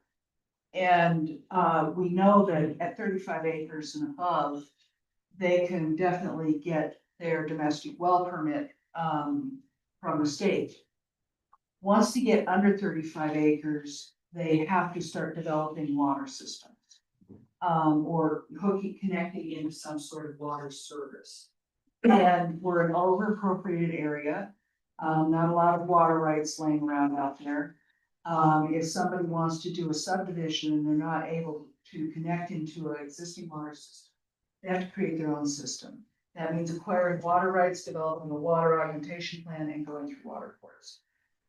So yes, there is a practical use to not create any more, aside from the very limited potential we have in the subdivision exemptions. Okay. I know we're not dealing with specifics here, but I'm thinking of an example across the street. Less than 35 acres that we do. Yeah, so that was a subdivision and a rezone by industrial, and they are connected to a water system. They'll be on OWTS, which can be designed, but yeah, they specifically connected to a water system. And that's why they're able to have those smaller lots. So that's an example of where the 35-acre line wasn't really an impediment to what we all hope is a successful use of the land. Right. Okay, and if it, there's currently, this doesn't, that's why he had to go through a subdivision, because he's less than 3%. And he also had to go through the rezone. Right, right. Yeah, because his prior zoning was the 35 acres, so he, at 11, I think it's 11 or 12 acres over there. He could have had one dwelling unit on what was then a substandard lot. And then rezoned it to Wrights Mesa Light Industrial, which has a much smaller minimum lot size, and then connecting into a water system. Okay. Lee, I'm gonna ask you to speak loudly for the rest of the. Oh, sorry. The microphone's up there in the sky. Oh, I keep looking at those. Okay, well, and this is where it kicks me under the table because I had a problematic question. If I had a 40-acre parcel and I was awarded the necessary permits and SUP, I suppose, to put in a commercial greenhouse and flower stands and so forth, and then I decided to subdivide it, I'd be 20 acres, but I'd have my SUP. We would take into account that any other land use approvals that are overlaying the land at that. So. Yeah. Think of that. Yeah, you can't get from us that. Yeah. Okay.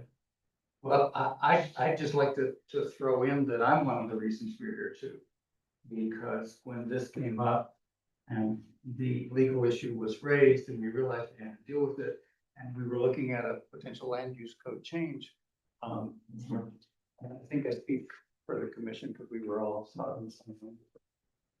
We weren't prepared to do that until we had a sense of what's the value of what's the give and take between a 35-acre limit and the flexibility to let people develop their property within reasonable limits down to a certain size or up to a certain size in considerations. And we have a lot of criteria that come into play when we're setting use or an SUP type application.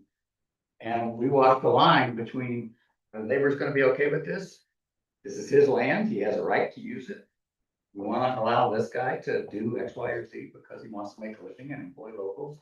So, you know, we can take all that kind of thing.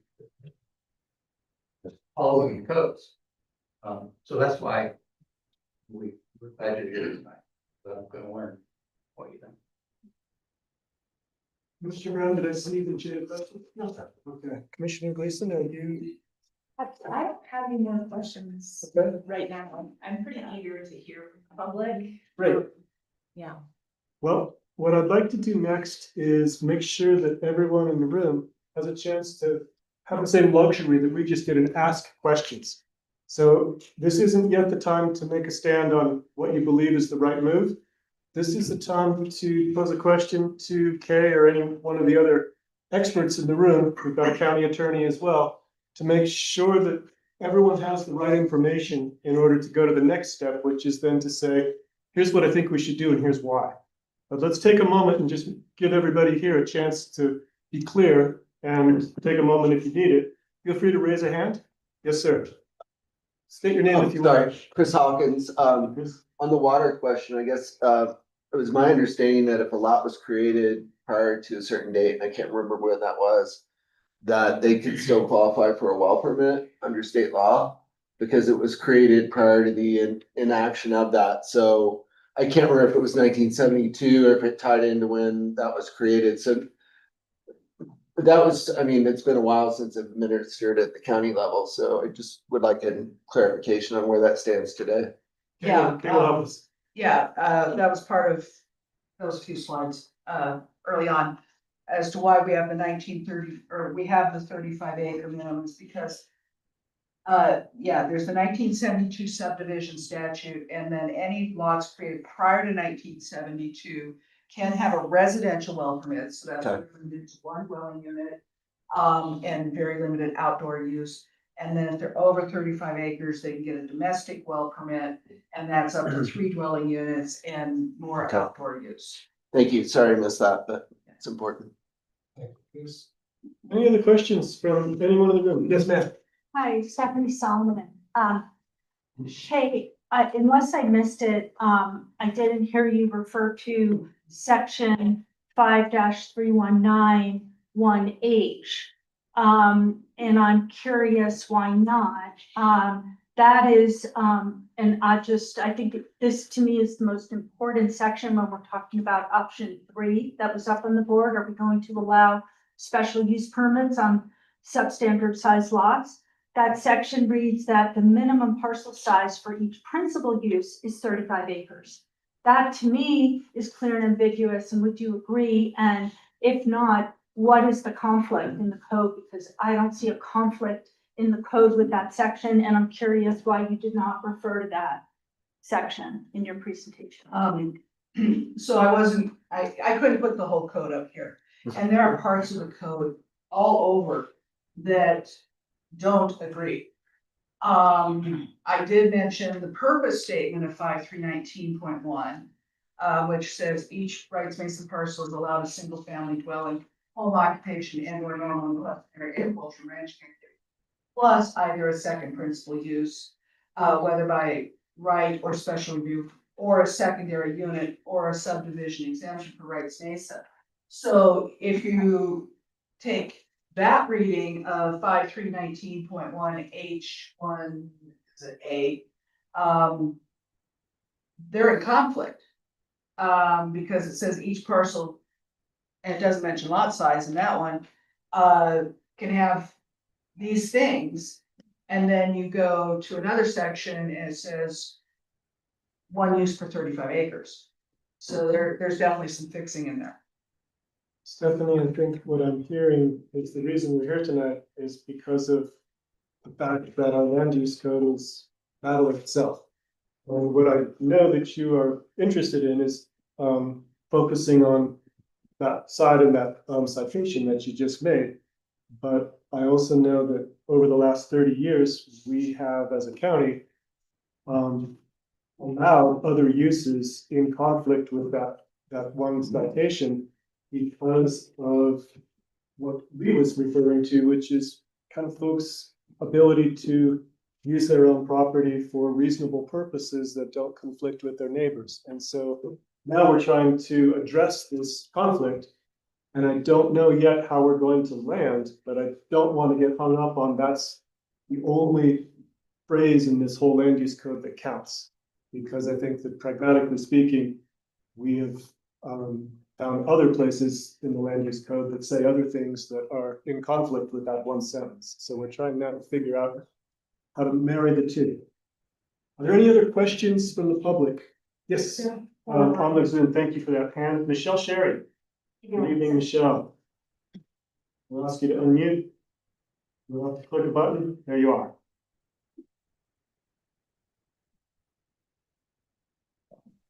I'm sorry, it took me a second. Can you hear me? Yes, ma'am. Okay. I just had a question on that slide that was also just up a second ago, that number 11 that you were just talking about. Bring that back up for you. I'll keep my slideshow up until you tell me to take it. Thank you. I'm just a little confused by something on here. It says construction staging is allowed on 5 acres in the new Rights Mesa zoning district. Is that what that says? Am I reading that right? Yeah, that is correct. So, the Rights Mesa, Rural Agriculture, and the other new zone districts were created to implement the Rights Mesa Master Plan in 2010. So in that zone, it created 4 new zone districts. And in the WMRA zone district, there's a lot of uses that are subject, maybe are not subject to special use permit. And then it goes into establishing minimum lot sizes specific to those. So it does give people an expectation of being able to propose something on less than 35 acres. And we're running up against the restriction in 51908. So, trying to implement the Rights Mesa Master Plan with the new zoning, we have a challenge right now. And, we try to write codes in a way that people have reasonable expectations of doing what we tell them they can do without putting extra hurdles in that. So yeah, absolutely. Construction staging, one section of code says 5 acres. Great.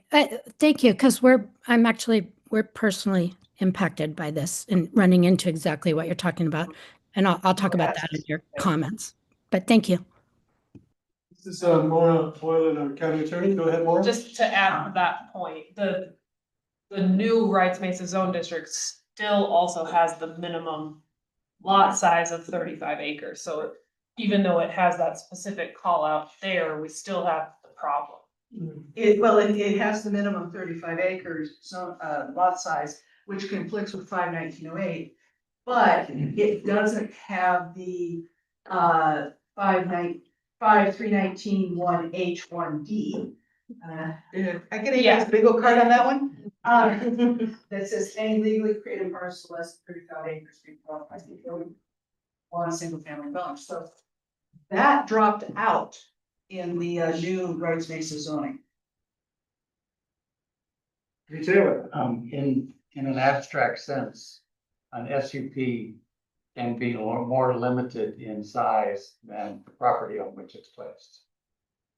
It can be, that's the way the code works, you know, so for example, on RV parks, we set a minimum lot area of 2 acres and a maximum developed area of 5 acres. That's one where we said, oh, yeah, you know, if you have a 30-acre parcel or a 40-acre parcel, we don't want it to be all RV parks. We don't want you to cover more than 5 acres. Right, but a hypothetical 5-acre construction site that was cited in like 36-acre property would go for. That's not the way the code's written. It does say, you know, for abbreviation purposes and not adding, you know, a gazillion more words to this screen, it's on 5 acres, on a 5-acre lot. Okay. I'm gonna go to Brad Johnson. He's got his hand up in the Zoom. Brad, do you have a question for Kay? Yes, good evening, commissioners. A quick question. Having tracked the new WMRA zone standards last year, in reviewing the GIS zone finder map, and thanks to Heather for keeping those GIS maps updated. Can you confirm, is it true that there's only one currently rezoned WMRA parcel currently in the Wrights Mesa Zone District? And then also, could you just real quickly for our benefit, just describe when would a parcel convert from the older WM designation to one of the new, I think it's 4 WM zone standards? So yeah, in my tenure here, I only can remember one rezoned to WMRA so far. We certainly had conversations with people about possibly rezoning. They haven't done it. The county commissioners in 2010 decided not to do a bulk rezone of Wrights Mesa. That was their decision. They said no, individual property owners should seek it. So yeah, it hasn't been widely implemented. However, you know, if you want to implement your master plan, that would be the direction to go. And then the second part of your question again. How would they rezone? So, you know, a property owner would come to us and say, I would like to rezone my property to WMRA because I'm gonna use one example I know for sure. I want to do a campground or an RV park because we did not add campgrounds and RV parks to the older Wrights Mesa zone. So that was the one rezone that we had. They came in, they went through the whole rezoning process. It goes through planning commission and board of county commissioners with all the public notice and public feedback and such. That answer your question, Brad? Yes, it does. Thank you so much. Appreciate it. Pleasure. Thank you. Go ahead in the front with the glasses and then we'll go to the back row. Hi, my name's Ken Watt. I've got a question about the Wrights Mesa Master Plan, which I think Ray was part of back in 08. Lee was around down on that. And within the master plan, if you read it, it's not in favor of the special use permit process. Now, within that plan, you know, it defines, you know, some boundaries around Norwood for some light industrial. It never identified an area for heavy commercial, which since 2008, we still haven't defined that area, but it had some specific language in the master plan about heavy commercial outside the boundaries and where it would be allowed. And it was only on top of already scarred property from previous mining. So my question today, you know, here we are, 2026, coming up on 20 years with this master plan. Is a revision or an update coming for that master plan? And how does the master plan intertwine with the options being proposed here? And so are these options against the wishes of what the people were in 2008, which may change with an update coming now? And then I'm gonna go a little further. You might get tired of me here. So within this, I think this is an opportune time for Wrights Mesa specifically. I know this is a countywide issue, but I'm going to talk about Wrights Mesa specifically. This could be an opportune time to get coordinated with the town, who is currently in the very beginnings of a land use code update, and try and possibly mirror portions of around the town. I think the West End Vision Project was thinking of that, like they did in Montrose, a border around the town where the county land use code would mirror the town's land use code in that buffer to make annexation easier. And then identify some areas for heavy commercial. So permanent zoning. So, we talk about the special use process, but, for an economic engine, special use process isn't very forward thinking because it's not a saleable product. So somebody wants to come in, start a business, put up $1 million building, but then, we might pull the special use permit out from underneath you, or you can't sell it to the next guy. So who wants to come to Norwood, Colorado and put an investment in here to support jobs, housing, et cetera, if we can't get the right zoning? So this is maybe a time to take a step back on everything here so we can get some more businesses down here. My wife and I, CJ, we've been here 38 years. There were more businesses on Main Street 38 years ago than there are today. We're running up against 50, 70-year-old infrastructure that needs a major infusion of money. We need tax dollars. We need a tax base to support this.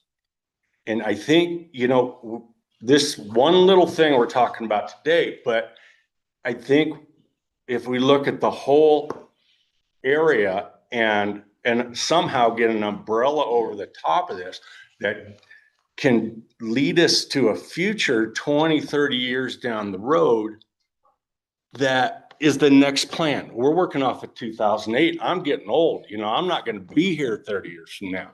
Let's set it up for our kids so they have something stable and we have a tax base to support this Mesa.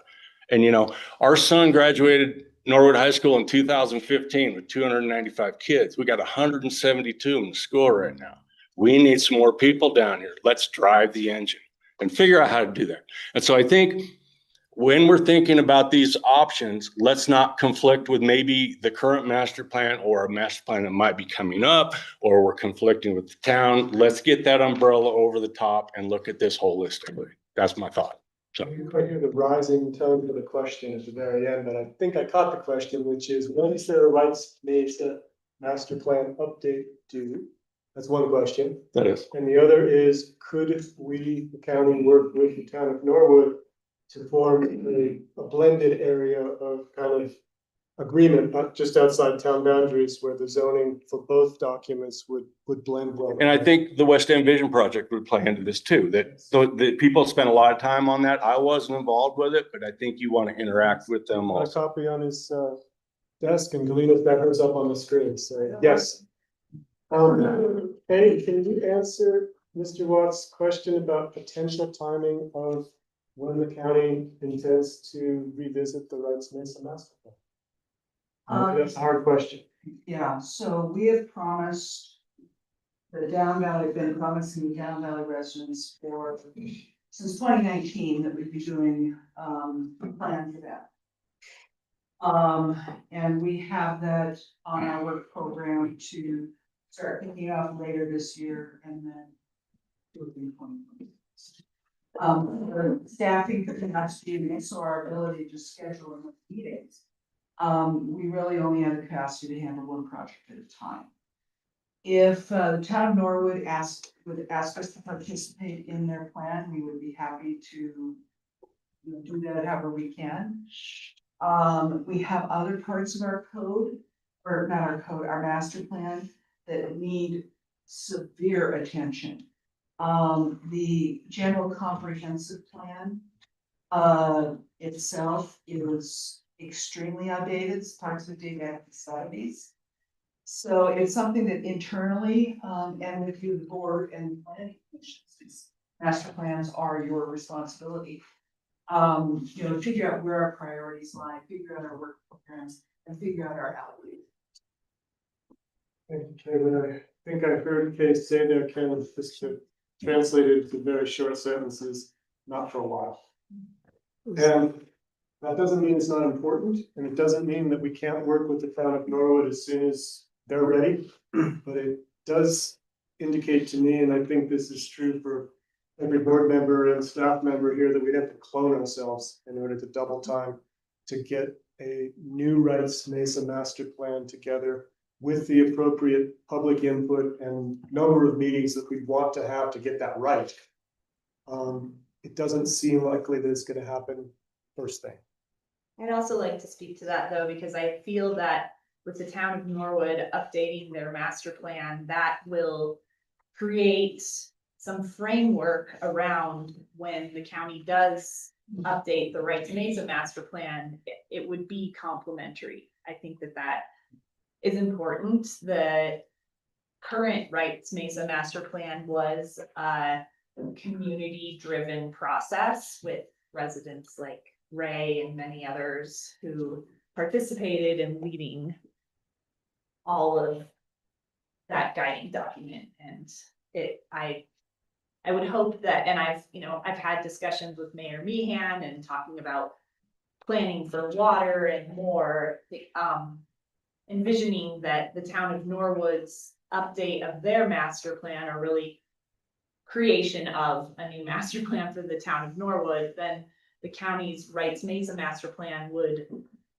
kind of like dovetail with that. And that's the intent. And I think you have a really good point.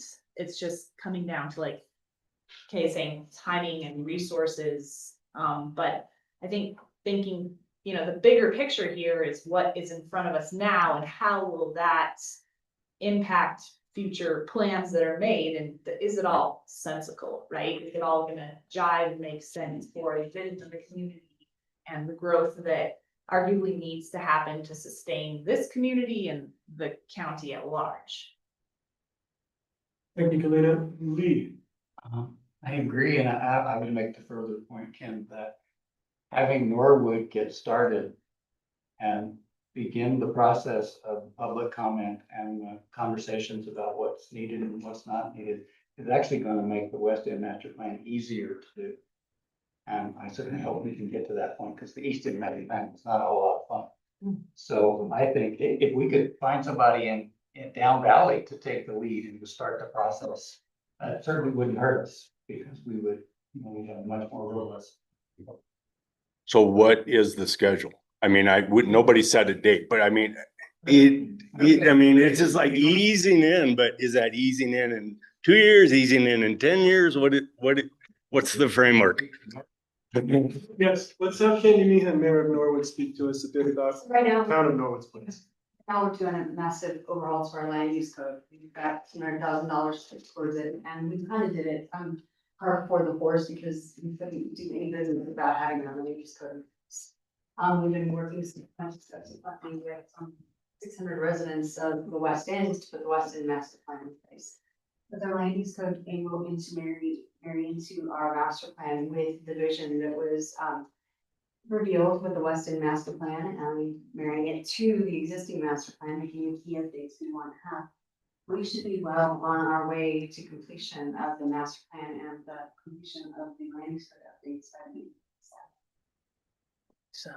And listening to Kay, that's actually the earliest reasonable time that the county could then have some space with both staff and brainpower to take the next step. So there's a rough date for you, a target date anyways. Mary Biggs, I saw your hand up. I was just gonna make commissioners, planning commission, and everybody else. One of the things that can come out of the energy from the West End Visioning Project efforts that the town of Norwood is undertaking now is rezoning to the current new rights Mesa zone districts that exist but have not largely been adopted. Because I believe that those do allow some of those expanded uses, so there may also be the impetus to change some of the zoning within the county that could accelerate that process before we do a full master plan. The question is, if we do a master plan with the county, are we going to make another zoning overlay? And are we going to apply that zoning overlay? Because the last time we did that, we did not apply that zoning. We were waiting for the ones. Yes, sir. Yeah, my name is Mike Palmer, and I'm a resident of the Miramani Ranch HOA in San Miguel. And so my question is regarding ADUs. So our subdivision is made up of 35 to 40 acre lots up there. And there's one lot owner up there mentioning he wants to build ADUs. My question is how many ADUs can he build on I'm not sure how big his lot is, but let's say 35 acres. The other question I have too is, it is my understanding that you would have to, before you build these structures, you would have to get a permit for an ADU and have to go through all the county building permits, and it must comply with the San Miguel County building code for residential structures. Am I correct on this? So. Give Kay the answers. Yeah. So in the Rights Mesa Zone District, those are called secondary dwelling units. We have 3 different names for them. But on a 35 acre parcel, somebody could develop one secondary dwelling unit. The way the code's currently written.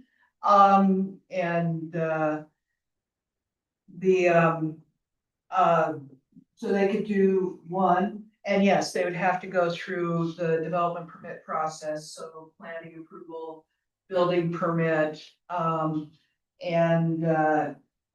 verifying that the access, if the main house is already there, the access is probably there. Verifying that the OWTS is adequate for that, or that there'll be a new OWTS, and then of course, the well permit's already there. Did that answer your question, Mike? Kind of, yeah, because the structures are already built and there is no main structure up there. Other question I have too is a special land use permit. I own a lot there, and last summer I requested a special land use to build a 8-foot privacy fence. Anything over 6 feet, you have to get a special permit for that. And I had to submit a revegetation plan for the vertical post, show revegetation for the holes that were dug for the post. However, as you go up the road, I'm sure you're well aware of this, is the massive dirt piles along the road. And as you drive up 44C, you see the gravel piles above the tree line. Now, I understand that could go up for special land use permit with the county. Is that something that the county could approve, even though we're in an HOA? And our HOA bylaw says that shall not, must blend in with the natural landscape. My concern as a homeowner of all this, and I've been a resident homeowner since 2003, that our property values are just going to tank. And like I said, I chose Miramani Ranch, could have chose Gurley Reservoir, which is right across the road, before I built my house. Understood. I think what you asked was about fencing and difference between a 6-foot and an 8-foot fence, more Borland. We're getting into very specific. So my point is, Laura, okay. then you're up next. These questions are getting into very specific uses that are existing or proposed and are not on the subject of substandard parcels, from what I can tell, so I just want to caution us into wading into specifics on what other people might get permits for. I think that the best thing that we could do is, after this meeting, pull Kay and perhaps Jared aside and try to address your very distinct property owner questions for your parcel. But I think Laura's exactly right. For this meeting, I really do want to try to stay on this kind of broader question. And so far, the comment from Mr. Watts has really been the one that's resonated the most with me, which was the question of, is the special use permit process useful or foolish? And what I'm beginning to think, and this is only one person and not the whole board or the whole room, is that for the time being, until we can do what you suggested, which is have a more updated full master plan with more concrete zoning, I'm beginning to think that it may be, only because it provides ample input for public comment, but also balances the opportunity for individual landowners to use their parcel for some benefit beyond the very strict interpretation. It also may be a huge headache, and it may not be a perfect process, but I'm reluctant to close the door to folks that have a substandard parcel and have a good idea. So I'm leaning that direction. You see a hand up from Stephanie? Can I comment on something you said? Yes, please. So we're talking about allowing homeowners or landowners to use their property to their benefit, but when they bought that land, it was substandard. And they knew what was allowed on that, which was a residential unit. So by saying, oh, well, we should let you use it sort of in many of these other ways, we're allowing something they never accepted. Perhaps. And I don't know why we would do that. And Good question. I also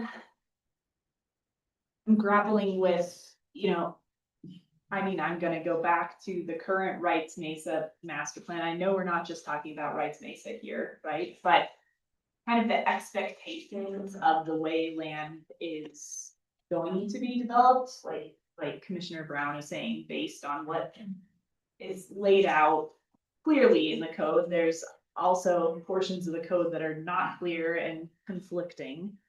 But I think that what I'm hearing, and definitely was relayed very clearly through the West End Vision Plan project, was that people were very concerned about random pop-up kind of light industrial uses that would paint the visual impact and just the kind of way of life.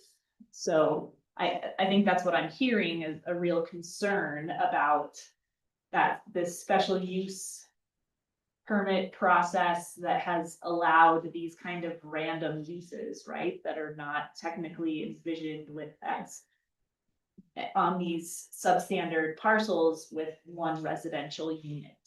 However, the agricultural use, which is in conflict of the way that the land use code is currently written, right? Like that's the conflict that we're trying to hash out here, and it's not clear. I guess, is the issue only with the more intensive, more industrial uses on the less than 35 acre parcels, so it'd be 34.9? Or is it on the industrial character uses in general? And that's something that we need to separate out. I have a feeling that it's more the industrialization of certain areas in general. Yeah, and I have a question about that, because when I read the Rights Mesa master plan, it said that light industrial was supposed to be in that town of Norwood kind of master planning area. So I'm unclear why we permitted even by mistake, like, because we didn't read the land use code correctly, which happens. Why there's any light industrial outside of that buffer area, or whatever you guys refer to it as. Yeah, so I mean, the code set up the light industrial area, or the master plan set up the light industrial areas close in. But then we still have a land use code that does permit certain types of uses that can veer towards industrial throughout the county. Okay. It's not just in the Rights Mesa light industrial or the heavy commercial zone. Because that's a use that's listed in that zone district, whether by right, by administrative review, or, okay, that makes sense. And that predates the master plan and the Yeah. new Rights Mesa zone district, so. Okay, I've got some hands up on the Zoom, but I'm gonna go to Paul Sherry in the room, and then I'm gonna go to Josh Lipton, Lorraine, and then to Candy. Go ahead, Paul. First up, I'm sorry, this is quite a can of worms that, it's been a long time since I've been on town council of Mountain Village, so my mind can't keep up with all this, but I think, I have a feeling I precipitated this, when I applied for a special use permit. Short story, I moved here in '89 and I bought property here in 1999, and I had a landscaping company. And I had Mike Wentworth and Hal Jordan and some people looking into what I could do, and there was 25 shares of water, and I had a landscaping company, and it said, I got a letter from Karen Henderson saying that you can have a tree farm and a nursery. So that proceeded for 20 years, wasn't a problem. But then I leased the property to the person that bought my business, and he was gonna buy the property, and he kind of expanded its use, which became a problem. So that's, I think, why I'm here. So we corrected that, and we are in the process of correcting that. But we're going back to the use by right, which comes to a point where you have trucks there for a tree farm, and it depends how big the tree farm is, how small it is, how many trucks you need. So to keep going back and forth with,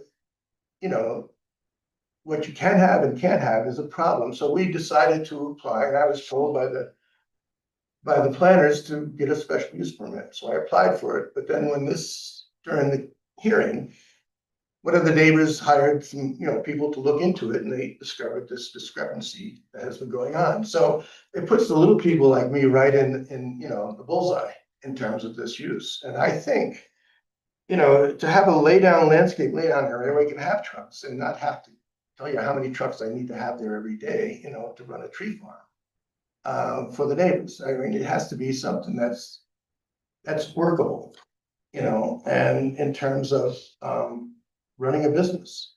So I think the size of the parcel is important, but it's not that important as the process of the application where it goes before a committee. And if it doesn't make sense, then it's denied. And if it does make sense, I think it should go forward, considering all the aspects that we have been talking about now. So that's just my little. A sense that we're moving from the questioning part Yeah. to the how we feel part, and that's great, because it's 7:30 in the evening and we had a goal of 8 o'clock, but I'm feeling frisky and I'm happy to stay late. So with that, Candy, I promise you were up next, and then we'll go to Josh Lifton's in the lead, and then Michelle, Sherry, I see your hand up as well. So we'll keep track. Go ahead, Candy, please. With respect, I had to take Hannah his spoons today, so I wrote my statement down because I was gonna be doing the Benadryl battle, so here we go. So, for Norwood and Wrights Mesa, this proposal has some real implications, particularly for water and the infrastructure capacity and long-term regional planning. Which proposal, one of the options, or? what are The you amendment talking- eliminating the 35-acre minimum for parcel size to second principal uses here on Wrights Mesa. So would that be option 2? Option 3 is Option the three? entire Okay. packet. Thank you. First, the first big problem, the water packet itself acknowledges that this amendment would allow or would add burdens to Wrights Mesa water system and notes that restrictions are already in place. Wrights Mesa doesn't have unlimited groundwater, and we do not have excess storage. We don't have redundant line infrastructure. Our system is constrained, and in drought years, that constraint becomes visible quickly. And before expanding the potential for additional principal uses on smaller parcels, including those that may intensify the use in industrial activity, has the county conducted a cumulative water demand analysis for the infrastructure capacity? Has it been modeled? Has the impact to our source water protection area been evaluated? Policy decisions like this magnitude shouldn't proceed. They should not proceed infrastructure analysis, they should follow it. Second, the infrastructure and de facto density increases. Allowing additional principal uses on 35-acre parcels effectively increases intensity. In practice, it can function similarly to the subdivision without the infrastructure planning and mitigation typically required. This means more traffic, more service demands, more enforcement needs, and potentially more pressure on rural road systems and emergency responses. Third, the consistency with the Rights Mason Master Plan. The adopted master plan includes specific location and performance standards for heavy industrial, including siting criteria, setbacks, screening, wind considerations, and protections tied to the rural character and health and safety. This proposed amendment does not appear to incorporate those standards quite yet. And the policy shift, it should be clearly articulated as such, and the master plan should be revisited accordingly. Finally, regional collaboration. The town of Norwood is actively working on its land use code and its master plan. Our assumptions about growth, industrial siting, infrastructure investment, and water planning are based on the current rule framework. A significant shift in allowable intensity in the surrounding unincorporated area directly affects municipal planning and long-term capital planning decisions. We're not asking the county to avoid change. We're asking for the coordination, transparency, and the data-driven decisions that we need. Right, since that has distinct characteristics, water limitations, ag lands, rural density, infrastructure constraints, and differ from the east end and the west end planning areas.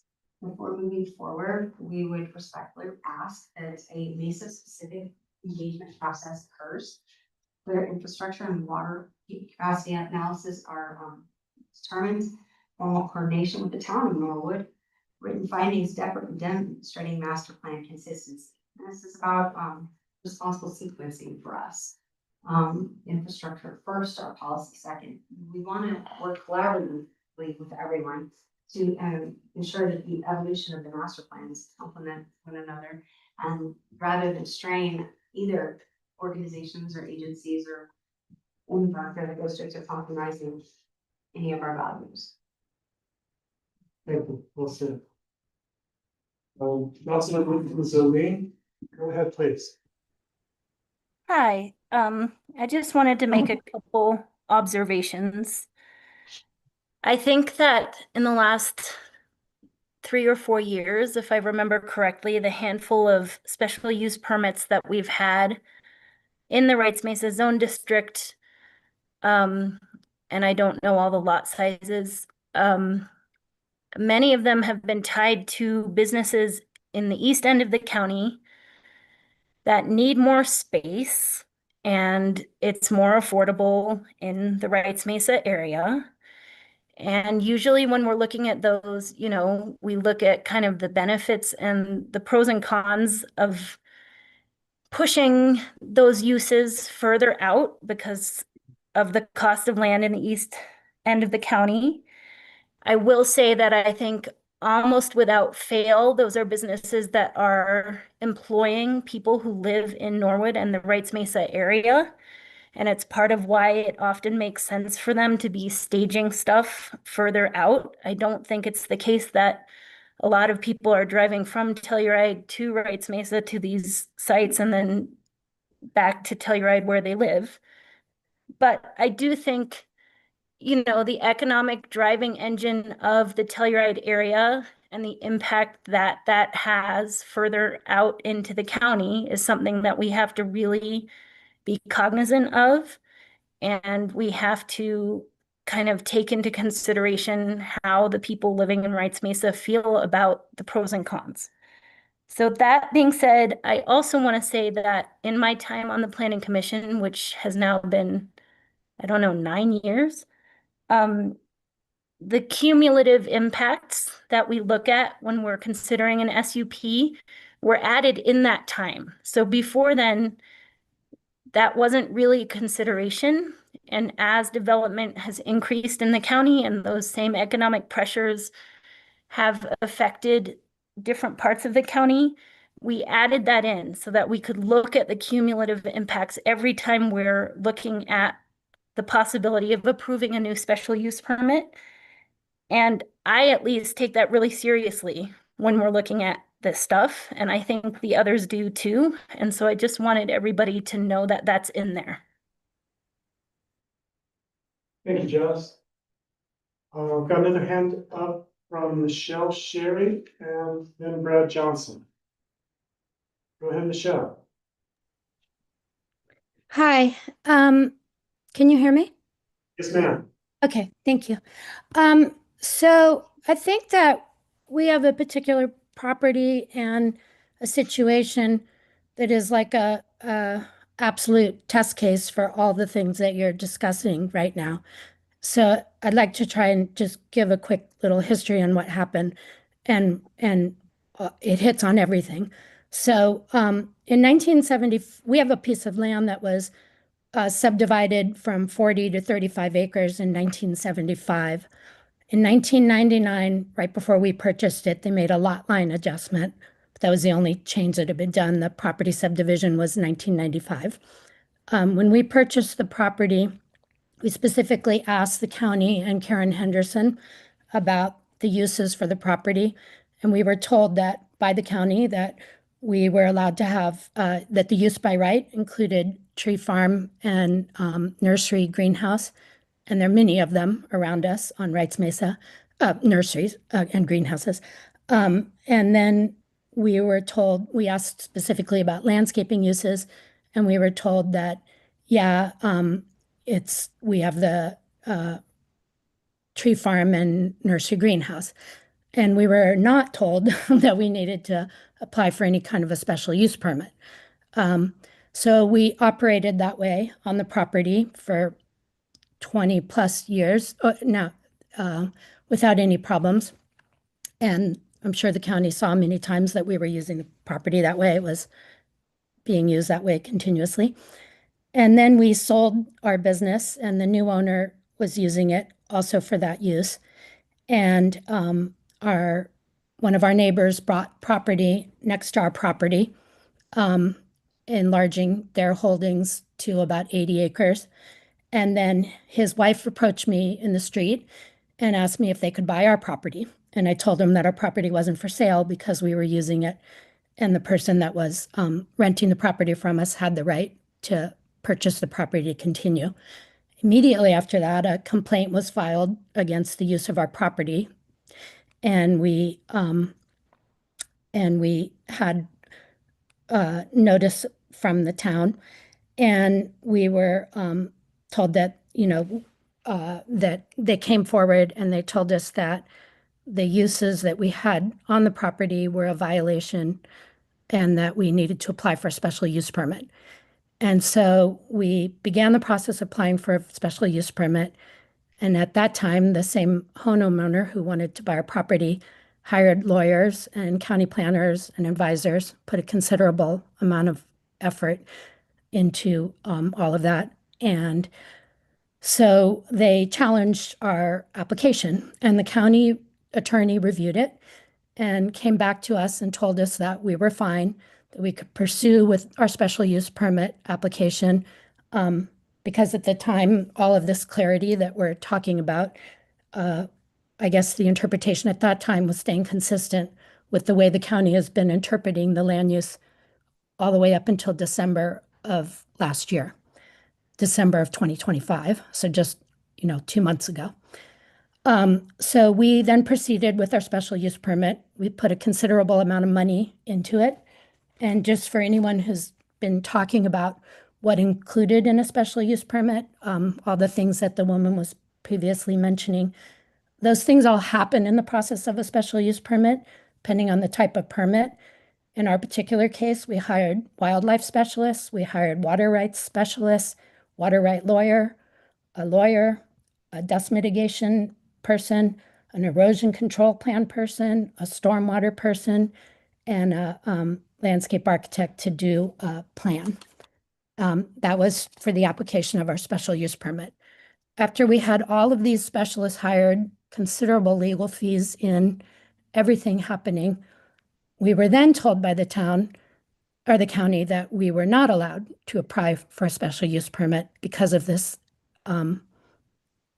issue with the clarity of the land use code. And that there was a problem. We pulled our permit because the county, and that's the meeting that Lee was referring to, I believe. There was a lot of confusion at that meeting about what was and wasn't allowed for use. So then we were told that there would be a reconsideration of the land use code and that there was looking to get this clarity on it. And that's where we are now. So what I would like to point out to you is that we've also lived here for 38 years. We're a small local business that employs people in the area. If we can't use the property, you're going to be pushing that out, all the traffic, the people, everything out of the county, I guess, down to Montrose or somewhere else. We're trying to run a business locally. It has a tree farm and uses on it. Wrights Mesa we were told, was to be rural and to allow for small businesses to exist on the property. We were repeatedly told that use by right was allowed, that tree farms were allowed. We have secured 25 acres of Gurley Share water rights. We also have a well, and for the house that's on the property, we have I don't want to cut you off, but I do want to. Okay, I'm sorry. I just want. That you've gone through a lot of trouble and expense, and that we are here now because probably this issue that you just described so fully. Yeah, and I guess the point I wanted, the number of things I wanted, my primary thing I wanted to make was that it's not actually anything new. This is how the county has interpreted their land use code all the way up to December of 2025. You've been issuing these special use permits, and you don't have 100,000, you don't have all these properties. And it's also not that you're eliminating the 35-acre requirement. That's not the thing. The Wrights Mesa has already made a change to that with the land use code. So it's just the legally non-conforming lots, of which I think the count has now identified that they have 191 of them. They don't even know how many properties they've already given these special use permits to. So it seems really unfair to me to be in this position now when we've been reassured by the county repeatedly, and we've spent considerable money and made plans and done things with businesses and tried to sell a business and hand it off, to now be told that, oh gee, we don't have clarity. We'd given you clarity, you'd sought clarity, and now you can't use the property that way. It's not eliminating the 35 acres. This is to address the properties that are already legally non-conforming. And the county itself thought that this was actually how they interpreted the land use code up until December of last year. So that is it. Good thank summary. you. Appreciate it. Candy, I see your hand up. I'm gonna go to Brad Johnson if I may, because he's had his hand up for a while. But I've got you next to my list. Go ahead, Mr. Johnson. Can I just clarify if you've moved into public comments? No, we are so over questions and timing, and we are into statements of how we feel and what we want to say. I could try adding a stopwatch or a clock to our comments, because I think it is, time is marching on. And I know that we aren't planning to come to a conclusion this evening, but I do want to make sure that everyone's heard. So with that said, I'm now going to institute a 4-minute clock, and Megan's going to help me with that by setting the timer. It'll be up on the screen. At the end of 4 minutes, you'll hear a little song. That's the indication to quit talking. Mr. Johnson, you're up. All right, thank you, commissioners. Embracing brevity, I'll try to keep it short and to the point. I've been involved in the land use code amendment process and the comprehensive planning process in the past, and it is not an easy process, especially considering it affects people's individual property rights. So I appreciate the stress and the work that goes into making these adjustments in a thoughtful way. My suggestion is that there's a few things. Number one, there's likely a level of local impact to the neighbors around the parcels that are of the substandard nature. And there's a certain litmus test that I think can be applied using common sense as about the sort of uses that would make sense. Somebody planting trees and enhancing the environment certainly seems like an enhancement to the surrounding area. Somebody running 24-hour rock crushers, on the other hand, may not be complementary to the residential rural nature, especially in the Wrights Mesa area. So, one of the principles that I've seen used is making incremental adjustments where it makes sense. And I think Kay raised a very good point. There is a real estoppel risk issue that hasn't been discussed since it was brought up in the presentation. And I think it's really crucial that the Board of County Commissioners and the Planning Commission, as well as staff, address the estoppel issue in the most direct and unambiguous manner and make that a priority, because it does present a legal risk to landowners and potentially also to the county. Though I'm not asserting that there is one, it could become a challenge and create more overhead and pressure for the already taxed county staff. So I do encourage all parties to consider that, to come to a way to protect those people from those estoppel issues. The second thing I would say is there's likely a bar between all or nothing that makes the most sense. And perhaps as a first step in amending the code, it might make sense to take a look at those uses by right or those potential special use permits that have been issued in recent memory that would and are almost always approved through the review process. If it's always being approved, it should always be approved. And therefore, it shouldn't be subject to a special use permit. It should be something that's done by, say, at minimum, a one step by right or administrative review. If there are things that do take into consideration the impact on local neighbors' enjoyment of their property, those almost always benefit from some level of review by a commission and at least a voice of the neighbors who are negatively impacted. Vehicle movements by greater than 30 per day, noise, light, things that affect view corridors, those sorts of things that actually legitimately and substantially impact people's enjoyment of their own property. So it's a careful balance of property rights, the enhancements to the area, and to the point that was made earlier, how will the Rights Mesa area support the diversification of San Miguel's economy to support its successful growth for people like me, who will very soon be full-time residents there, and for the people who come in in future generations. So I appreciate that this was brought forward. It is not an easy process. There's a lot of different opinions on it. But in summary, figuring out the estoppel issue seems like an imperative. Figuring out what is the it's always approved list, that seems like a common sense thing to codify. And then third, how do you keep that neighbor's voice in these specific substandard lot scenarios a part of the process? Thank you. Thank you, Johnson. I promised Cameron. Thank you. Okay. I'll just keep this really quick. I know that San Diego County is an opt-in for Proposition 123. Are the adjustments and changes we're making to the land use code, are they to benefit us in that Prop 123 pursuit? No connection. Okay. Thank you. Go ahead. Thank you. Chris Hawkins. I've been representing the Watts in this process. Just as a bit of background, I've been administering, drafting, and applying land use codes for 32 years. County level, town level, now private practice. So I've been on both sides of the table and in way too many meetings, quite frankly. I went all the way back to see when this started, and it was in 1990 when substandard lots came out.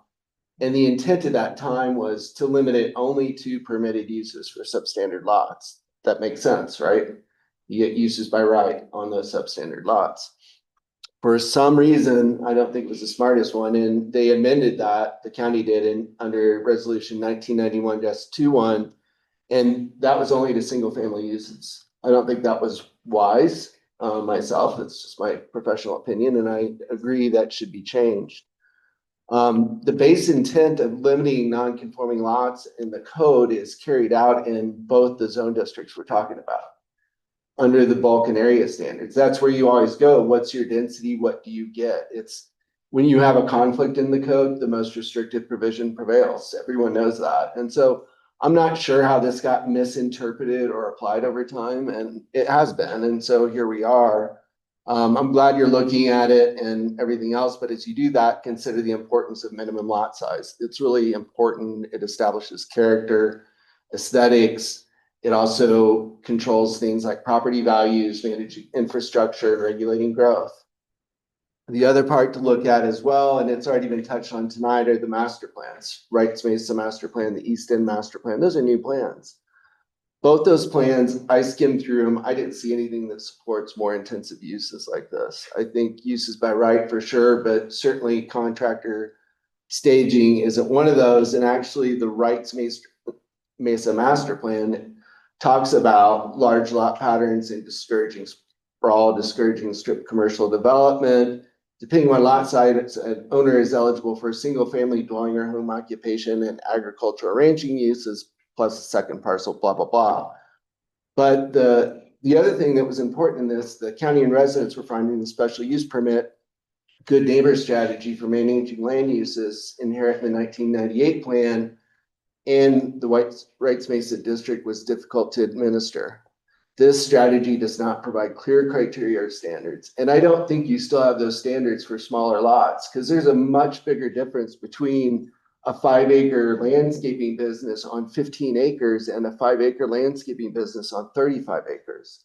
It also depends on surrounding neighborhoods, neighbors, proximity to homes. Sure, that's all site specific, but I really encourage you in this process, if you're electing to allow for those, as you go down the road, to really look at limits on disturbance, traffic, coverage, and then more importantly, look at the history of the parcel. What did that parcel already get through, for example, a subdivision exemption, where instead of you had one home, you split it and you get 2 homes, you already have an upzoning. And each of those can now have a special use permit? I don't know. Those are difficult decisions. But in the end, I appreciate the opportunity to comment tonight, and thank you. Thank you, Chris. You clearly have been to a few meetings and. I know, way too many, quite frankly. Signed up for it. Stephanie Solomon, I see your hand up. Go ahead, please. Thank you. And I too have been representing the Watts in this series of meetings we've been to. I think this is our 5th meeting over the last year, mostly with the Planning Commission, mostly opposing the Sherry application that they both spoke to. And I just want to clarify, because this has to do with where do we go from here, option 2 or option 3? And the Watts are really opposing option 3. They're opposing special use permits of substandard size lots. And I've set forth all the reasons in detail, both of my letters I've submitted. The Watts are okay with option 2. They've never thought that the Sherrys and others who have substandard size lots shouldn't be able to have uses by right and agricultural and ranching activities on Wrights Mesa. And that was all well and good when the Sherrys were running the business, and that's what was happening. It was when that those uses started expanding such that the town, the county considered those to be contracting staging uses, which required a special use permit. So they went beyond uses by right and the normal and customary agricultural activities. And that's what they opposed. And now we're looking at what the county knows to be 750 plus additional substandard size lots on Wrights Mesa and in the F zone. And really, option 3, I mean, how can an amendment that allows 750 small lots the opportunity to apply for industrial and commercial uses, how can that possibly be consistent with the Wrights Mesa vision plan, Wrights Mesa master plan in the West End vision, excuse me. We don't see a world in which the two are compatible. If you move forward, if you decide, like we believe that option 3 cannot be consistent with the master plan and the vision plan, then drop it and move forward with option 2. But if you are going to move forward with option 3, then we have a whole list of additional mitigation measures we think would be appropriate, because we went through this process with the Planning Commission with the Sherry's application, and there were I'm glad they brought it up, because it was a textbook example of why these special use permits don't really work on smaller parcels, because the buffers don't work. There's not sufficient measures in the existing SUP process to protect the neighbors and the environment from the impacts of these industrial and commercial uses that are happening on small lots. For example, the Watts have a bald eagle's nest on their property that's in very close proximity to the Sherry property where the operation was happening. And the applicant was trying to lessen the required buffer zone to the bald eagle's nest. And there's strict buffer zones set forth in the land use code and federal and state regulations. And so it was just impossible to reach a compromise, and we didn't need to get there because the application had to be tabled because of this issue with the minimum parcel size. So there are many mitigation measures, some of which we've proposed in the letters. You know, and I think maybe this meeting isn't, I don't need to go through all of those, but I would like you to consider, if we are going to keep option 3 on the table, a discussion, another work session, even a discussion on how can we further protect the neighbors and the environment from industrial and commercial uses on smaller lots, and what additional criteria can we add? Yes, you can. Thank you so much. Well, I understand that the bald eagle is a sensitive topic, but I don't want to dig into. I just want to make something really quick. We're not on trial here yet, are we? No, we're not, but Okay. I'm trying to keep us as high as I can, and I fear that we're gonna get down into the nest. And I really am reluctant to do that. I can see from the response that it was a loaded topic, and I'm gonna ask that you say something very brief, but that we don't dig into the eagle issue too much. No, we've kind of didn't say anything about the eagle. It was brought to us attention by the Fish and Game Department, and they put in these parameters that are safe to operate within. We didn't kind of do that arbitrarily. All right. I didn't mean to imply. I'm gonna go back to Lee with a comment and question. My comment is to remind everybody that not every SUP gets approved. No SUP applicant ever gets everything they want. And we already have a process and we already have criteria on which we assess an SUP application. If we need to fine tune those criteria, we do that. And we have over time. The other aspect of that, and I asked for Madam Mayor's input on this one. I'm always surprised when concerns about water use are expressed across the mesa. And my question is, I can't quite jive that with our standing practice that no SUP is ever going to get approved if they can't prove that they've got a water source and a commitment to that water source. So that makes me ask, are you asking the planning commission to do what the water board should do or does? I think you should take it into consideration, absolutely, because there is no growth or sustainability on this mesa without the protection of our water, and we are not in the same watershed type situation that you are on the east end. We have one water source that is dwindling terribly. I do feel, I think it should be in consideration of all the natural resources that are taken into consideration when we're doing these things. I'm not saying that you need to legislate in lieu of it, but it needs to be at the forefront of the thought process that it's there also. I guess my point is that we would.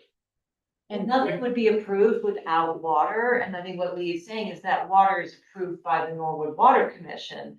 And so we assume that if that's been approved by the Norwood Water Commission, I say we, the planning commission, that there is sufficient water, but that's a very important criteria for the people, especially wells aren't approved by the Norwood Water. Yeah. And these types of things. So I mean, we have the opportunity to address this with a 30,000 foot view of conservation, not like you're not wholly responsible for telling these people, no, you can't do that. It's just like as we go a cautionary tale,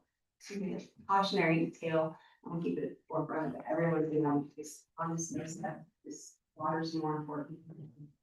Well, your point about the wells is a good one, and I'll take that as part of my consideration. And it could well be that the planning commission is in a better or an equally effective position to consider now cumulative effects. I know that the topic of water was really top of mind and top of conversation when we first started discussing marijuana growth.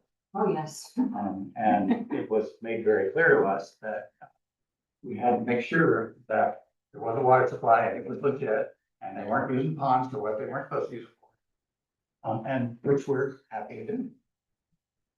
Okay, so I just want to make that clear that, we have to solve this 35-acre conundrum that we're dealing with right now, but, I just want to reassure the public that we put these guys through a ringer, a lot of times when they're asking for, a special use permit.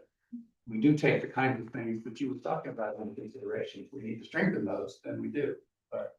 But I think the question is really, is it okay to even apply for a special use permit on the substandard lot? It's not necessary that that a special use permit process isn't working. Right. I think that's what we're really here to talk about. So, Agreed. Does anyone else in the room have words that they'd like to share? If not, I feel like I've heard many different opinions on both sides. And that I'm grateful I'm not on the planning commission because that's where this is gonna head next. However, I also know that we do have a language problem we have to address. And that option one does not do that. So I'm gonna request to my chairperson Lee here for the planning commission that when your board does look at this, that you come up with a solution that isn't option one and present a recommendation for the county commissioners to work with and have more public input. We're gonna continue these meetings. Yeah. If anybody has one more closing remark, or if they know it's gonna sway the room, I'm all for it, but otherwise it is very close to 8 o'clock. Commissioner Brown, I would just you like wonder to if the close? planning commission would like to hear from the VOCC about what we're feeling today. Because I think that was the point of a joint work session, so that you guys would have something to work with. Is that right, or is that inappropriate? Yes, go ahead. Okay. So I feel like option three, I understand why that was presented, because we have this, inconsistencies in the land use code. We have special use permits that have been approved that don't work, and you're trying to kind of fix that. But it feels very blunt, like a blunt instrument to me. And I also feel like it's inconsistent with the Rights Mesa master plan, which granted is old, but given what we saw in the West End vision plan, my anticipation is that if we develop a new Rights Mesa master plan tomorrow, it's not gonna open up Rights Mesa. So I don't think we need to wait for a new Rights Mesa master plan to do a little bit of work here. So I think it's very blunt. I think it's not consistent with the Rights Mesa master plan. But I also understand option one doesn't work. So I'm definitely leaning towards option two. I just would need to kind of go through line by line to see, as the code is written right now, do all of those uses that are allowed by right or by administrative review really still make sense to be that sort of expeditiously, if that's the word, approved? Or do even some of those need a 1 or 2 step process? So I think we just need to revisit that. Yeah. And then I'll finish it quickly, is I do agree with Mr. Johnson that we need to address these special land use permits that were issued that are probably not compliant with the code. And I'm leaning, and we should discuss this too, towards those estoppel letters. I think that blanket resolution is just too broad, and as you said, Kay, it can't be recorded with the specific properties. And we've been through something very similar to this estoppel letter, sort of, which is that whole deed restriction reversion where we administered the land use code incorrectly. This is kind of similar. And so I know that we can figure out a way to do that. But I do agree that it's not fair to the landowners to kind of leave that hanging in the balance while we work towards figuring out this. That's where I am right now, but the rest of you. Thank you, Commissioner. I appreciate you summarizing your thoughts so clearly. Commissioner Gleason?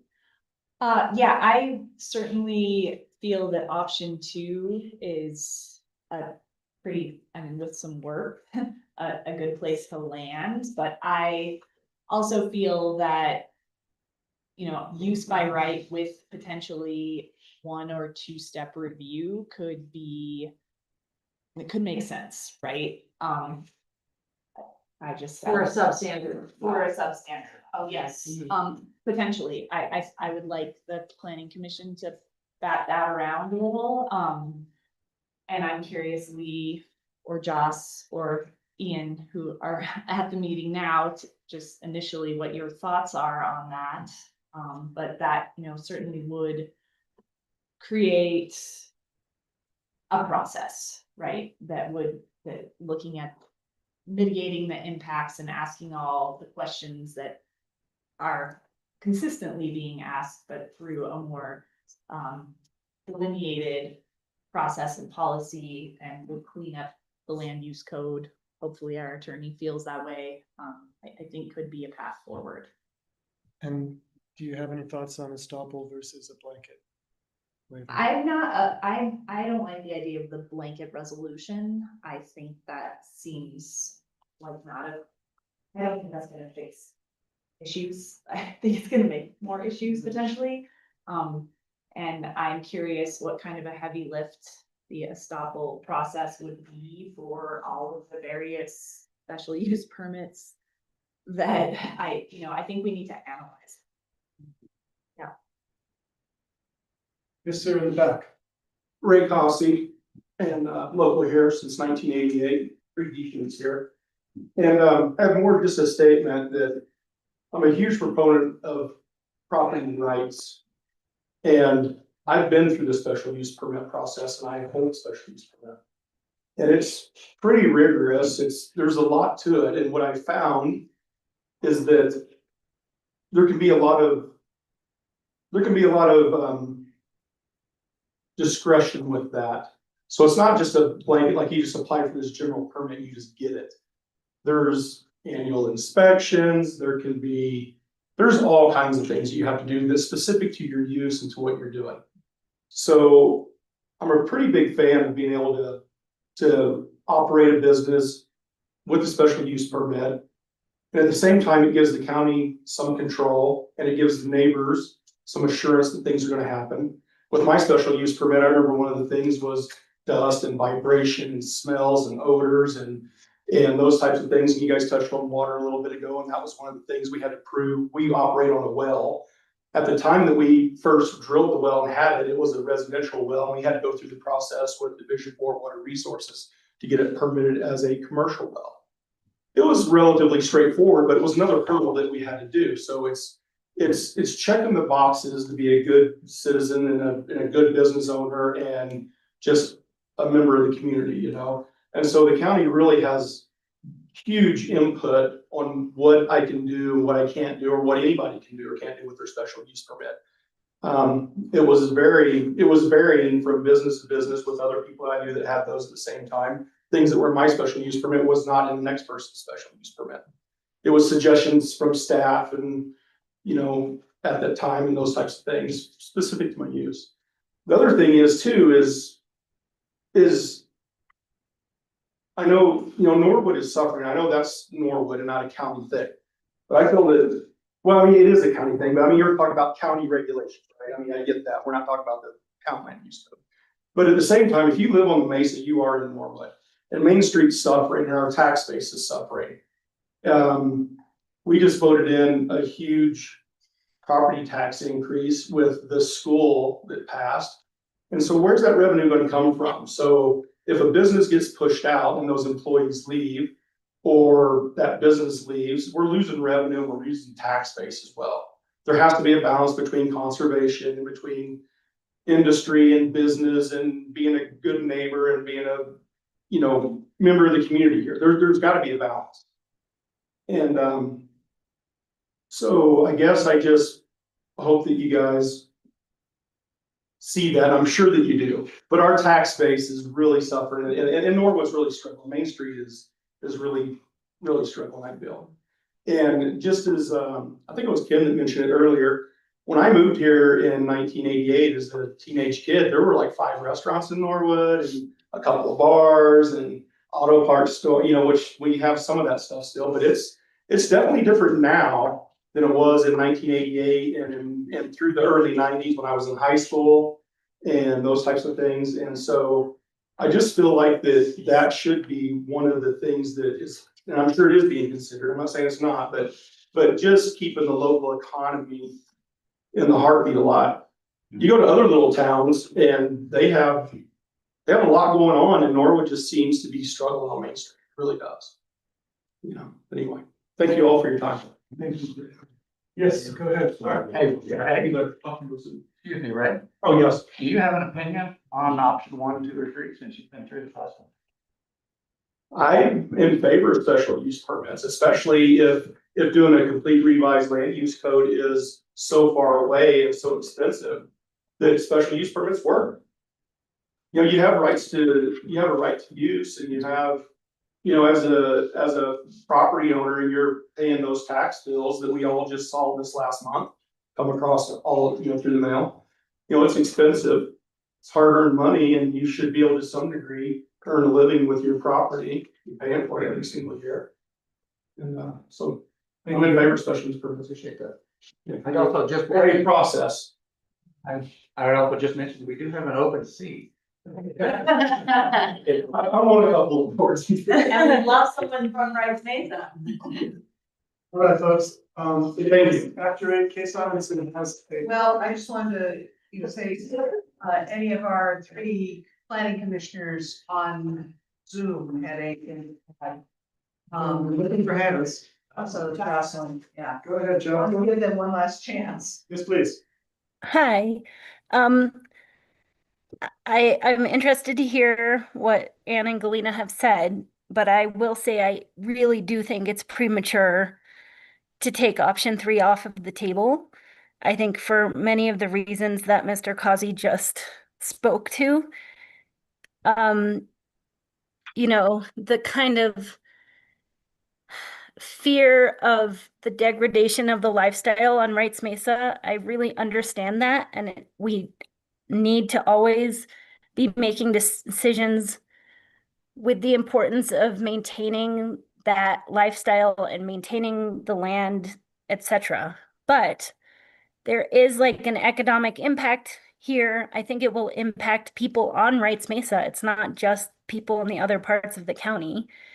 And I'm not convinced that the estoppel process will really adequately address the fact that we have all of these SUPs, some of which run with the land, some of which don't, people who've been building up businesses over decades, and suddenly the rights that they've counted on that have come from the county over that period of time are shifting. So, you know, we may end up at number 2. I have no idea, but I just really would caution against the idea that we know that number 3 is too much. Appreciate that, Jocelyn. Ian or Matt, do you have any thoughts you care to share, or are you going to hold until you've got a chance to gather your board in person? No, I mean, I think I would just follow up with what Josh said, that the history here, I think, is something that should be considered, what the expectation is on applying for a special use permit and whether you can or cannot. So I'm definitely keeping an open mind on that, on kind of some other form of option 3. I mean, I get what the land use code says, but it's hard to, obviously you can't square up what the land use code says with the recent history that we're all aware of on approving special use permits on smaller pieces of land. And I think that's something that needs to be considered. And I'm not sure what the answer is there, but I tend to agree with Joss on that. Thank you, sir. Mr. Ball, any closing thoughts? To be honest, around 7, I got off to wash and eat, and until then I was learning things, but it's I don't know. I just don't have a really good idea of which one to choose now. Fair assessment. I'm not sure anybody does. But I have more ideas though. I certainly do. Okay. Well, ladies and gentlemen, we're a little over time. We did not come to a conclusion. We were not supposed to, but I'm very grateful for everyone to have given us your thoughts. And I anticipate that there will be another meeting, probably with the planning commission, where they will be trying to come up with the right answer, and it sounds like it's somewhere between option 2 and 3. Crazy hybrid. 2.7. Thank you all very much. Have a great evening. And